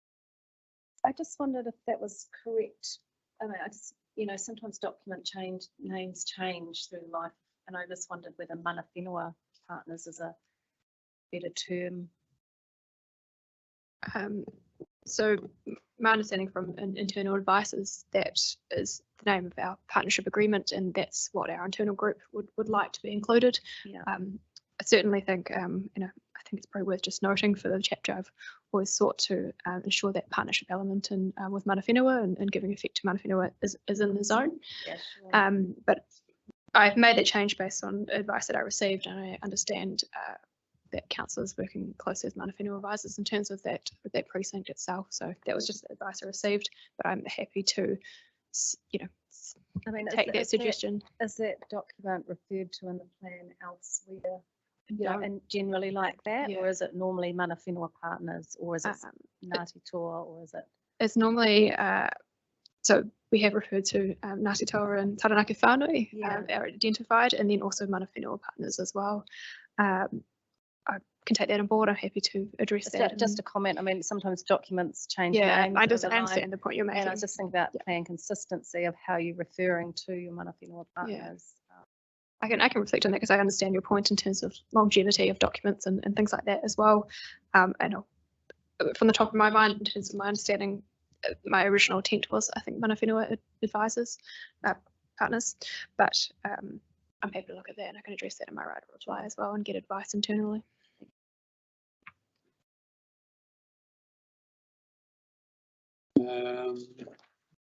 Policies.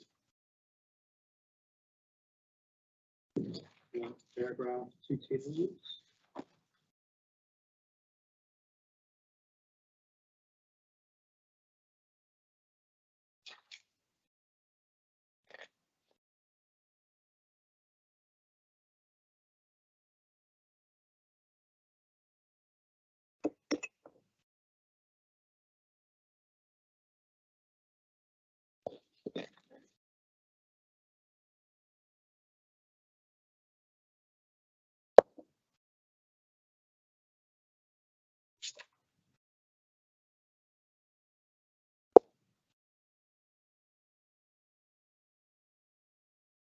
Policies.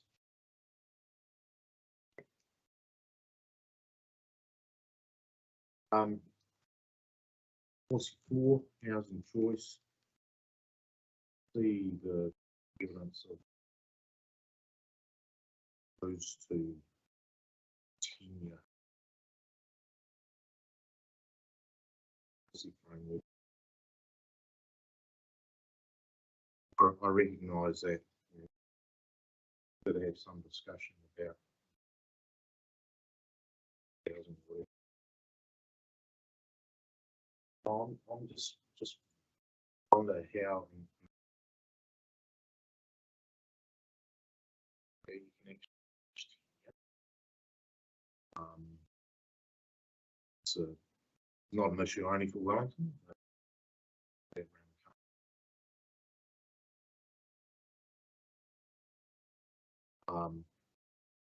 Just wonder what the thinking is.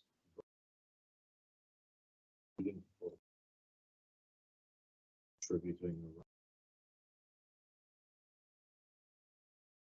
the housing. Sure. So I can give some context to drafting thought for that word in particular. As Mr. Wharton has noted, there's strategic direction around housing choice, and I think the word tenure for me, and I understand Kaingora's concerns, tenure was put in there to give effect to the fact that it's not just about buying houses or I guess what I was trying to say is it's also around not just the buyers for city centre in terms of living in the central city, but it's also for renters as well. So that was possibly maybe a bit of a tenuous link there, but I just wanted to make sure that policy was inclusive as possible. When you talk about housing choice, it's also about renting choice as well. But I appreciate their concerns there.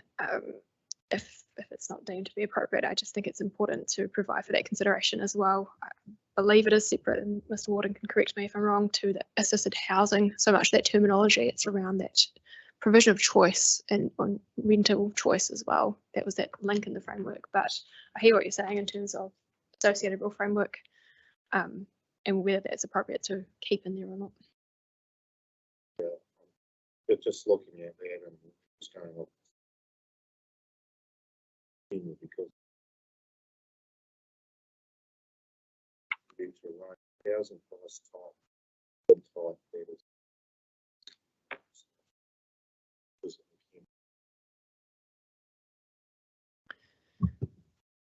resolve it. I think taking away tenure would still give effect to the fact that it is trying to provide choice in a range of housing provision. I think it's important to hook there, though, that more generally, not speaking to assisted housing as city outcome contribution, but more generally about affordable housing within the city centre zone. I notice I use the word affordable rather than assisting, but it's just really it comes down to the ability of trying to provide a range and make the city centre more attractive in terms of the livability side of things. But look, as Ms. Hayes has termed before, I'm willing to consider the removal of that.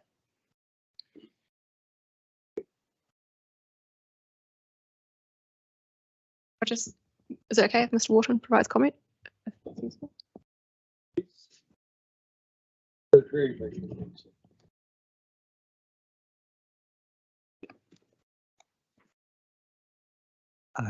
Yeah, so through the chair, that this was an enabling statement. It wasn't intended to be controlling for certain types of tenure one over another, but recognising that, as Anna was saying, one way of enabling housing for a variety of people is recognising that there are various types of tenure which help people achieve that.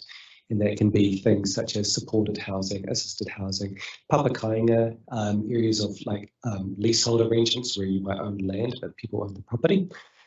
So there's new and innovative ways coming through which may not fit exactly with a formal development approach to build a tower of apartment blocks and sell them off.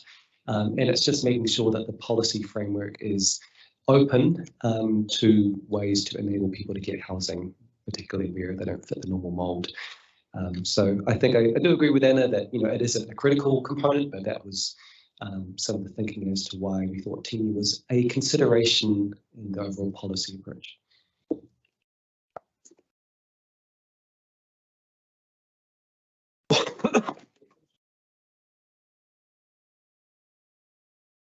On policy 10, Stephen, clarify what the wording is you're recommending. Yep. So intent being that change, ensuring convenient access to private and/or communal outdoor space. So this change is consistent with wording in the other centre zones that Ms Hayes has made as well, but also I believe for the high density zone as well. So ensuring what convenient, yes.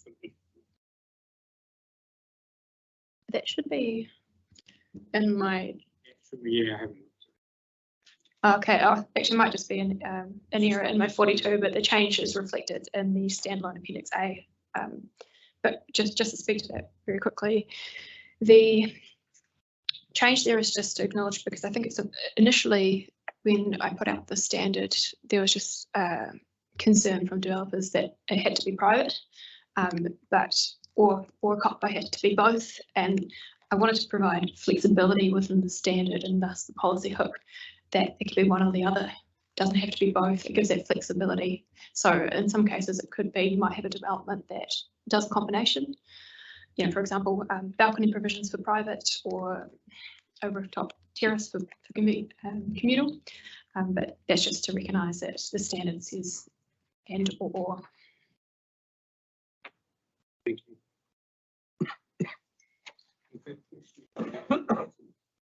Yeah, just one.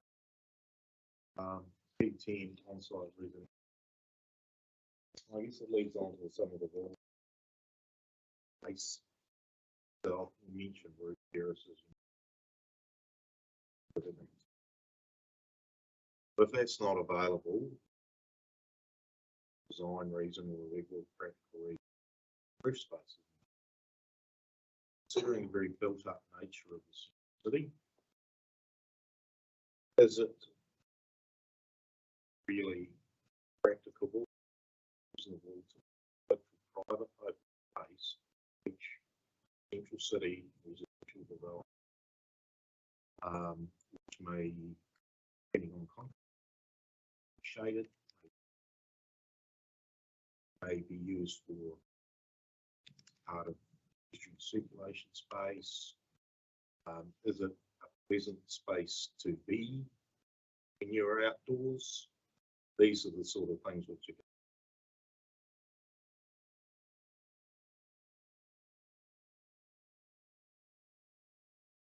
private areas.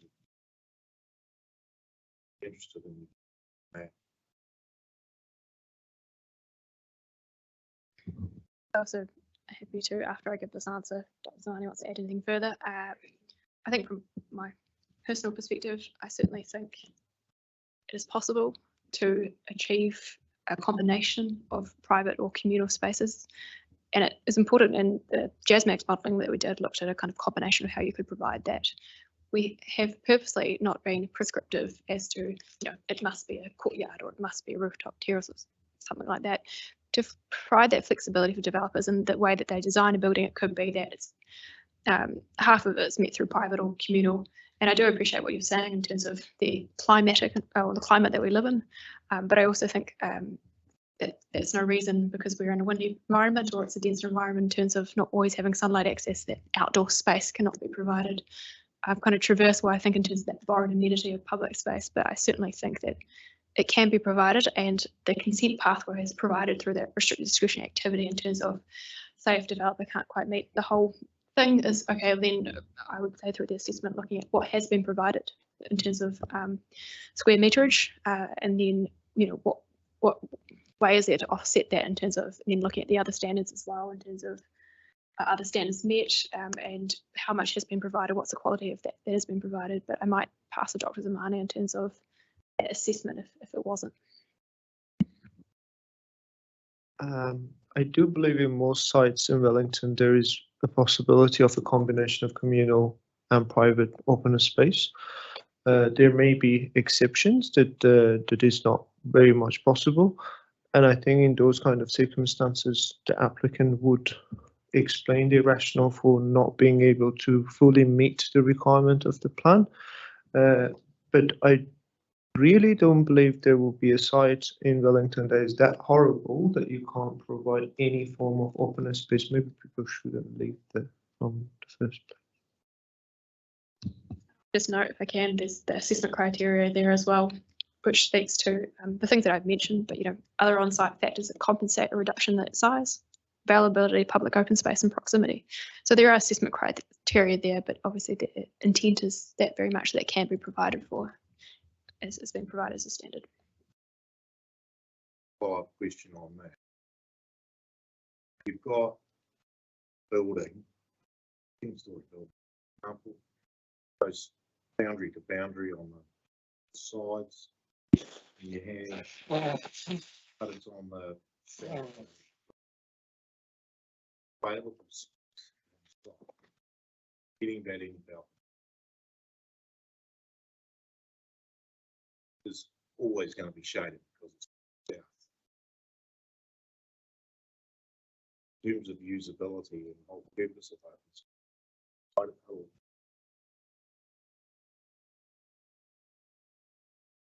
that be an example where there's of orientation and height of the building, even with the side of it, seen as being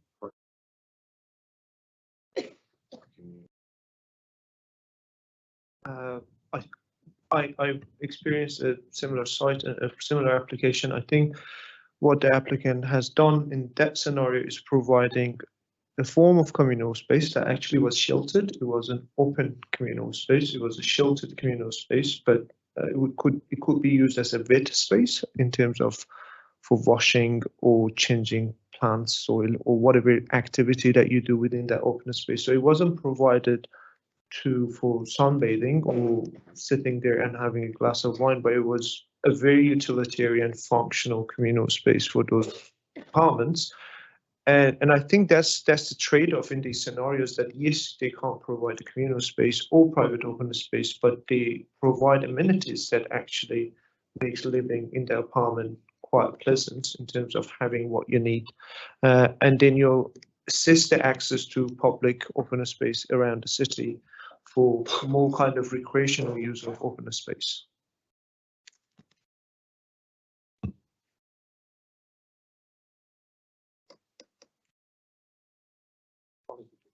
Sorry, I missed it. Just in terms of policy,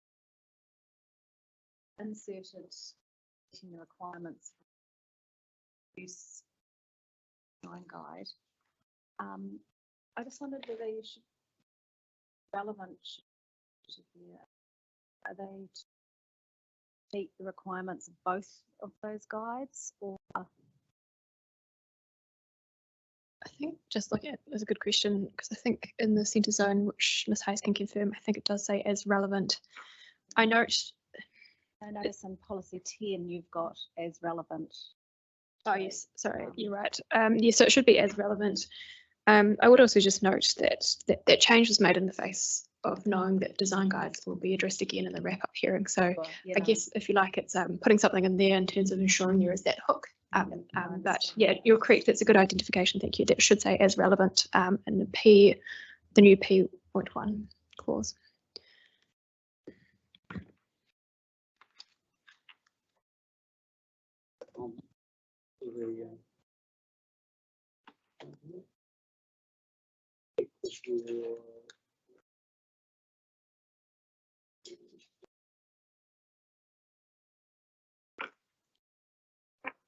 Only thing just for this is for the record kind of thing. Paragraph 38 of the very top line.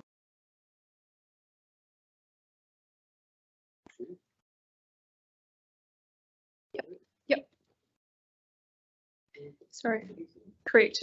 Yes, ineffective or not ineffective. That's an error there. It shouldn't be effective in terms of ground level car parking. Thank you for clarifying. Questions regarding rules?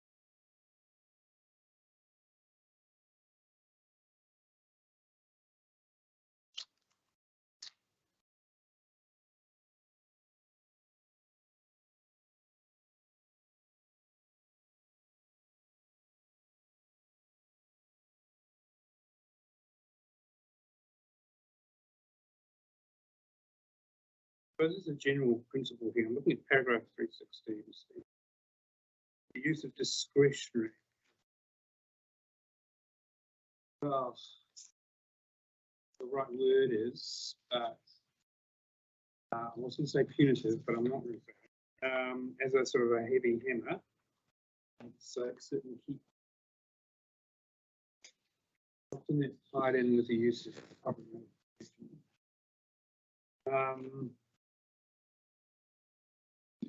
do you not think the current law is just a change to restricted discretion? This is talking about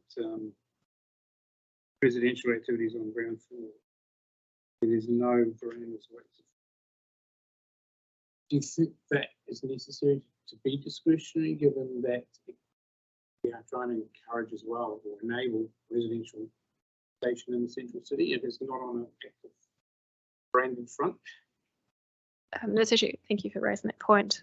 It's dawned on me in hindsight that just looking again at that change there to remove natural hazards, I probably have more comfort with that in retrospect possibly becoming restricted discretionary. Which I'm happy to speak to later, differing opinion about retaining discretionary for car parking, for example. But in this situation, because natural hazard was removed and because it is covered in the natural hazard chapters through sensitive activities, I actually have more comfort with it being a restricted discretionary activity now because it's hasn't got that, I guess, that imminent threat or that risk level with natural hazards being removed. Instead, it just focuses on active frontage and veranda.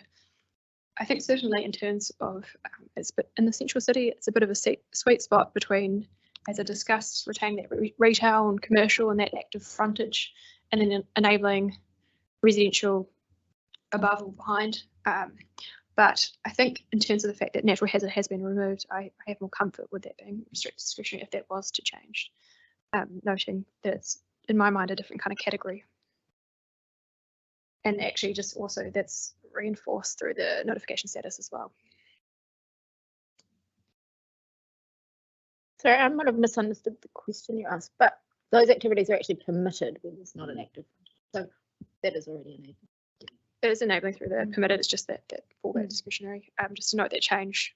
But certainly the intent, as Ms Hayes has picked up, is that it always was to enable more residential activity, certainly more than the operative plan.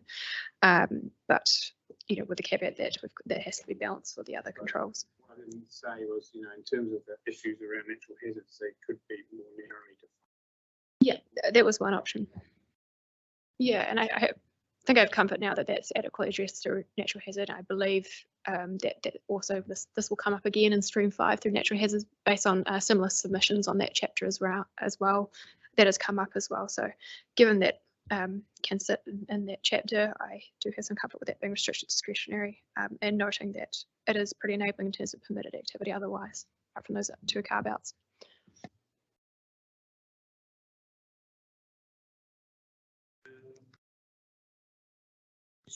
Just this is related to the question of using public notification as a hammer kind of thing. Under paragraph 372,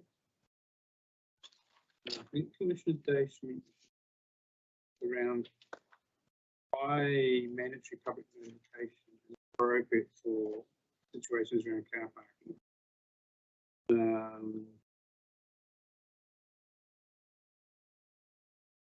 You're not just allowing the natural section to. So, yeah, I just want to understand why using that, not relying on 90. I think in terms of car parking, there's a couple of points there, and I might just give a little bit of context to that kind of position that I have with car parking, and I will address that notification setting. So there's been a strong, I would say, resource management issue around central city over the years in terms of optimisation of sites. And particularly post Kaikoura, we saw a lot of ground level car park use, or it might have been demolition of a building, it became car parking and has remained that way. The Reading, well, not for Kaikoura reasons, but you know, Reading cinemas, or I think there's also another example in Vivian Street as well. So because of the NPSUD 3A and generally I'd say well-functioned environment as well, I think it is important that we that there's kind of a clear rule framework direction that ground level car parking, just in terms of just that activity within the site, should be deterred. I think through the change to the permitted activity clause, and I note in my supplementary I've made a change to recommend that as part of a building at the back of a site, ground level car parking could be provided if it's not visible from the street, and I think that's a good concession in terms of that provides more car parking but doesn't have the urban design or the streetscape effects. But generally in terms of discretionary, firstly, the activity status, I would say, rather than restricted discretionary, is that it provides, I guess, a wider envelope of what can be considered, rather than a list of restricted discretionary. In terms of the public notification, it probably speaks to a high level in terms of strategic direction and what we anticipate for the city centre zone, and that general deterrence away from ground level car parking in terms of more active transport, public transport, and an approach to more efficiently optimise city centre sites, in terms of putting it into a public notification if we went down that route, and then getting feedback from the public if they have an opinion. In terms of the notification, it could be a section 95. It's just a stronger directive around that public notification in terms of, I think there's quite a large suite of permitted activities that have been provided through car parking.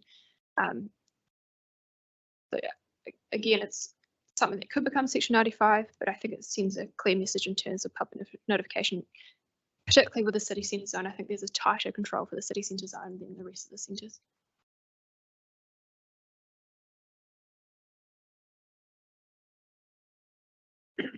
Just with regards to R14 in your rebuttal evidence, you have under 1A4 provision of ground floor level car parks that form part of a building specifically constructed and used for car parking purposes as a permitted activity status. Does that mean an active front is not needed if it is a car park building?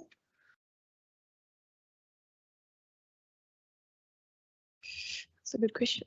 Because the effect, you know, even if it's a car park building, the effect in terms of the active frontage is exactly the same as if anything else is housed in it. I mean, in terms of just the rule framework itself first, that it was always intended as part of the permitted that, you know, car parking at ground level could be part of a parking building, but obviously not if it was another type of building function. I must admit, I could give more thought to, you know, active frontage in a car parking building. I don't know if Dr. Zamani has any thoughts on that, but I appreciate that it is different in terms of the intent of what it seeks to provide. So I do appreciate that it is a very different circumstance to another building, for example, where you would want the active frontage. So the carve out there in terms of trying to provide that difference is where it's the back of the site, it doesn't affect, you know, impair where there is a building, for example. It's saying you wouldn't want it on the front of the site because it affects existing active frontage control, for example. But I do appreciate it's a different context for where, as a permitted activity, it could be part of a parking building. But I guess that needs to be somewhere spelled out. Yeah, no, I appreciate that. Where the difference is. I'm happy to address that in my writer reply and give that more thought. Yep. Thank you.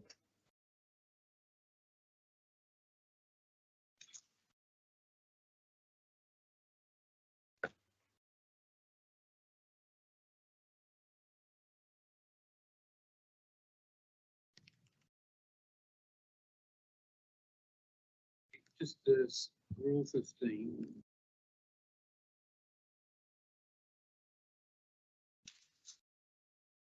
Question: could there be an or an and between A and B? Sorry, just to check, is this rule 15 or 14? Page 16. Oh, in my rebuttal? No, sorry. This is the submitters thing here. Yeah. We don't agree about the joining another commercial zone. Oh, for the yard-based retail? Yep. I think my position on this is that certainly I think where there's an existing activity in terms of zone should be enabling of maintenance and ongoing function. And I think generally in terms of buildings, it is under that permitted activity rule.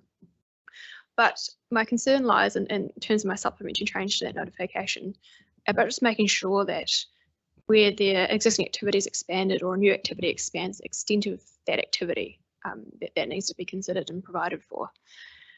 But certainly in terms of it, I think it might have been Z Energy that request for adjoining zones. For yard-based retail, we see a lot of that, particularly along, you know, Kent and Cambridge Terrace, for example. I think personally there is better uses of the site in terms of providing for city centre, and there is a mixture of sites. I'm not saying that there should never be another service station, for example, or a car yard, but certainly within the city centre zone, there is a real focus on optimisation of sites, and there's alternative uses, I say, that I think could be better used on those sites. But generally the plan has to provide for them, but I think there's other uses that could be put forward instead of those activities for yard-based retail. I don't see the need to provide a carve out for on the zone fringes in particular.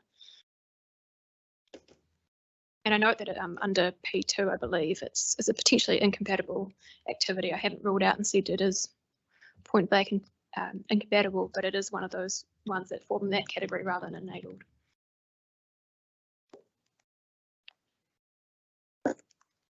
So just to follow up on that, where are you expecting the car yards to go?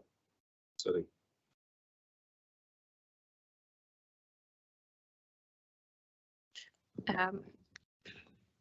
I must admit, I could give more thought to where they could go, but I think they're possibly a necessary evil of this particular.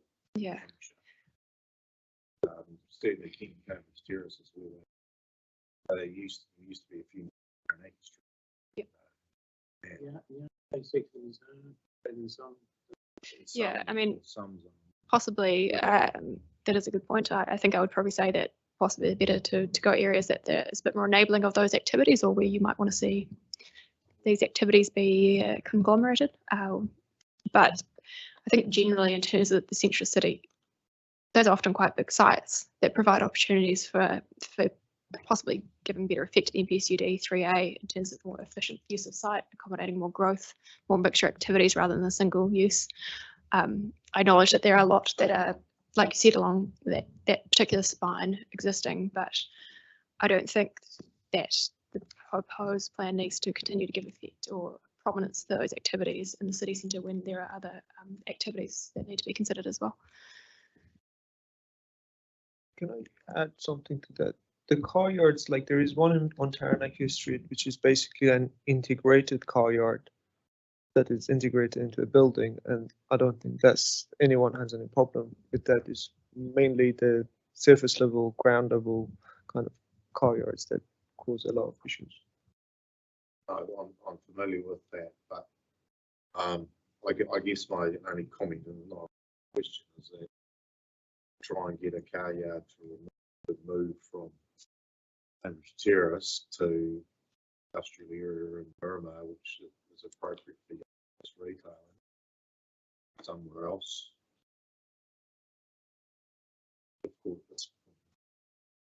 Certainly, I think the focus particularly is around new activities and what's seeking to establish itself within the city centre zone. And I think Dr. Zamani provides a good example. I know the one you're talking about, where it is part of a wider mixed use office and possibly retail as well. And I think that is a fitting example of possible activity that's more appropriate for the city centre, where it's part of something else and it gives more effect to other uses. But I think in terms of new activities, the directive is that's why it has that activity status in terms of sending that kind of signal of new activities, just yard or just ground floor, establishing the city centre zone.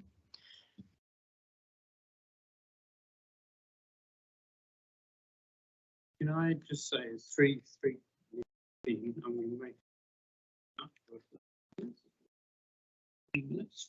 And we'll just stop unless there's any urgent questions leading up to construction of buildings and structures. Which is page 79.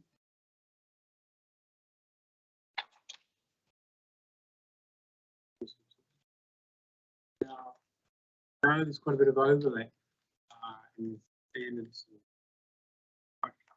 with the other two. So I'm a little bit relaxed that we might overflow into commitments. So I do have other commitments. I've got a child. Yeah. So it might be better just to carry on with Anna, and then because all of the answers ideally be the same. She's got all the knowledge in her head, way more so than me, and then we could crack into questions on all of my centres. Or if you'd rather do it that way. Right. Although Anna might like a break, so. No, I'm relaxed. I don't have time pressures. Oh, yes. So Mr. Warden just suggested that one opportunity if you want to cause city centre zone or if you get through city centre zone instead of going to Miss Hayes, you could go to waterfront. I think it's also worth noting there is whilst obviously unique differences being the waterfront, there is also some policy framework and standards that are also applicable across city centre zone and waterfront zone. We'll do that. So we'll take a break for 20 minutes. Back at 3:30 and carry on with city. From page got some burning thing and So it's all good if I head away about 4 and then. Perfect, thank you. the hearing is adjourned to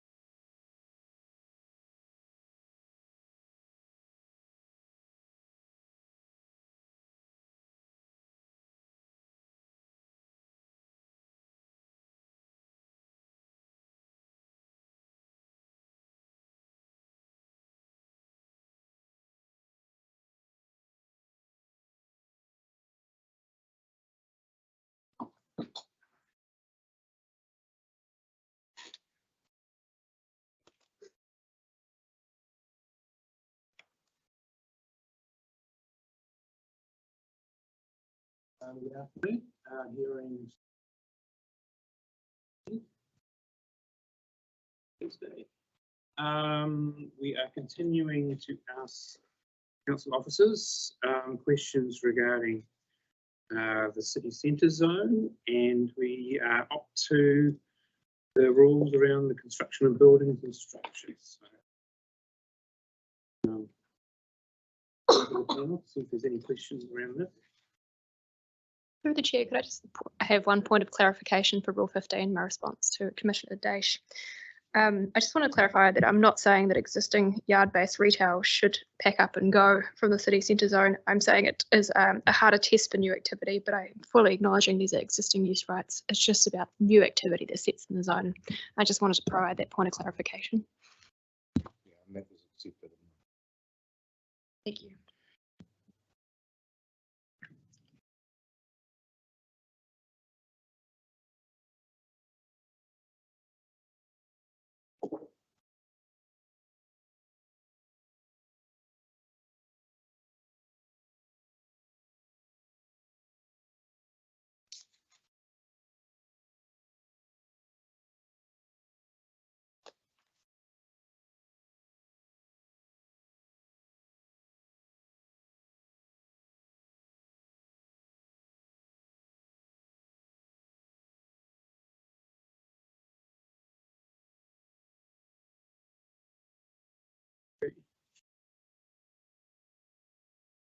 My first question is on page 103.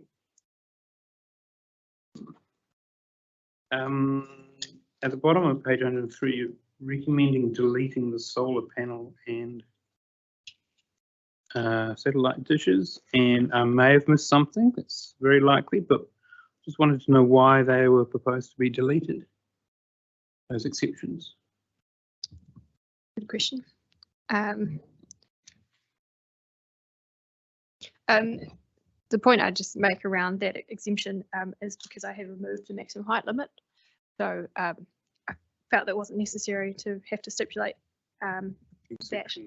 Yeah, but apart from lift overruns, just noting there. But I think as discussed, Commissioner Lips, that'd be something to address in hearing stream, the wrap-up hearing. Because it might be relevant if a developer was trying to avoid the height threshold. It's a very good point. I think probably just in my personal opinion, in terms of that threshold, I think probably for the solar panels of not exceeding more than 500 millimeters, that's something I'm comfortable with in terms of enabling that with the threshold in mind. So that's a matter you'll revisit, is it? Yeah, I can address that in my right of reply, and also more generally, I think that across the plan. But yeah, in terms of the threshold, I'm comfortable with allowing for solar panels.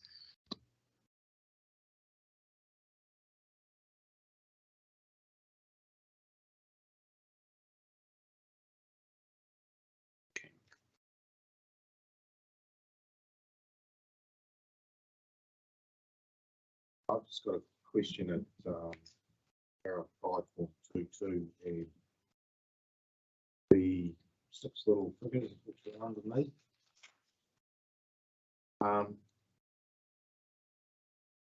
Just couldn't fit. You've got your 6 bullet points, 1,000 price graph, one size,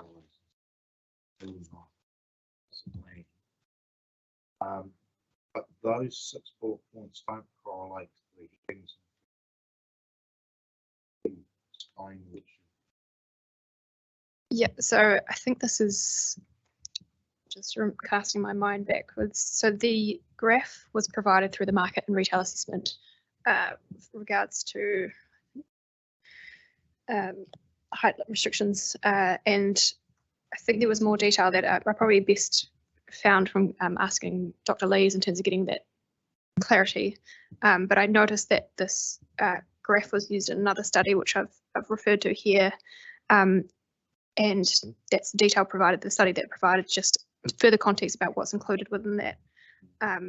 But first and foremost, I would refer to Sense Partners, that market and retail assessment in terms of the graph itself, but I'm happy to put in my right of reply more clarity around that. Yeah, I just couldn't see the correlation between it. I think I could ask. Something you can. Yeah. Something you can't. Impact of high option. to building height, does it? Correct. I think it's so. Yeah. When it, Housing cost per year, is that housing price graph? I can see that. I think some more clarity, and I'll talk to Okay. Dr. Lees. Some more clarity can provide because I noticed that. I think possibly through trying to provide these bullet points, I was just also trying to provide context because the graph could use some axes to provide more detail. So I can talk to Dr. Lees and put that in my right of reply. Being just on the next page of 5.6. Yeah. The first foray into massing. I notice this is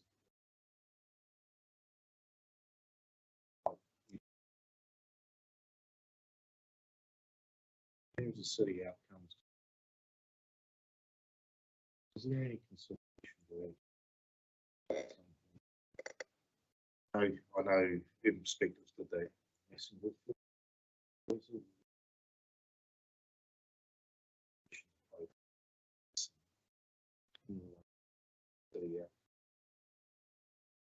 That's a good question. high buildings, mass, might have more. Just be yeah.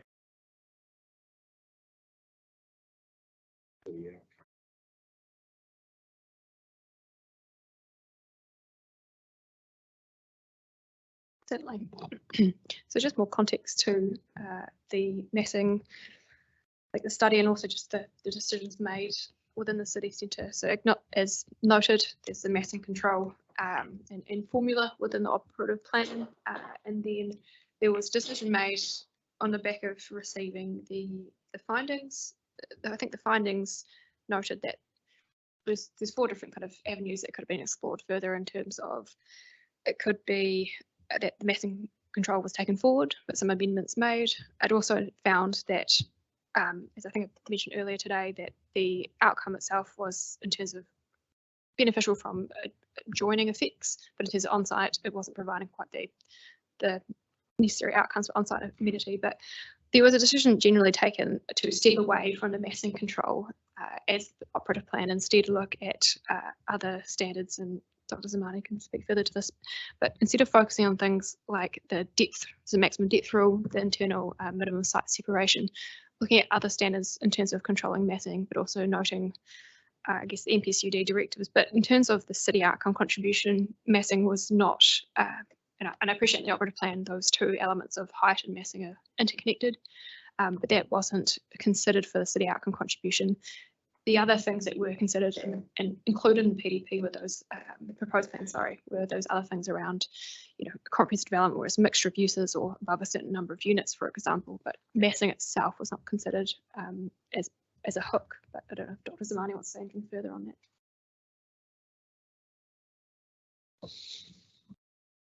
I believe that massing needs to be addressed through the design guides and the standards rather than as a city outcome contribution hook. Yeah. Where is the massing in this? So that the massing control, the choice to move away from that control in the operative plan instead focuses on alternative ways of managing, I guess, bulk and form, and that is how we've ended up towards the standards, top of my head, 11, 12 and 13 in city centre zone, which is the minimum internal site setback. So if, for example, you had 2 developments on a site having that separation, if you had both residential development, that separation, also the outlook space, and then the maximum depth control. So that was around managing the form as those alternative standards, working very much as collective in terms of managing bulk and form, rather than having a single control like the massing control at the moment in terms of a single massing control to manage that. I think probably at a base level that was around stepping away from the massing control, and it might just be the way that my brain works, but generally the kind of more difficulty of calculating and assessing the mass to a more straightforward standard in terms of depth into the site, and then also the outlook separation at the boundaries. So that's the track that we went down with the city centre zone rather than having a massing standard. And I guess to a degree that marries, well, unpick slightly that height and massing association, but generally looking at the suite of standards as a package rather than a singular massing control. Dr. Smarty, I don't know if you have anything further to say. Other kind of comments I would like to make about massing. Massing is not a matter that is necessarily decided consciously to be bigger than expected, because it's mainly defined by the site coverage, which is defined by the land that you own, while the height is something that you will make a conscious decision to go above. You know what I mean? It's predefined by the land that you own rather than by the decision or the profit that you want to make or the type of development that you want to make. And that's the reason that I believe that it needs to be managed through the standards and design guides rather than as a hook that if you go above this certain mass that you need to provide city household contribution. Follow-up question. How does the design guide deal with? Do you have a proposal for a 10-story example, and it's going to cover the majority of the site, forgetting about it? And you want to build width to width, and you want to go up to 10 meters. So how does the design guide deal with the massing aspect of it? Not a matter of articulation or anything like that. It's a matter of the bulk of the. So how does the design guide? The design guide doesn't deal with the hard aspects of the massing in terms of reducing the bulk, yeah, as you mentioned, the articulation, but also using different methods to make the dominance of that mass less tangible for pedestrians or for the public. So using different types of cladding or different design techniques to make the impact or the effects of massing less. I think that's something that the site section of the design guide will deal with specifically in terms of the location of the buildings, how they're located, how they're perceived, and I think in terms of standards, the depth rule and the separation between the building will be triggered to manage those kind of bulky buildings.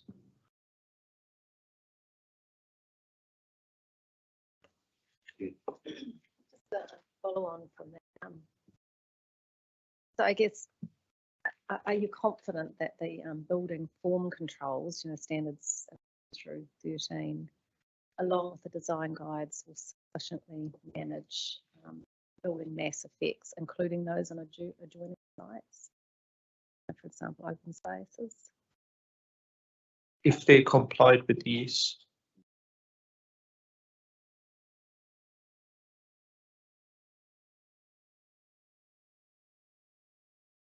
And I think that if I can just say as well that sunlight control is a good example of managing, I guess, height and design of a building where we've prioritised access or sunlight access to public space in terms of that design as well. And that's an operative control that, from all accounts, has largely worked well in terms of ensuring sunlight access to public spaces.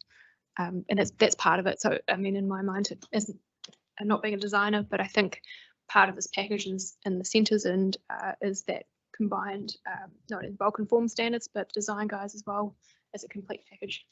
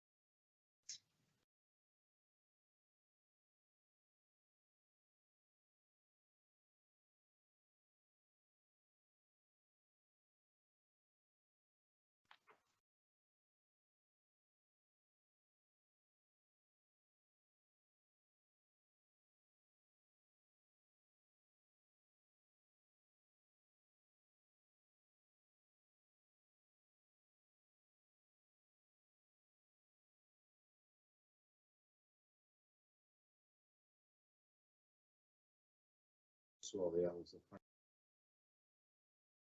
have used, and there are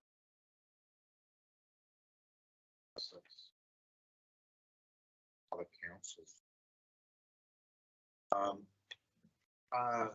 Obviously, Auckland we know a bit about, but how did you find Brampton's?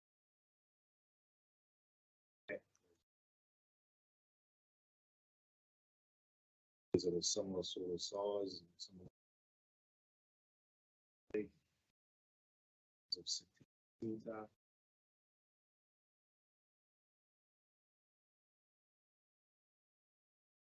You know, it's a fair question. I believe, I'm correct in saying this, that, I mean, it's an example of when I was trying to kind of look at best practice and other examples, not just within New Zealand, but internationally, of unlimited height, and it's something that came through as a Canadian example. I note there that I say that the population's 603,000, but it was, I believe it's a bit of a schema that they're currently testing how unlimited height works. I don't have any further outcomes of that study, but it's just an example giving of another city globally that has done it. But it's relatively new though, isn't it? So they haven't actually seen any outcomes as a result of particular policy. I think it is relatively new. You're correct in saying that, yes. Yep, I think that's correct. Look down there. It was just, I mean, just providing an example of another city that is looking or has implemented unlimited building heights.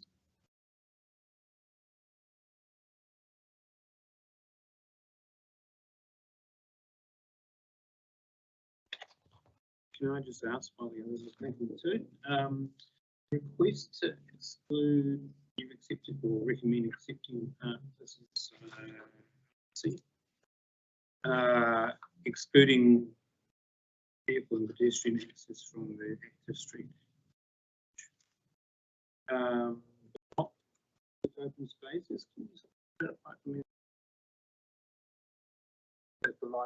Sure. I actually would like to defer to Dr. Zamani for the public space in terms of excluding that.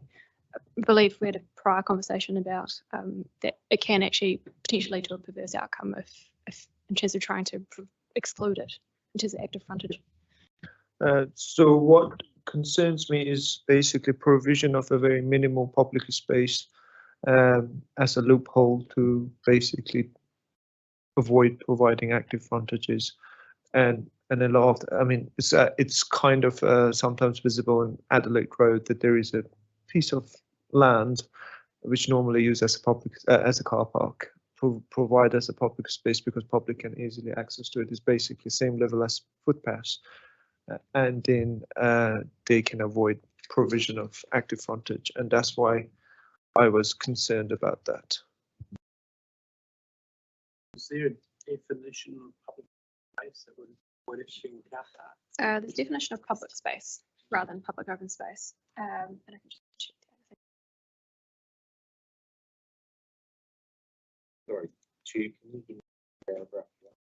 Sorry, around the 635. Pages, please. So the definition is quite all-encompassing, but means those places in public or private ownership which are available for public access, physical or visual, or leisure, and that are characterised by their public patterns of use. Public spaces include, but not limited to, streets, accessways, squares, plazas, urban parks, open space, all open or covered spaces with buildings or structures that are generally available for use by the public, notwithstanding that access may be denied at certain times.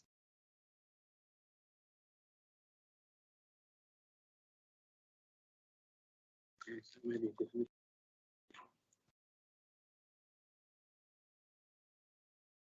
Sorry, I may have jumped ahead. No, since you have jumped ahead so nicely, I need to catch up. In your paragraph 579 on page 117, we are talking about particularly these car parks and temporary spaces. Temporary buildings and structures, as I read it, I'm wondering if a duration is already defined temporary, and that's the question, what is temporary, then why would you need to have to go through the whole process again to tell how long that temporary is? That's a good point, and I definitely wouldn't want to have a double definition or create a new one.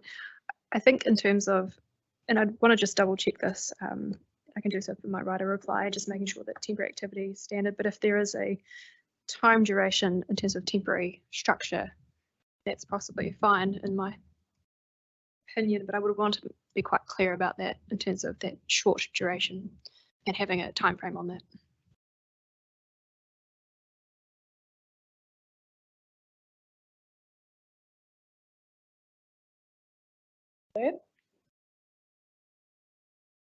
Job caption. Sorry, Where just are on this temporary activity. Yeah, so there's should be definition, and I know having previously worked on the chapter that there are clear duration limits. I'm just looking at the definition now. So, I mean, temporary activity is defined as any short-term activities that primarily held outdoors on public or private land and that are intended to have a limited duration incidents. This includes this includes non-permanent ancillary buildings and structures. I note that there's no time frame in the definition, and that's because the time frames are included in the standards of the temporary activity chapter. Yeah. So, I mean, it's possible, and I can give more thought to this, that it could be a link to, you know, duration standard or something like that. Certainly. Submit us. Now.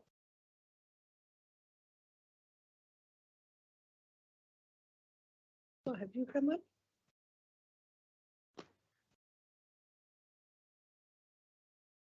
Oh, yeah. Just at 560, paragraph 560, I'm sorry. Just in your assessment there, you say that city centre zone is the densest zone and maximise within it. And when I read policy 3, it says to realise as much development capacity as possible to maximise benefits of intensification. It's quite different to the way you've worded it. It's probably just a technical omission. Given I've spoken to 3A today, I'd rather get that straight. So I concur with the definition. I think just on that point, because that relates to standard 3, which is a new standard in the proposed plan around character precincts, so sites adjoining character precincts and residentially zoned heritage areas. I've disagreed with the change to 5 metres because I have comfort with the 8 metres, and I think it is that kind of balancing approach in terms of managing adverse effects versus it being the central area and policy 3A directive. So that's just what I have described that, but thank you for that correction. It certainly is around. I want to make sure I get that wording of the NPSUD correct. Yeah, and it is quite different. You know, people often say, oh, you have to maximise development capacity, but that's not how it's worded. So yeah, no, I it's acknowledge that. I'd rather, yeah. I seek to correct it to what is actually the 3A wording. So thank you for that. The NPS is still is subject to that in terms of matters beyond. So do you think as much as possible, do as much as possible right under the RMA? I'm not wording it very well. As much as possible, is there other versions of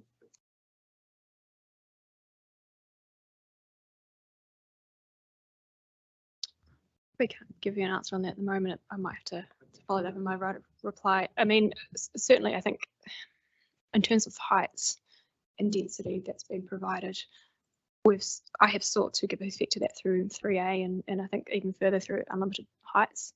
I noticed that it is that balance with the being our highest density zone, and I do appreciate and I have sympathy for those on adjoining boundaries, but I have comfort with what is put there in terms of standard 3 and also the newly proposed standard for 19 metres and 60-degree recession plane. So I think it's as much as possible has been enabled, but I think also, you know, it has to be balanced with well-functioning urban environment as well. I can get back to you on your direct question if you like.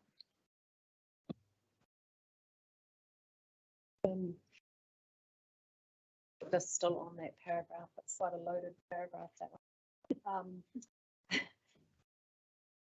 You know, like a lot of submissions are quite concerned about that management of the interface, especially like the Moya Street.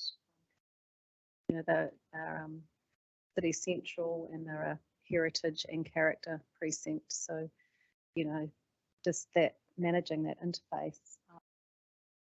And if you're coming at it, you know, you're clearly coming at it as it's all about central city. So to maximise, so it just, yeah, some more thought into how that boundary interface can be, and talk about enabling of sufficient sunlight access.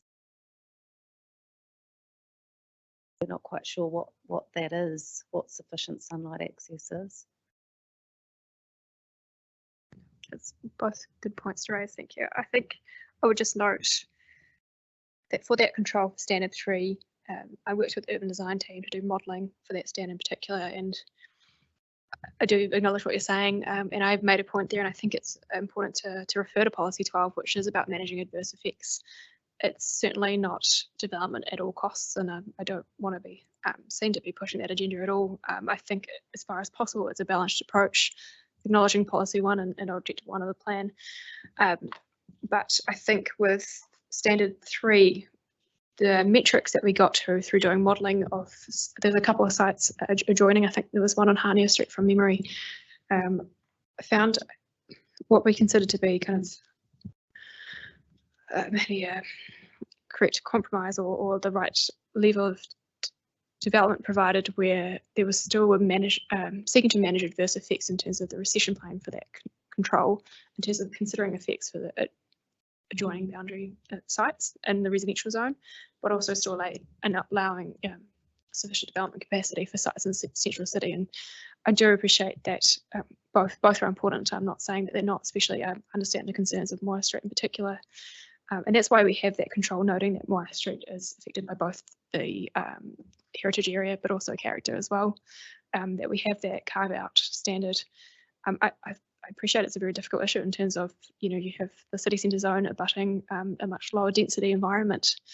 I feel that through the provisions provided, I have sought to provide that balanced approach whilst acknowledging that it is a really hard balance between what is directed in MPSUD versus, you know, managing that adverse effects as well. But certainly in terms of just the wording, could have been done better in terms of sufficient sunlight. Given the conversation we've had today, I do appreciate that. I'm not really clear on the height boundary relationship, but did you give some thought to, you know, like the difference between high density zone against a medium density and those provisions, and maybe the same provisions for the city central zone? In terms of adjoining character, or more broadly in terms of in terms of adjoining character?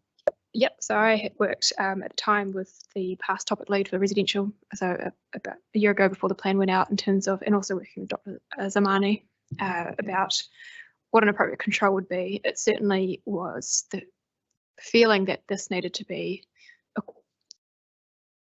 similar to what is in the high density zone in terms of that relationship, but also acknowledging that this is the city centre zone. So trying to provide that zone nuance, but also it needed to be a similar type of control, and certainly had consideration around the metrics of it. So I can't remember the top of my head where that landed, but certainly the conversation was shared between myself as city centre author and then the residential as well, and a similar approach was definitely taken.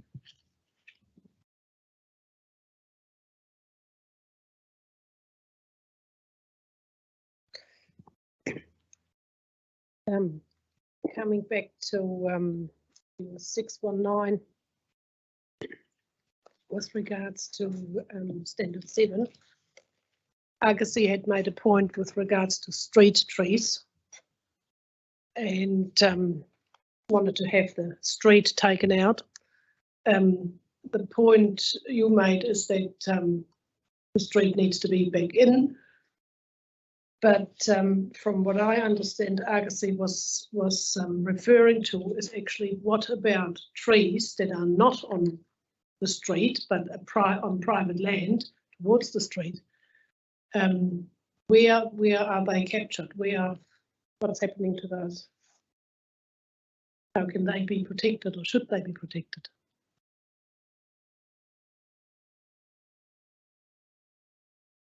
That's a good point that you've raised. Yeah.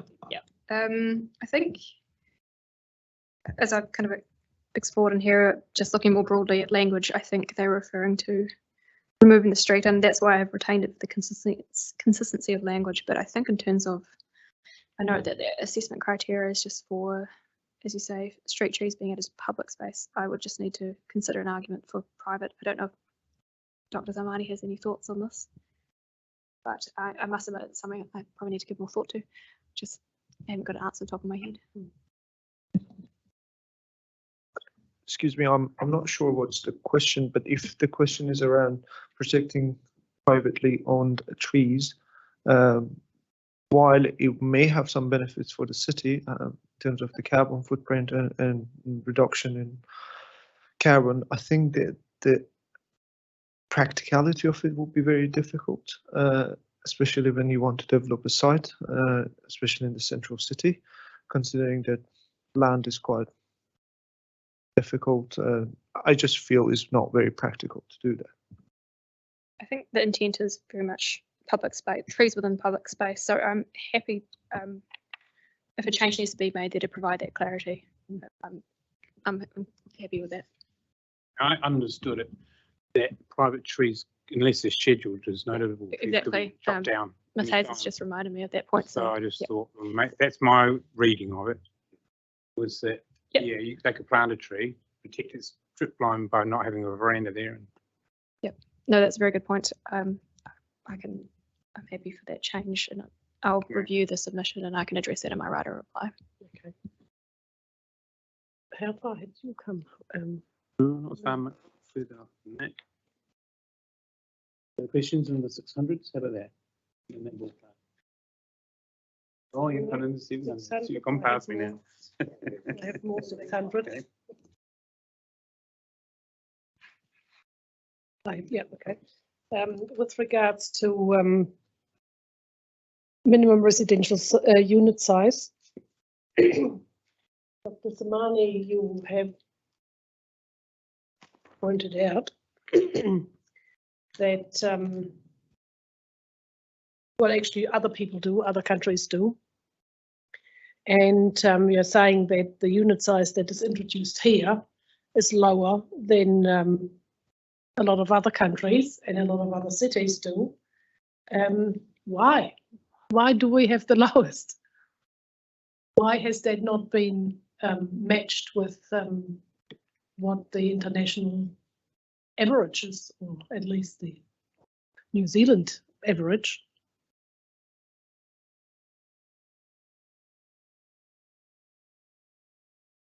I don't know if I can just Yes, please. say one thing, just while I just to say it was his evidence, but you can give me the answer. if I could just provide context from planning, and I don't mean to speak to his evidence, I just want to make that point clear, just to give him a chance to think. I hope I'm correct in saying that certainly probably in the first instance it was looked at national examples, and I've included here, I have, otherwise it should be in my rebuttal, but I certainly can in my writer reply that there was alignment with Auckland in terms of the unit sizes we provided. It was also looking at the monitoring data from resource consents coming in terms of where we saw the concern of smaller unit sizes being provided and a comfort level with that, but looking at best practice as well. I think at the time it was Auckland, and then at one point, I don't know where it got to, but Tauranga were looking at minimum unit sizes as well. And what we had aligned with Auckland and Tauranga in terms of that minimum unit size. But I will stop there because I cannot talk to international examples. Yeah, although just coming back to that, I think if I remember right, and I might be wrong, the smaller unit sizes for the studios in Auckland, I think were 5 square meters more than what the Wellington ones are. of memory. So it might actually apply to all the rest of it, but as far as I know, the Auckland ones were 5 square meters more than the Wellington ones. Is that correct, Mr. That's quite Sonali? good, yeah. Okay, to give you the most diplomatic answer is, I don't think there is, so when we proposed these numbers, it was based on the current development and also construction culture context of Wellington, that we found we are pushing the boundaries and we are requiring higher quality residential environment, but we are not pushing it to the point that we would face a major backlash considering the maturity of the planning framework. No disrespect to the New Zealand planning framework, but if you consider Switzerland, they would require grey water reuse in their buildings, or every building in Basel needs to be green. Yes, we don't do that because our planning frameworks or design frameworks are not as advanced as those countries. And if we're making that comparison with international example, we need to compare the bigger kind of context of construction technology, construction methods, construction planning frameworks. They have a way more kind of advanced in certain aspects, especially around quality. And probably this is the first step to reach there. But we didn't, at least I didn't see that appropriate to have a major jump from what is being produced in the market to what we expect to be produced in 3 years. For instance, if we are having 24 square meter studios or 1 bedrooms that they exist in Wellington, jumping to 45, of course that would be ideal, and from a design point of view, that's something I desire to see. However, I try to be pragmatic when it comes to these things, and making a step change and asking for a 30 or 35 square meter, I thought that would be more practical. And I can understand why the international models might not necessarily work so well for Wellington, but Auckland doesn't have much different building industries than Wellington has. Why has that lower limit for studios not been matched to the Auckland one? Because as I understand, this is the biggest issue out there. It's not the 1 bedroom and 2 bedroom, and it's the studios that become shoeboxes and become unlivable. If I could just note, so paragraph 659, which then goes on to page 133. I note Auckland's sizes there, and we have the same limit for a studio unit. So they say 35 square metres for a studio dwelling. We say 35 square metres for a studio unit. The difference there, so at a base level for a studio unit, we're on the same page, so to speak, in terms of minimum net floor area. The difference being between Auckland, just having it in front of me, is that Auckland is 50 square metres for 1 or more bedroom dwellings, whereas we're 40 for 1, and then 2+ we're 55. So there is a bit of deviation there in terms of 1+, but certainly in terms of a studio dwelling, we are, so to speak, on the same page. Just to follow that, I don't think the unit sizes in Auckland are statutory. I think they're part of the Auckland Design Manual, which is non-statutory. I think it was removed through the independent hearing panel from the plan, if my memory. Yeah, I'm not. You certainly know more of that than I do. I think actually it is in the that. city centre zone in Auckland. I have a saying under H8.6.33. So that is in the top of my section 42, page 133. I note in the city centre zone that a minimum dwelling size is stipulated.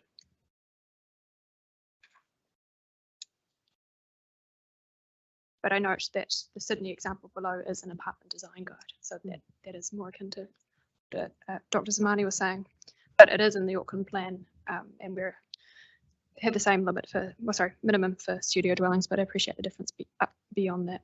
Okay. Thanks for that.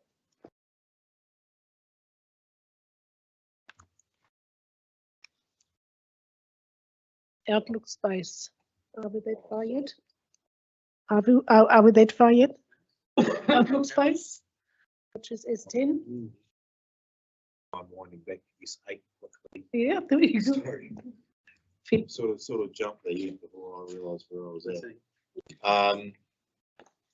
Your paragraph 651.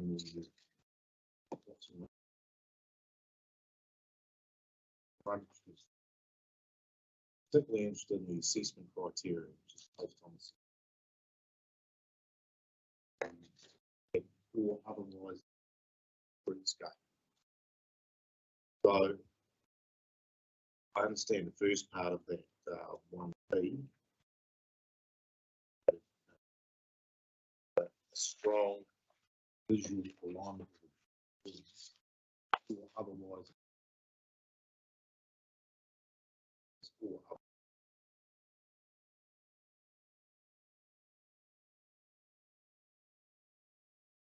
That's a good question.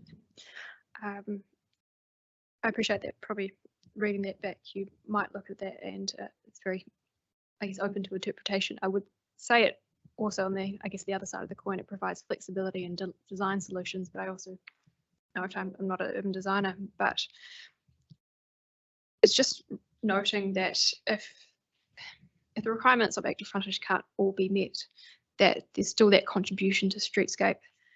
And I know that that is somewhat alluded to in B in terms of that strong visual alignment, but I think it's quite useful having that explicitly referenced in terms of enhancing the streetscape in the assessment. Except that I just don't know what it means.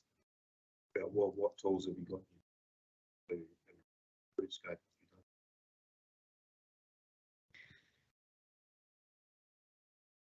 I'd probably have to get back to you on that one. I'm happy to address that. Try to reply.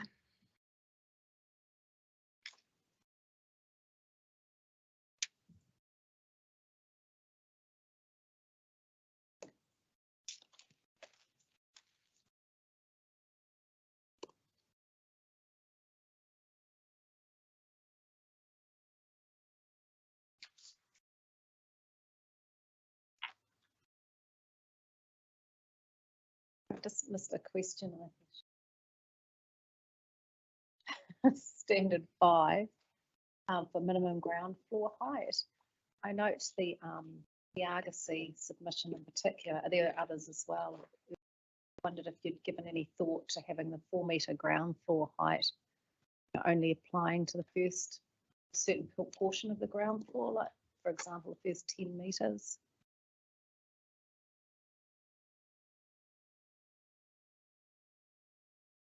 Sorry, just to clarify in terms of the height, it's around the minimum ground floor height as opposed to the extent of which the active frontage applies. Just noting the question. No, just that, yeah, but you're saying that the whole ground floor must be meters.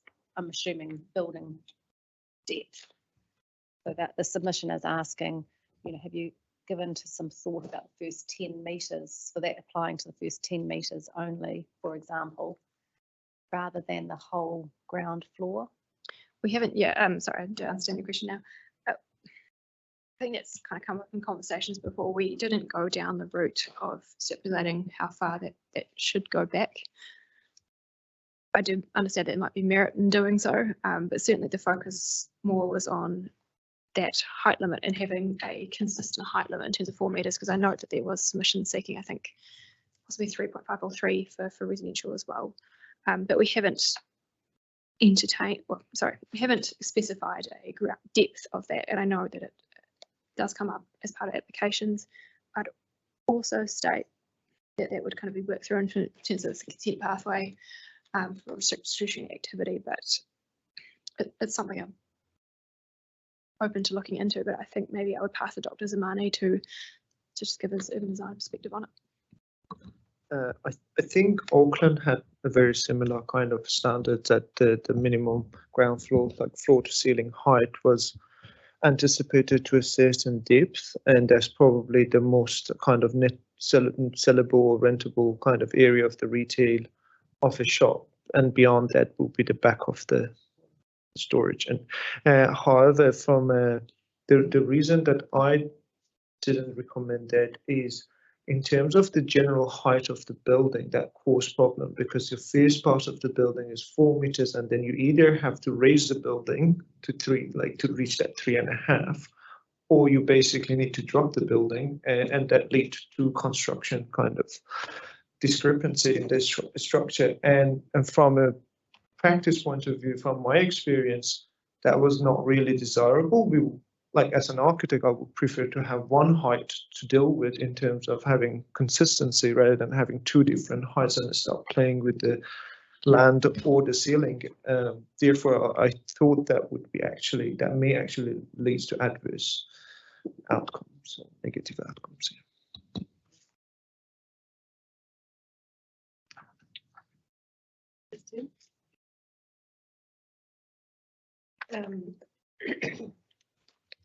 With regards to the outlook space,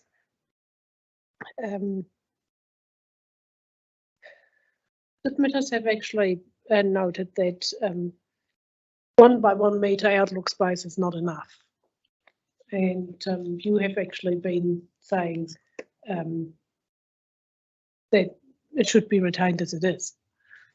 Now, I'm not quite clear from what I've read so far where exactly the 1 by 1 applies to, because there is others where it's 8 meters, and how that is sufficient other than on a bathroom window. So the first point is requiring an outlook space means every livable, habitable room needs to have a window. Currently, we don't have that in Wellington. You can have internal bedrooms, and that what makes me quite happy that at least there will be a window in the bedrooms. Of course, there may be another building within the 1 meter of that bedroom, but at least you have access to fresh air. And I know my bars of expectation has dropped significantly practicing here. So that's the reality.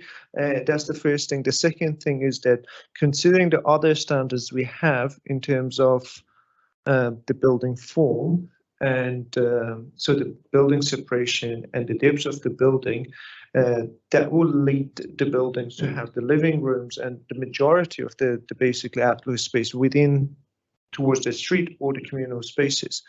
So it's only the sides of the building that may face that 1 meters. And from planning point of view, I think that's aligned with the MDRS, which is less of a concern to me. But that's the reason that I was satisfied with this substandard standard. Substandard standard. Yeah, because I'm just wondering, you know, we talk about bedrooms. A bedroom is not necessarily only used as a bedroom for a start. You know, some people have kids. They play in those rooms. They, you know, have spent quite a bit of time in those rooms. They don't just sleep in there. You know, I can see if you only sleep in there and that's the only time you go in there. Who cares how far you can see? It's dark outside. But a bedroom is more than a bedroom in many cases. And in that respect, is 1 meter then really what should be in the plan? And I say that you would like to have more, but is there a balance that needs to be struck between the, you know, 1 meter is really very, very little. You can actually open the window and shake your neighbour's hand. I do agree. I think from my perspective, it is certainly something, I mean, having taken urban design advice because of the built form outcome, but I certainly am open to it could it be more than that, but I can address that through my writer reply and obviously work with Dr. Zamani and obviously look at other best practice as well. Because it is the concern of a number of submitters who said that is not enough. Yeah, and I mean, I just would concur that it was always the intent that, particularly these 3 standards in particular, because they are heavily around built form, that they work in unison. So rather than in isolation, I think that's a key consideration. I also just note, and noting I'm not an urban designer, but I think it was potentially, but for Kainga Ora noting that, you know, they wanted to extend the outlook space but then strip the other standards, and I think some careful considerations needed how they work as a package, because I certainly wouldn't want to remove one of the standards because I think they each have their place as individually, but a collective as well. But certainly in terms of increasing outlook space, it's something that I'm happy to look further into. And I think I know that we talked about it, internal conversations about could that be extended in the past, and it was probably landed on that in terms of the zone itself and the denser zone. But I certainly think there's opportunity to consider whether that could be beyond that 1 metre. Because I guess at the end of the day, the city centre zone, as I understand it, is not just there to provide space for couples or single people that don't have kids. It's not. It's the typology and that housing that we want to provide that has actually a variety, and that doesn't really sit well together. No, in my view. I appreciate that, and that's certainly something that I'll look further into. And I also just want to agree with that sentiment that whilst it might be that a lot of development is treading towards, studio or 1 bedroom, we're trying to provide housing choice, and that's through the policy framework. So I hear what you're saying. Yep. In terms of that standard 10, Ms. Stevens, in 250, in your paragraph 250, you refer once again back to that public open space that can be used, where developers can, do not need to necessarily have all the space, all the outdoor spaces if they are close enough to a public open space. Does that actually encourage the sites around public open spaces to be the top sites to be developed? If a developer can actually rely on that open space that's already there to a certain degree, I don't know, but as a developer, I would think that's the space to build. So can I just check it's 250 of my supplementary that you're saying? Yep. I hadn't kind of considered that in terms of, the demand for sites adjoined to public spaces and a reason for not meeting S10. I certainly think, well, it's an assessment criteria, and I would note my supplementary that I've talked to a few times today is, in my perspective, it's not sufficient enough just to rely purely on kind of, waterfront zone, as I mentioned, town belt zone, and certainly trying to provide a greater provision, and we are directed to do that, noting the deficiency of space in the central city in terms of open space. So I don't think, just in my personal opinion, that it's sufficient to say, well, it's built next to a public park. I don't need to do the outdoor living space requirement. If anything, it's collectively through the different means, whether that be the non-statutory council buying a space and creating new public space, but also through, I think, the onus on S10 to provide the private space to it so that we have greater provision overall to, I think, make more city zone more well-functioning environment. Yep. Thanks. Can I be honest and admit that I'm not very clear on why, and the same applies to Kaingaora, why the Kaingaora approach to replacing, as they want to, the building separation distance and the building depth rules is not as good as having them, if you know what I mean. What I don't actually understand what the problem is with Kaingaora's solution compared to the building distance. I mean, I understand the basic principles of building separation and all that, but why not replace them with Kaingaora's approach? Why would that not work in place of that? I've read it several times, and I'm still not clear why you don't favour their approach. I think the approach of Outlook, there's two problems. The Outlook approach is based on profitability of the site, because you can maximize, you can turn the building until you achieve your outlooks and maximize the yield, while the building separation and building depths is around the urban form. So one of the key objectives of building separation and building depths is to create an urban environment that is actually more livable, rather than a building that meets a 6 meter outlook. So the 6 meter outlook is more or less the distance between myself and Commissioner Daesh, and that's not enough. Even 6 meter, probably an appropriate outlook is 12 meters, and that's not doable within the urban context that we live in. 2 meters, 3 meters is that distance, and that's not really that different from that 1 meter. So because there is no privacy, there may be some noise control with the outlook kind of a space. However, the building separation shapes the building in a way that creates basically what we call in the urban design language a relief between the building that allows kind of some access to daylight, sunlight, not only within that development but to the neighboring sites. And I discussed this in at length with Mr. Ray, the Pangora's urban designer, through conferencing. And we agreed to disagree because my concern as the council urban designer is not just one urban development, one site that probably Kangora is interested in, but the effect of that one site or the effects of the standards on the wider city and how they work. I have worked with Outlook, and once I had to turn a building within the 6 meters of a blank wall for 12 stories. So, and that's doable. You basically 6 meters council can't say no because I've got 6 meters Outlook, and within the 6 meters of the living room, you have a blank wall going up 12 floors, and that's not an issue. While the thing that I'm trying to kind of communicate with the building separation and dips is that scenario, like avoiding that scenario that you have a building within the 6 meter of a wall and you achieve your outlook. Doesn't matter, the outlook is the sky or the concrete, you achieve that. So that's the key difference between the two approach. I'm happy to provide more explanation.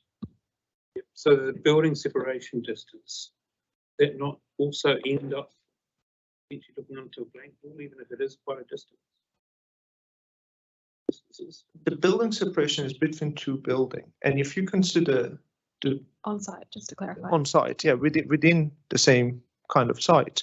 So if you consider the shape of most of the land parcels in New Zealand, they're rectangular, and you normally have a building to the front, and you can go up to 25 meters, and then you have to have a separation that organically provides a communal space between the two buildings, rather than having a building going to the depths of the site and then facing the back of another building within the 6 meter, which is the case that you see in Auckland, that you have either townhouses or kind of those one single loaded corridor apartments with a basically blank wall facing another kind of apartment.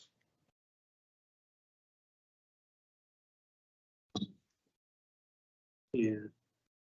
I mean, it would be useful to have sort of illustrations of how the difference or the problems of it. Yeah. That's probably.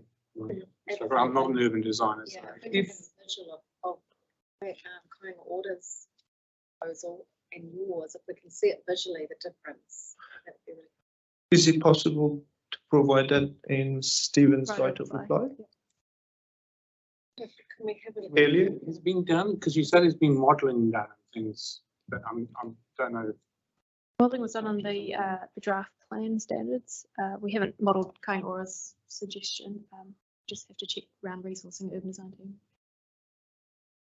It would be helpful. I'm going to pass to you guys because I don't want to get in trouble for saying it. Is the time frame the questions for me? Yeah, I don't know. I can't remember. When would you like? I think the next Tuesday, just on it, and I know that's a bit of pressure, and I'm not looking for a Rolls Royce thing. It's just Very simple diagram. I think it's possible. Could it even be in sketch form or something? It's fine. Yeah, absolutely. Okay. No, absolutely. No, that's possible. I can provide some very basic building forms and shapes that Explain. what is the two different approach and what are the basically negative outcomes that out of each, and I will try to be as objective as possible. Yeah. And I take it, Dr. Zamani, you've had a chat with Mr. Ray about this particular issue. This is the one you did agree to disagree on. This issue came up in a hearing stream 2 and for the residential chapter, and we discussed that I think that was the only matter that we had a significant Just the same disagreement. standards, yeah. And can I just clarify that this only applies if there is more than one building on the site? Yes, and I think that's one of the other positive things about building depths and separation, because if you have a kind of a neighborhood blocks that most of the sites, let's say, are 35 meters, you end up with one building, a double loaded corridor, which is normally around 18 meters deep. You have one unit, a corridor, another unit, and so that's probably around between 16 to 18 meters, and you have a backyard, and you wouldn't be able to have another building squeezed at the back. While with the 16 meters, you can fit way more into the depths of the building, and that's what we call the sausage buildings, or the kind of Soviet Union slabs, that you can put slab after slab with the length of 35 meters, one after each other. And that's in some of the streets in Auckland, in Grayling, I've seen that happen. In even in Auckland, you can see the sausage building one after each other, facing basically the front of this kind of townhouse is facing the blank wall of the another building. I can visualize some of these issues here. But if you have a not enough deep site, you basically end up with one building.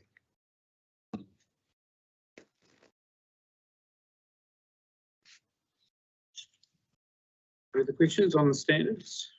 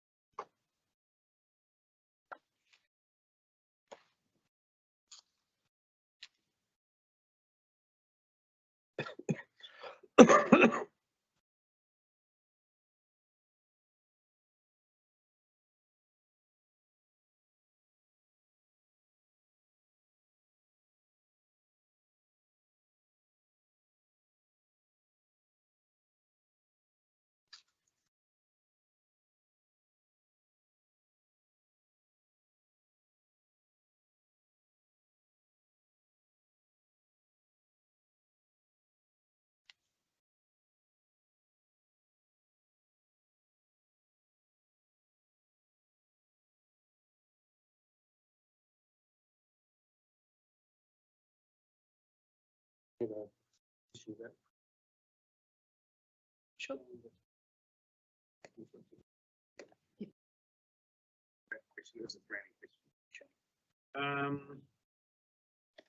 Down paragraph 711. You're rejecting and redevelopment. I'd just like some clarification. I'll turn the mic on. That the purpose of the precinct is to provide for civic activities, functions, open space and redevelopment. So when I read that as an ongoing obligation redevelopment, if you know what I mean, rather than redevelopment as a separate issue to the purpose of the precinct, isn't it? That's a good point to raise. I understand how that could be interpreted. Yeah. Generally, just to give some context to that, the reason I didn't agree with that change is because I think for Tanakau, there's been quite a recent history of acknowledging that change needs to occur in terms of acknowledging issues around climate change and seismic issues, but also the fact that Council has signed off on Tanakau framework, so there will be redevelopment. But I have sympathy with, I think, Civic Trust in terms of still acknowledging the heritage heritage buildings within that site. So trying to provide a balance between obviously enabling redevelopment, but also whilst doing it in a way that still has sympathy to what's there now, and it's a very civic purpose. But I understand your point there, in that probably not the purpose of the zone is to enable continual redevelopment. It's more to give effect to the framework and the redevelopment that's necessary and already ongoing in terms of civic administration building, and also the library, for example, as well as town hall. So there is a lot of change happening in that space. I certainly think I can look at that in terms of my right of reply and see if there's a better suggested amendment, for example, while still very much giving effect to the redevelopment, but potentially just checking if that sentence structure works. I'm open to that. Any questions in this area?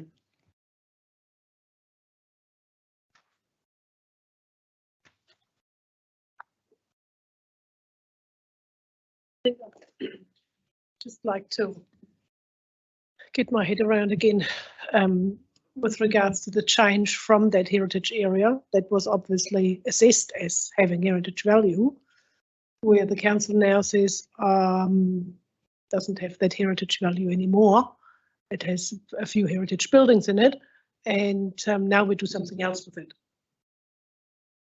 I'm just thinking if anybody else would come to the council and would make suggestions like that, I don't think that the council would be very happy with that. How has that evolved? I don't quite see. I haven't seen the evidence that actually provides me with enough surety that there has been a process that has been followed, that has not just chucked out a heritage area because it didn't suit anymore. Sure. Happy to speak to it while I can, whilst noting I'm not the topic lead for heritage, and Mr. McCutcheon has addressed that, I believe, consistently in his supplementary and right of reply. So in terms of, from my perspective as City Centre Zone topic lead, there was a proposal to remove the heritage area as part of the notified proposed plan for the Civic Square. That came with regard to sign off from council to demolish, I think it is CAB, if I've got the right building. Yep. Can I just go one step back? Sure. What's missing for me in here is that is what the council decided, but how could the council decide to actually get rid of the heritage area? What was the basis for that? Were suddenly those heritage values not there anymore, or was the drive for having a different centre overriding those heritage values? I think two things. I would say that council signing off on the redevelopment signal through the framework is one thing. The other thing I would say is council is not saying that, sorry, my personal opinion, that the heritage buildings there don't hold importance, but I think that particular distinction is heritage area versus heritage buildings. And certainly from my perspective, there are still heritage buildings that are protected, and that hasn't changed as far as I understand. And for me, a big part of redraft, putting in this precinct, was that sympathy and that wording around that to heritage. And I've tried to, I guess, strike a balance between that redevelop and sympathy to heritage. The decision was made that whilst it's still very important to protect the heritage buildings, it was felt at council that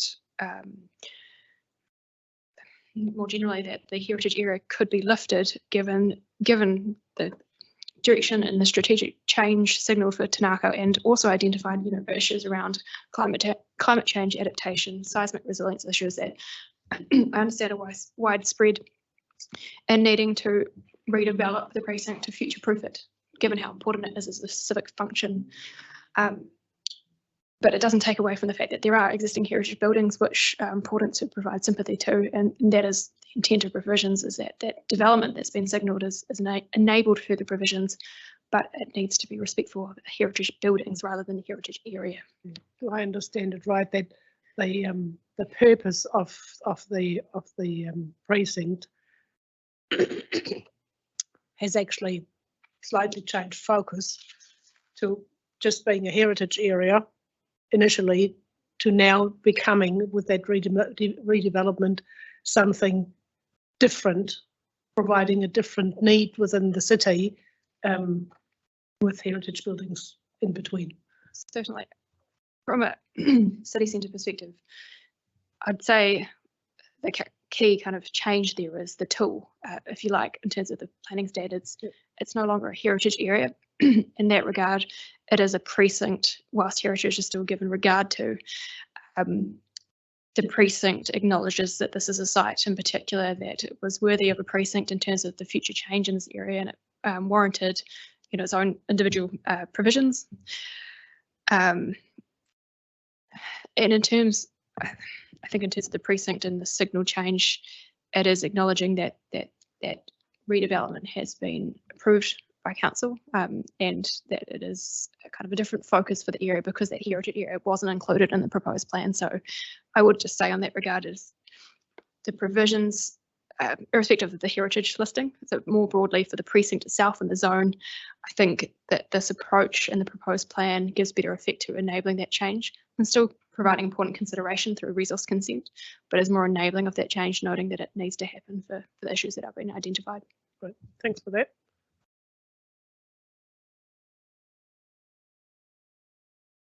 Any questions on the centre zone?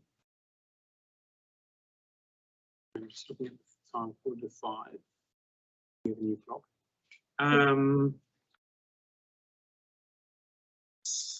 So either have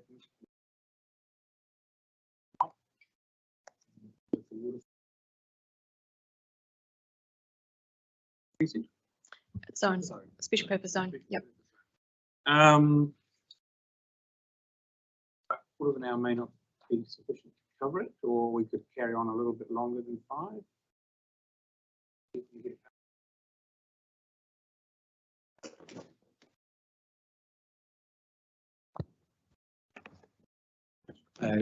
Panel, I'm happy to stay at your service as long as you need, but also recognise the amount of time will probably depend on how much interest you have and questions you have in this particular zone.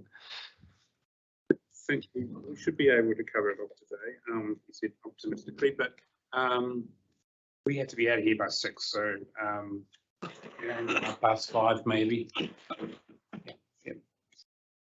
So if you just give us a moment, and we'll go to the waterfront zone.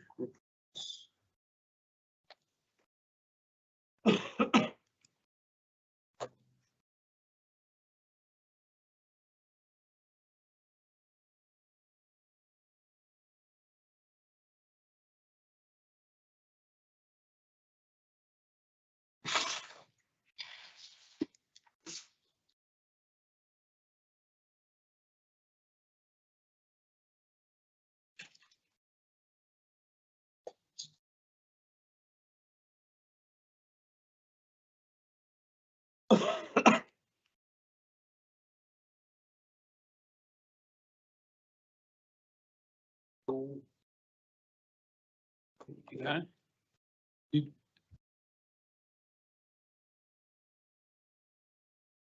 Do you want to kick off by making any general comments or amendments? Yes, Chair, I'd be pleased to do that. So to clarify, my role in this hearing is reporting officer for council on submissions of the waterfront zone. My qualifications and experience you read and were presented through hearing stream 1. The waterfront zone is a special purpose zone. It's from the port zone to Oriental Bay.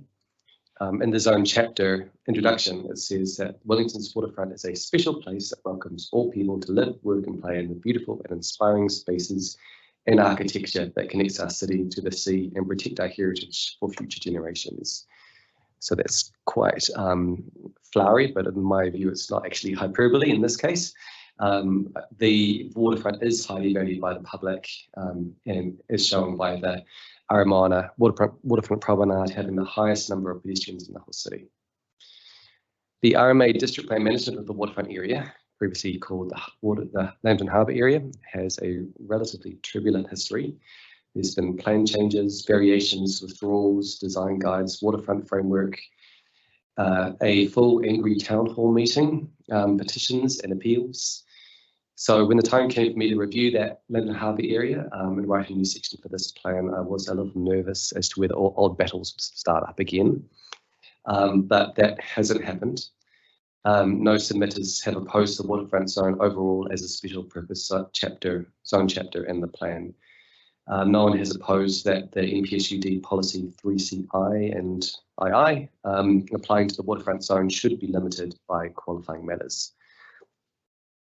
There is general support for the approach for the waterfront zone to lead the detailed site design assessments for new buildings and public open spaces to a publicly notified resource consent process, to retain a 35% building coverage standard for the whole zone, to protect the sunlight, parks, harbour access, events, urban design and heritage that make the waterfront an enjoyable and iconic space, to require new buildings to be low level, designed well and to fit in with the existing heritage buildings, The main issue in contention is the identified public open spaces, their extent, the sunlight protection on them, and the buildings allowed in them.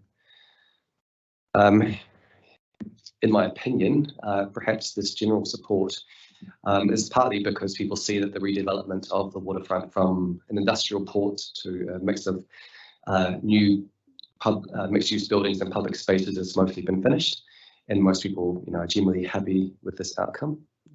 Those being most and generally, but I know that changes will continue to happen on the waterfront. So I expect there will eventually be further developments of buildings and parks on the Barnett and Herd Street car parks. That's either side of Waitangi Park. There's a reclaimed land next to Waterloo Wharf, which the centre port is eyeing up. And now currently the Whale Malai Trust are asking to build a whale on the southwestern corner of Frankens Park, place of the car park building.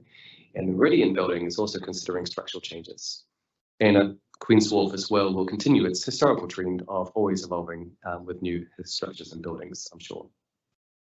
So the waterfront zone sets out the policies and a rule structure to help manage these and other changes. It's important to note that most of the waterfront is still owned by Wellington City Council, which means that changes not only need the district plan consents, but also council approvals as landowner. This helps ensure that new development is high quality and integrated. So I'll leave the rest of my evidence as read in the 42A report and supplementary evidence. So I'm at your service for any questions or discussion.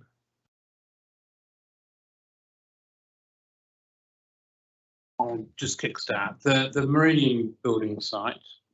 So we've had urban design advice that says that from an urban design perspective, the height increase would be of a minor consequence. But you say and continue to say that it should still not be increased. And that's because of the history of and just the general acceptance of the process around that in terms of public notification of any changes in the waterfront area. Is that correct? Yes, that's generally correct, that buildings and extensions to buildings in the zone and people's general expectations is that there'll be a high level of assessment of it.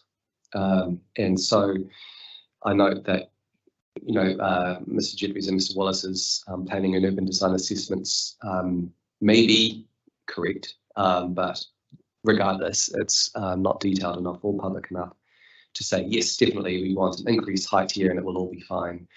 Just aware that similar buildings, either side had to go through a very extensive Environment Court direct referral, where they went through considerable landscape heritage, legal, planning, urban design advice. And so I'd rather be consistent and say that the new buildings or extended buildings go through the standard discretionary publicly notified process with regard to the current height of the building as in the standards, and giving effect to the principles and the direction, the policy of design.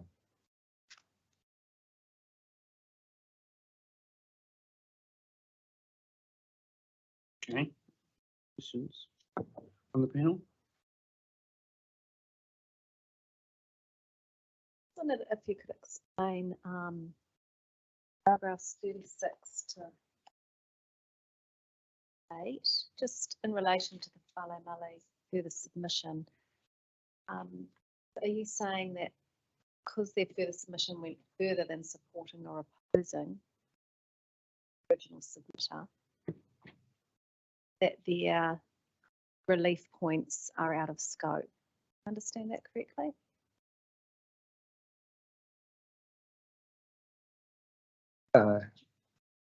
Yes, so generally the areas that I've identified in purple text, I've held to be out of scope as a further submission, meaning that they went beyond what the original submission was looking at. So where they just added extra information in support or opposition of that original submission, I'd say that's fine. But where they're asking for something different than what the original submitter said, I'd say that is out of scope.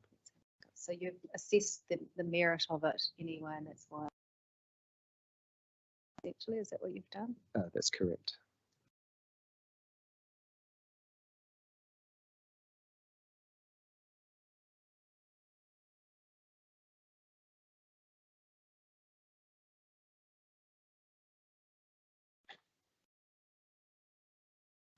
No, I don't. I've been, declared my involvement with Centreport, particularly in relation to the area around Waterloo Quay Wharf. And I'm very familiar with the history of. So no, Just, in relation to paragraph 47, which is where you talk about Waterloo and Inter-Islander Wharf. You've recommended that the triangle there be mapped as an area of change. I just wondered if you could just explain what that means and what it means in terms of visions that that area might be subject to. How does that area of change work? So to clarify, I considered whether it should be mapped as an area of change, but in the end staff decided not to. If an area is identified as an area of change, it adds that extra policy support for when development happens. It's showing that yes, we are expecting new buildings and or public spaces here, and that's okay, and that it should be supported. So there still has to go through that discretionary consent. It still has to go through notification. But in terms of assessment against the policies, there's that presumption that yes, there will be development there, rather than should there be a development there at all.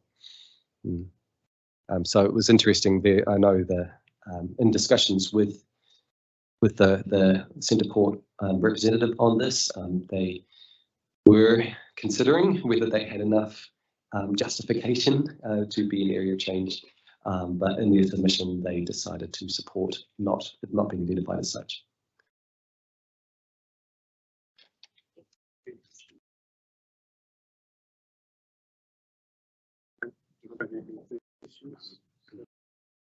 Walking to be flexible.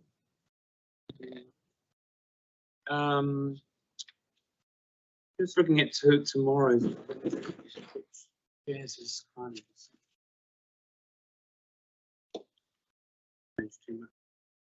All right. Now we do have Ms. Hayes has food, and I think status 3. So just for the panel.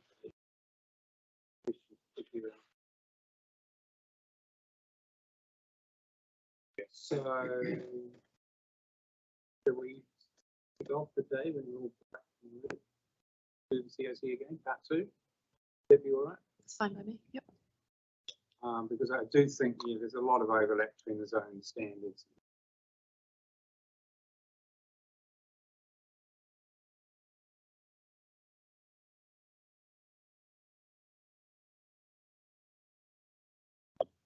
I certainly don't have as many questions for Hayes or either. So We can say if we took the first quarter of tomorrow on POC, so after morning tea, we can pact Ms. Hayes today, neighbourhood centre, mixed use commercial, and then after 2 we can. Right. Waterfront zones, so that's the last thing on. I think we're on track, schedule. So with that, I'll adjourn the hearing until 9 o'clock tomorrow morning.